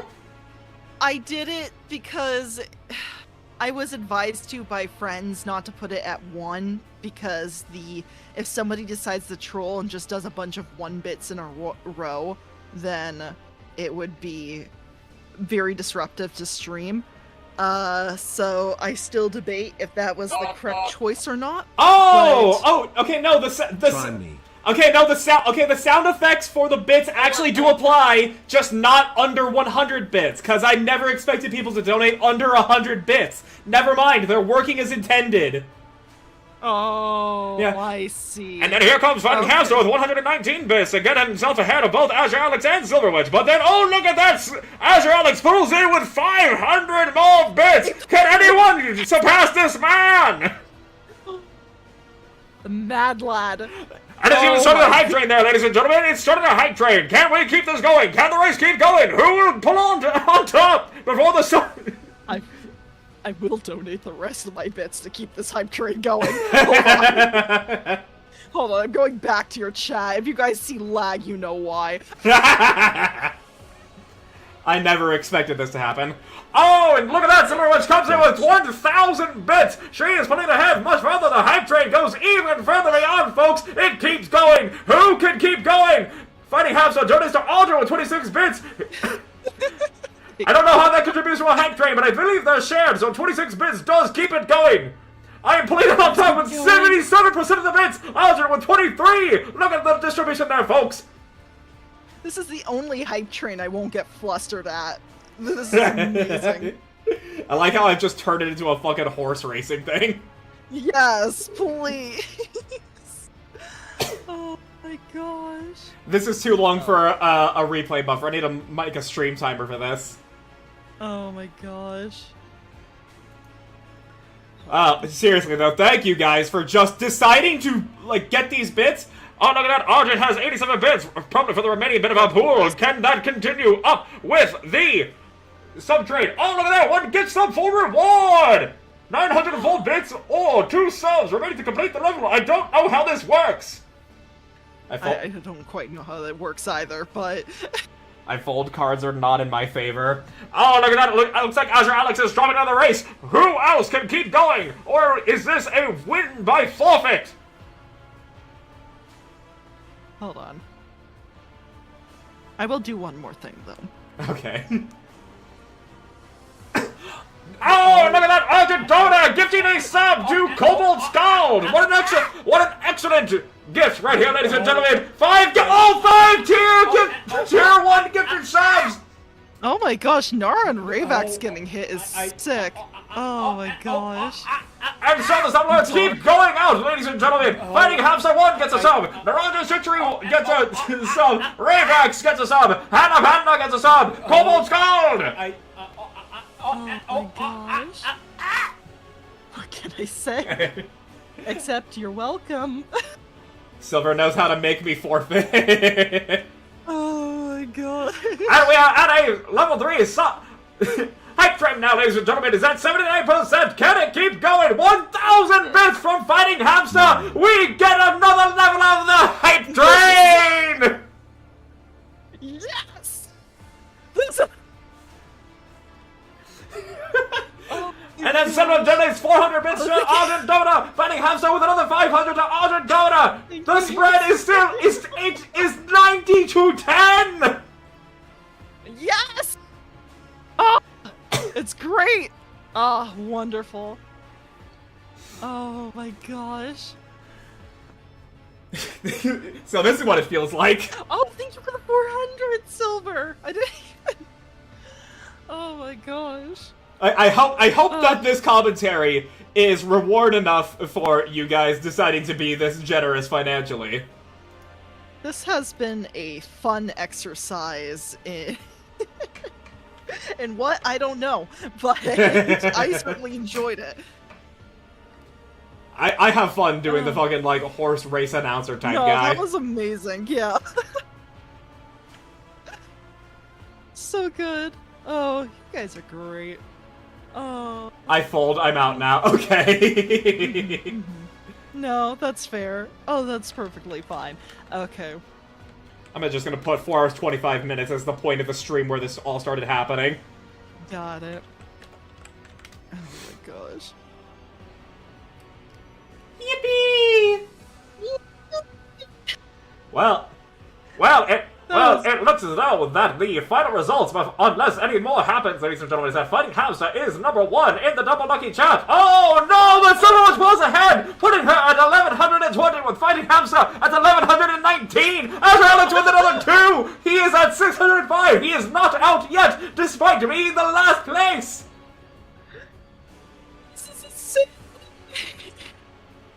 I thought we were dead. No, we're fucking not. Oh my gosh, I was like, oh, well, that was great. The hype train's gonna die down now. Thanks for the scam train, guys. You guys recording and... Oh, no, there's more. First actual hype train. That was like a legitimate hype train. Oh, wait. That was good. Oh, wait, don't even the 1-bits played that sound there all of a sudden. Oh, no, Azure. Oh, no. He keeps donating 1, and then Azure Alex, he's doing 1 step at a time, 1 cheer at a time with 1 bit, 1 bit, 1 more 1 bit. How many more can he keep going with? Yeah, fair enough. See, this is what I was, this is what my friends warned me about, okay? See, I'm turning that into content. Okay, fair enough. I had 20 bits left. Keep my #1 at Arch's channel. I'll let you have it. 600 1-bit cheers. Fair enough, fair enough. 500 1-bit cheers. 500 1-bit cheers. Bro, it's so unfair. Like, it's already unfair that my shorts aren't doing well, but the 500 Core Dogs one should have done so well. Oh, you're right. That one was so good. I don't... That was upsetting. And then Silva tried to keep her superiority with another 1 bit! Another 1 bit! Oh, and another! And another one! And another one! And another one! Keeping herself ahead of Fighting Hamster! The race still keeps going on, ladies and gentlemen! It just keeps going! As Alex redeeming a hydrate, I will cash that in right now, good sir! I would love myself a nice sarsaparilla! Oh my gosh. Oh, we're busting out the celebratory sarsaparilla? Heck yeah, man. I would actually love to have a real-ass sarsaparilla. I've had them before, they're delicious. But I also have, It's very licoricey, so if you don't like licorice, you might not like it. Oh, I like licorice. Mm-hmm. And thank you, Heck yeah, good. and thank good you, taste. Silver, for the Cinderella. She's getting a summer alt in Nikkei as well, by the way, and she's gorgeous! Oh, amazing. Thinking of spending this money for the bits as it's less than a Warhammer model. An excellent point of comparison. Okay, that's fair. No, yeah, that's definitely true. Thank you, hamster. I do really appreciate it. 7,000 fucking pigeons. Eat this man. It was also really funny, and I respect that. Yeah, 7,000 fucking pigeons. Eat this man. No. Respect the bit, absolutely. Yeah. I'm glad you also know the 7,000 fucking pigeons, Azure Alex. And that concludes the hype train, ladies and gentlemen. We reached level 4 hype train. Let us open that chest to see what we get from it. We get a Serval Bop emote. Ooh, it is a 3D animated Serval. Excellent. We get a customary choo-choo on top of it all. Enjoy this. Enjoy the Serval emote, everybody. It is quite cute. The scam train has left the station. Oh, the serval. Oh my gosh. It's adorable. That it is. Oh my gosh. That was insane. That was absolutely insane and has... Oh, we might have to do the thing you wanted to show me next time or so. Yeah, we should get it in no matter what. Oh no, that's gonna involve you going through a fight. Oh, okay. I guess we're gonna do it next time then. Yeah. Well, Okay. Thank you guys for the financial support. Enjoy the Serval emote. I have no idea how long this will last for us. If it's there permanently, then... I don't know. I've never had a hype train. Oh, okay. Yes, it does. It is permanent. Awesome. We have a new answer emote. that. Yeah, and it's a really cute one too. What would churros fit under the cube rule? That's actually a good question. You saw the food cube rule, right, Arjun? Food cube. What? Okay, cube rule of food. Yeah. Oh no. Okay. We're not doing this, Matthew. No. We're not doing it. Churros are churros. Yeah, I don't think they really fall under the food cube rule because... They just don't, Yeah, okay? I'm sorry, but think about it. As soon as you break down the food cube rule, then it's like... Then your sandwich taco, where would those fit? Because their definitions break down. You can't do this to me anymore. Alright, Fighting Hamster wants to know. So for those on my chat right now, I'll forward Please, we're not doing this. No. I'm letting people know that it exists. I'm not gonna, like, debate Matthew on this. Oh, okay. Yeah, I'm just letting them know it exists. You can let your chat know it exists if you want. But I also made a short about this. Go watch it. But here is a grand total of 8 classifications of the food cube rule. It is how the carb is arranged around the contents of the food. You can tell here, and a churro, closest thing it is to is sushi, but sushi is filled, a churro is not, so a churro doesn't fall under it. They're two separate things. Yeah, they are. I can't. Have you ever tried those cinnamon things? Oh yeah, the Cinna Twisters! Master! A Cinna Twister for Wygo! Wygo took all these Cinna Twisters! I'm going to deny his PTO! Oh my gosh. Okay, Silver, why are you looking me now all of a sudden? What the fuck? Wait, why? Silver. What the fuck? Oh, that does just remind me of something. Hold on. I'm sorry. If we're gonna do combination emotes, you just made me think of one. But we should get on with the thing. Get on with it! Get on with it! They're called Cinnamon Twist, the stuff from Taco Bell. I actually don't know what they're actually called on the menu. I just know that the people at Legends of Evantris said Cinna Twisters. Mm-hmm. She doesn't have any my emotes to lick me. Oh, Silver, you gotta sub to Azure now so you can do that. Yeah. Oh yeah, the rat poking with a stick. Yeah. Han worked so hard on that one. She did a great job. Yeah, she really did. Oh my gosh. Okay. We need to finish up with the... Yeah, this was with one the, sidetrack after another. Yeah, that's why I didn't want you to go into the food cube, because I was like, no. Yeah, I just showed it to everybody. If you want to know, go to my YouTube channel and watch the short. It's a lot funnier. Yes. It is. It is a lot funnier. So when tabletop... You asked this right after we've spent who knows how long doing a bit... what was it? A, bit auction? There we go. It was a bit. Yeah. It was a bit race. Yeah, it was a bit race. That's if you're lucky, but I can still look. Oh yeah, because I have my free emotes that are just me, and you have your lick emote here. I am disturbed. That is. I am very salty. Mm. Why does it sound like that's the response to, like, after a cat licks you or something? It's like, ah, yes, that's probably why. Oh my gosh. New Legends of Evantris released a new short. I've binged all of them while I was working on shorts, my own shorts over the weekend. So I get it in my shorts feed for sure. Mm-hmm. All right. I'm gonna go ahead and read this now. The mumbling and head-thumping stop. The man shifts his clouded gaze to you, and you see recognition in his eyes.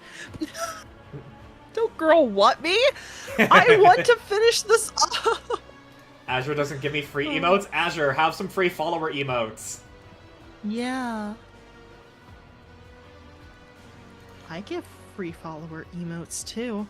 Yeah, if you don't follow Argent already, follow her. Mm-hmm. Okay, but... Oh yeah, say? Oh, right. Go ahead. Oh yeah. Lord Captain, I serve the dynasty. With an unpleasant clang, the man slams his augmetic hand into his chest implant in a military salute. He freezes like a stalled machine man. Then an agonizing shudder runs through his entire body, and blood trickles from the corner of his mouth. Is this a punishment? Am I not permitted to die? I will not fear. Down and shroud.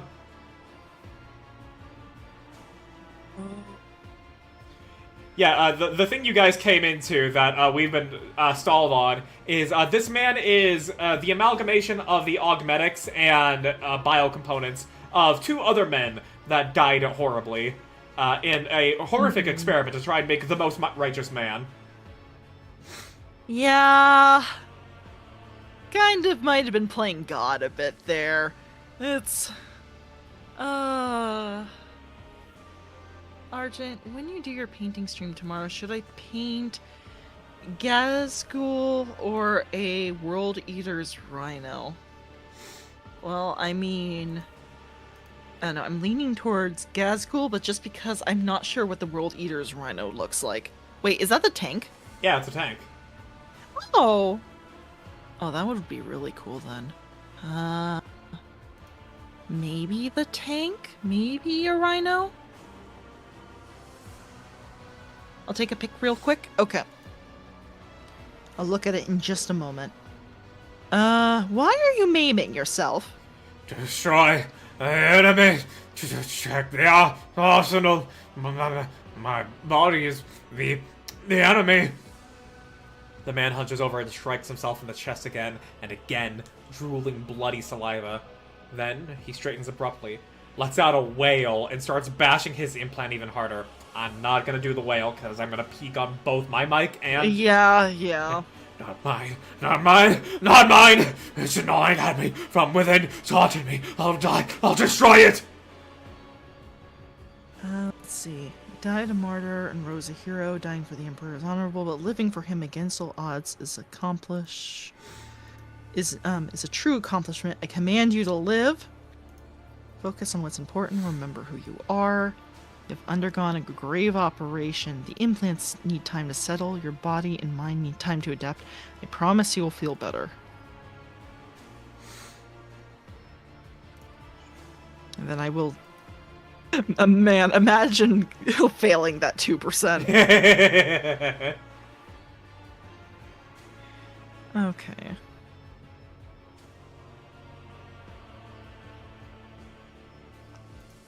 I'm actually leaning towards the dogmatic for this one. Ooh, okay. But the tech use one is a close second.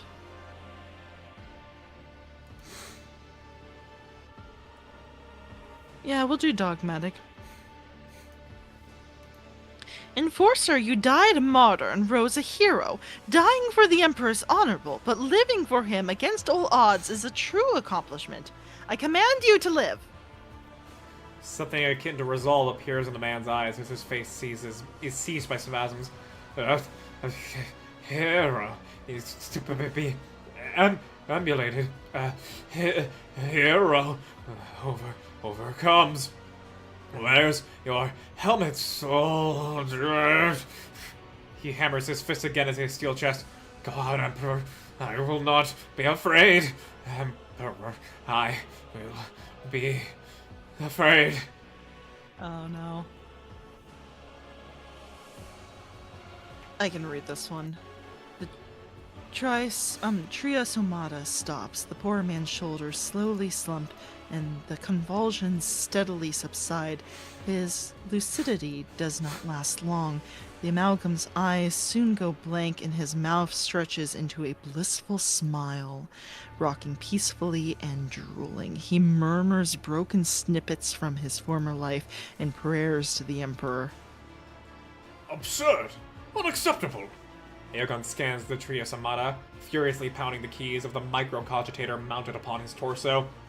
You have succeeded in pacifying him, but the Triosomata has rejected the attempts of Implant's machine spirit to contain the cognitive entropy. Total personality degradation is inevitable. I must reassemble him. Oh. Whoops. Also interesting, that dogmatic choice was one that required the conviction, but didn't actually reward any conviction points.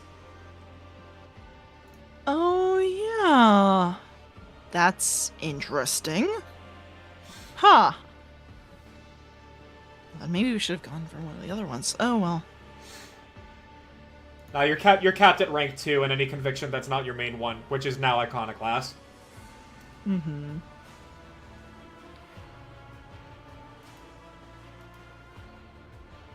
Make sport of him. Yikes. Okay.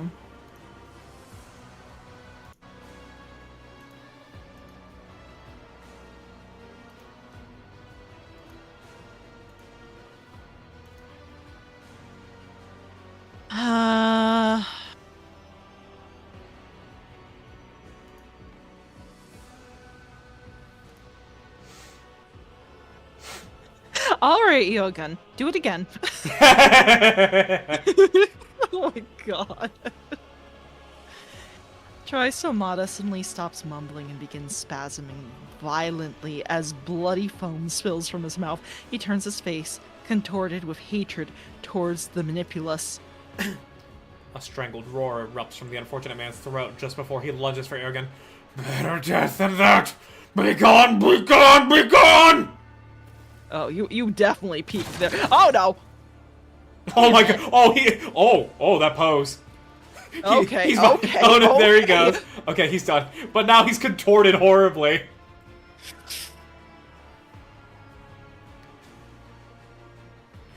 Oh no, poor guy. Oh no. First he gets turned into that, and now he dies like this. Those were. Yep. Okay, this is embarrassing. Damn. Oh, hold on. Let's see. What is the... Oh! Oh, I see you primed it red. Okay, very neat. Oh, but... that's hard, though. They're both badass. Alright, give me a little bit of time to think about it. I'll finish this up first, and then I'll make my decision. Folded like an omelette. Yeah. The tech priest looks gloomier than a cloud. Rogue Trader, I am experiencing a cognitive block. I have analyzed every possible failure hypothesis and double-checked every step I made, and I have failed to identify a single mistake.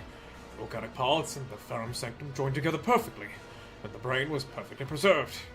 These complications should never have occurred, and yet the outcome cannot be denied. My calculations are perfectly correct. That is the incontrovertible fact.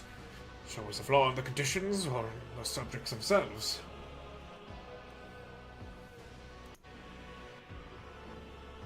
Break people down into mechanical components. The worker, the enforcer, the priest have their own purpose. It is impossible to assemble from them a unified whole fit for all three roles and duties at the same time. Divided into useful and useless. All three of your test subjects were piteous rubbish. Oh, no.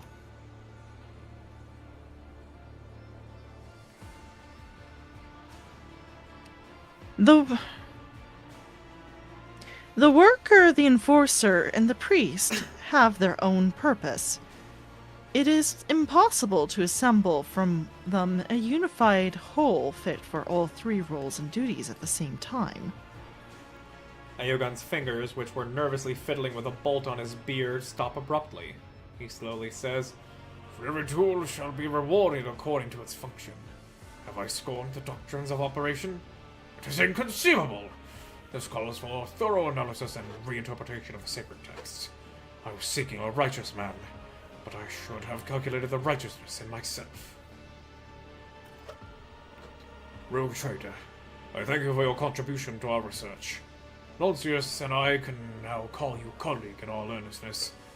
I think I need to rethink and discuss this new data with Nuntius. Please find me on the bridge later. We must discuss the results of the experiment.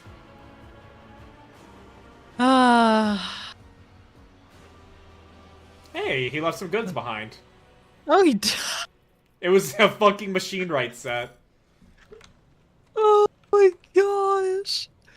Just immediately, oh look, he left some goods behind.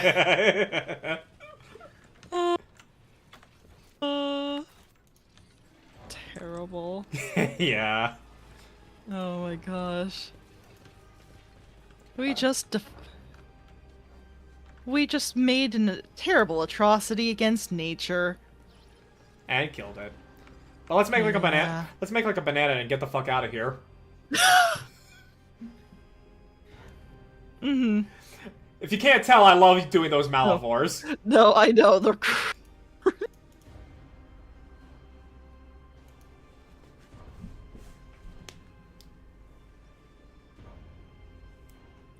oh my gosh.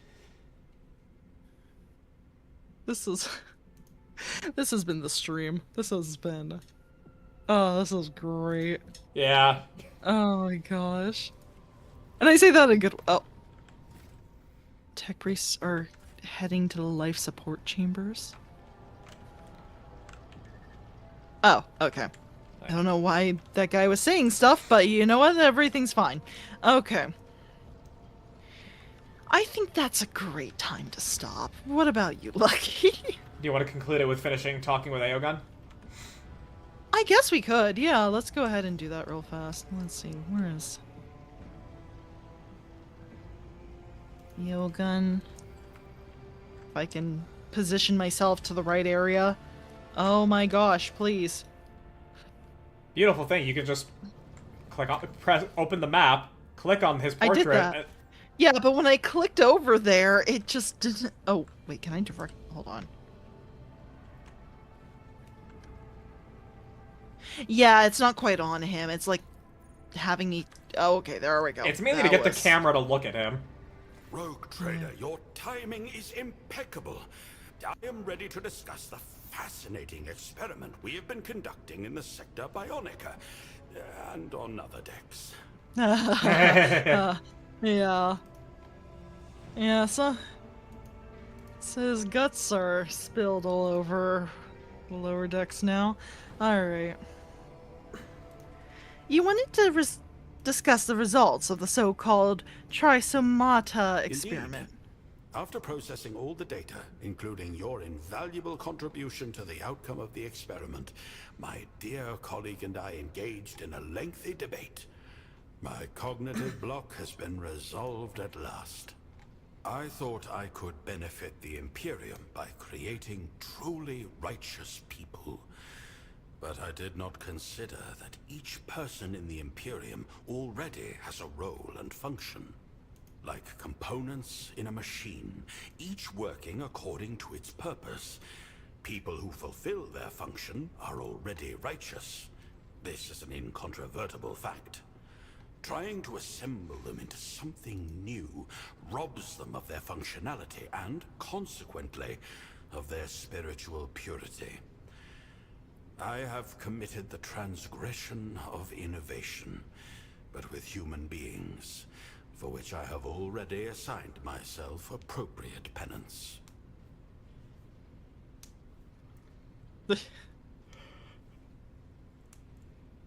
Why does this feel like the conclusion of like a G.I. Joe episode or something like that? It's just like...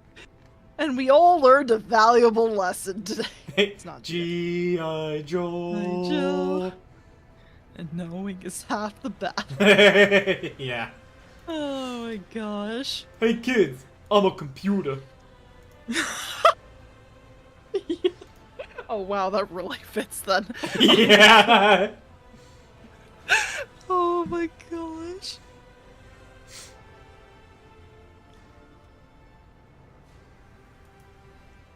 Does Nuncius We have agree with managed to you? reach a consensus on the root of the problem. The rest can be overlooked. He is not convinced by all my conclusions, but that is no terrible thing. He and I share a common path, but we each have our own methods of comprehending it. You have learned something valuable, which means this experiment was not in vain. Precisely. A man chooses what he is made of. Regrets for his past mistakes, or the experience he gained from them. Only those who choose the latter course can attain true wisdom. A man chooses, a slave obeys. I was going to just say we horribly mutilated a man and drove him insane, but yeah, that's true too. I'm not gonna say what I'm quoting, so that way it doesn't spoil what the thing I'm quoting from is, in case nobody knows. Ah. I don't know if you know, but I'm not gonna say, so I don't spoil what it is. Alright, well, it's probably a good thing I don't remember at the moment. I wish to thank you. You Ooh. helped me cope with a situation that was beyond my control, Ooh. and to recognize I'm sorry, my what? mistakes. And that is worth a great deal. I was considering using this implant in an experiment, but I thought it too valuable to waste on the laity. Please, accept it as a gift. So this is an augment for him, because using combat stimulants does not inflict negative effects, and whenever the user grants an ally an extra turn, any stimulants used by that ally during this turn do not inflict negative effects. Oh my gosh. So either him yeah, or just whoever we want to stim the fuck out of. So probably Abelard. No, I'm kidding. Oh, Abelard, yeah, that's fair. Alright. Well, I find our conversation stimulating. I think and I that look was a forward to your perfect next place visit. to end. Yeah. Alright. Ah, very good. I like him. Yeah, he's a mad scientist. We have a lot in common. Of course. Alright. Let's see. It is parlor time. Alright. So, do we have any ideas where we're planning on going? Nobody on my fall... Well, okay, let's see here. In terms of my follows list, Neon is playing Elite Dangerous, but it is also fairly late. In terms of someone not on my follow list, I do see someone else doing Rogue Trader, Chadsumi. Oh, I don't know them. Give me a moment. Yeah, they're on the suggested collabs page here. Okay. Might be a good idea.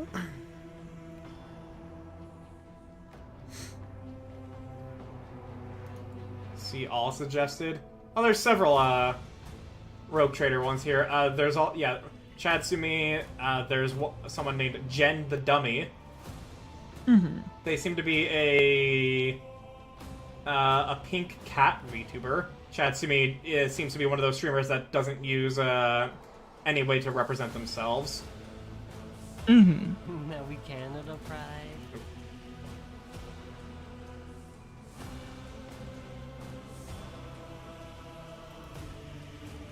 There's no way for me to lose all my artificial money next stream, then I'll be fake sad. Okay. Well, thank you for reminding me. I'll go ahead and do it. Alright, hold on. I'll open it now just so I don't forget. Let's see those stream elements, I believe. Look, it's been a while since I've... Shit. Okay.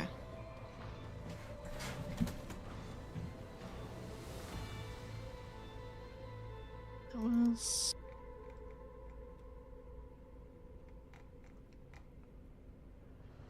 Is this the right one? Oh my gosh. I'm totally not forgetting where my stuff is. Just need 10 times more channel points to get VIP. Oh, right. Oh no, will you go on another quest like Refax? Alright. Hold on. Oh my gosh, but if you want to do that, then you might gamble all of it away. Gamblers want to throw away their money. We all know this. Yeah, fair enough. That's why I don't gamble. Okay. Says the guy who plays a gotcha game. No, I'm kidding. I'm kidding. You probably don't. I mean, I have spent money on it, and I'm not ashamed of it. But I also know that there's a difference between either I get what I want or I don't, or I get what I want or I lose everything. Right. Yeah. That's why I don't gamble enough. No, I fucking live in the city of gambling, and I have not once actually used the casinos. I've walked into them to get to the amenities, and I fucking hated the smell of the smoke, but I've not once gambled. That's fair. No, it's... I don't know, that type of gambling isn't appealing to me, but at the same time, I have been having a little more qualms with at least how much gambling on a PNG costs nowadays. I don't know why. I've just been thinking about it a little bit more. Looking at you, Hoyo. Yeah. I even saw Kinkymation post a short where she spent $70 to get one copy of a character that she wanted, and you don't need to get dupes, whereas it would cost her $220 to get one copy in Genshin, and then because Genshin wants you to get multiple copies, it would cost upwards of $2,000. Yeah. That's, every once in a while I think about that. I've seen others where, I mean, I'm not justifying, Hoyo's stuff, okay? I still think it's really bad. However, I have seen where it doesn't have, like, there are some other games where it doesn't have the safety.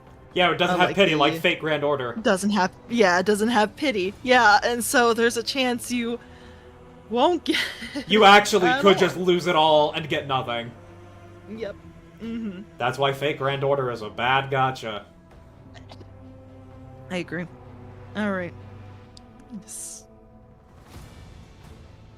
I'm gonna have to figure this out. Okay.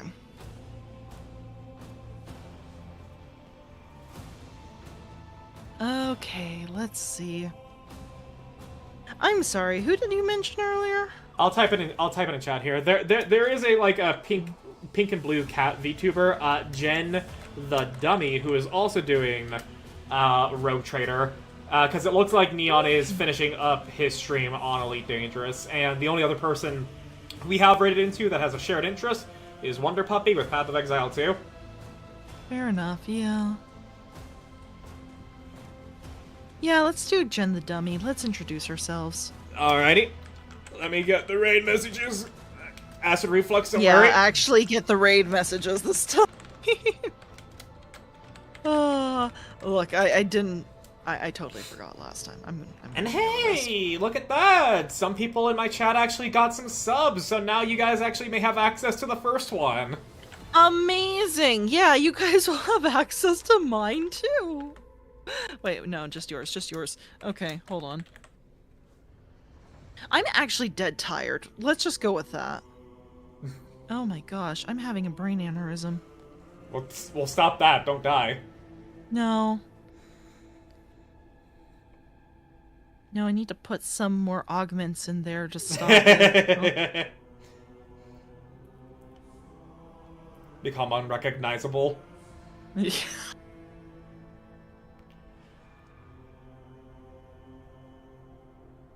Sure.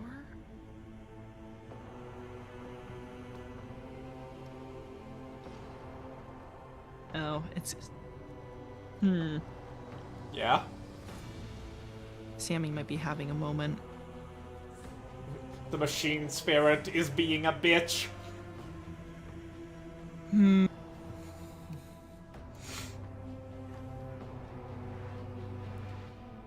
guys try to find... well, I found someone to raid. It is someone named Jen the Dummy, who is also doing Rogue Trader. This is also apparently their last day before going invisible, so I assume they're going on a break, so... Okay. Let's... Okay, there we go. I found it. Yep. There you go. There you go. If you...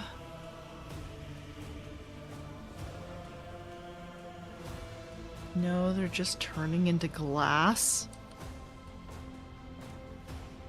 Cringe. Cringe. Oh, the rat rise might not work if you're not subbed. I'll post text. Okay. Alright. I think that's it though. I'm gonna head off and try and get some stuff done. Yeah. But yeah. I need to get myself some food and shower. Alright. I'm gonna start the raid. Got it. Okay, I'm starting. There we go. Okay, cool. We're doing what we're supposed to be doing. Yeah. Alright, well, thank you guys for being here, and thank you to those that raided and did the fucking bits race. That was fun. That was great. Why is the countdown so long? What do you mean, why is the countdown so long? It's to give people time to decide if they're gonna join in the raid or not. Yeah. Like, pretty much everybody in my community has decided whether or not they're staying or going, so... But, yeah, we will talk to you guys later. Lucky, I'm assuming you're doing Monster Hunter tomorrow. Yep, with Silver and Azure. I'll be painting D&D minis. Oh, thank you, Mush. Hopefully. Yeah, fingers crossed the phone doesn't overheat again. But... Yeah, I think that's it, though. Alright. You guys have a good night, then. Alright. Bye. Bye-bye.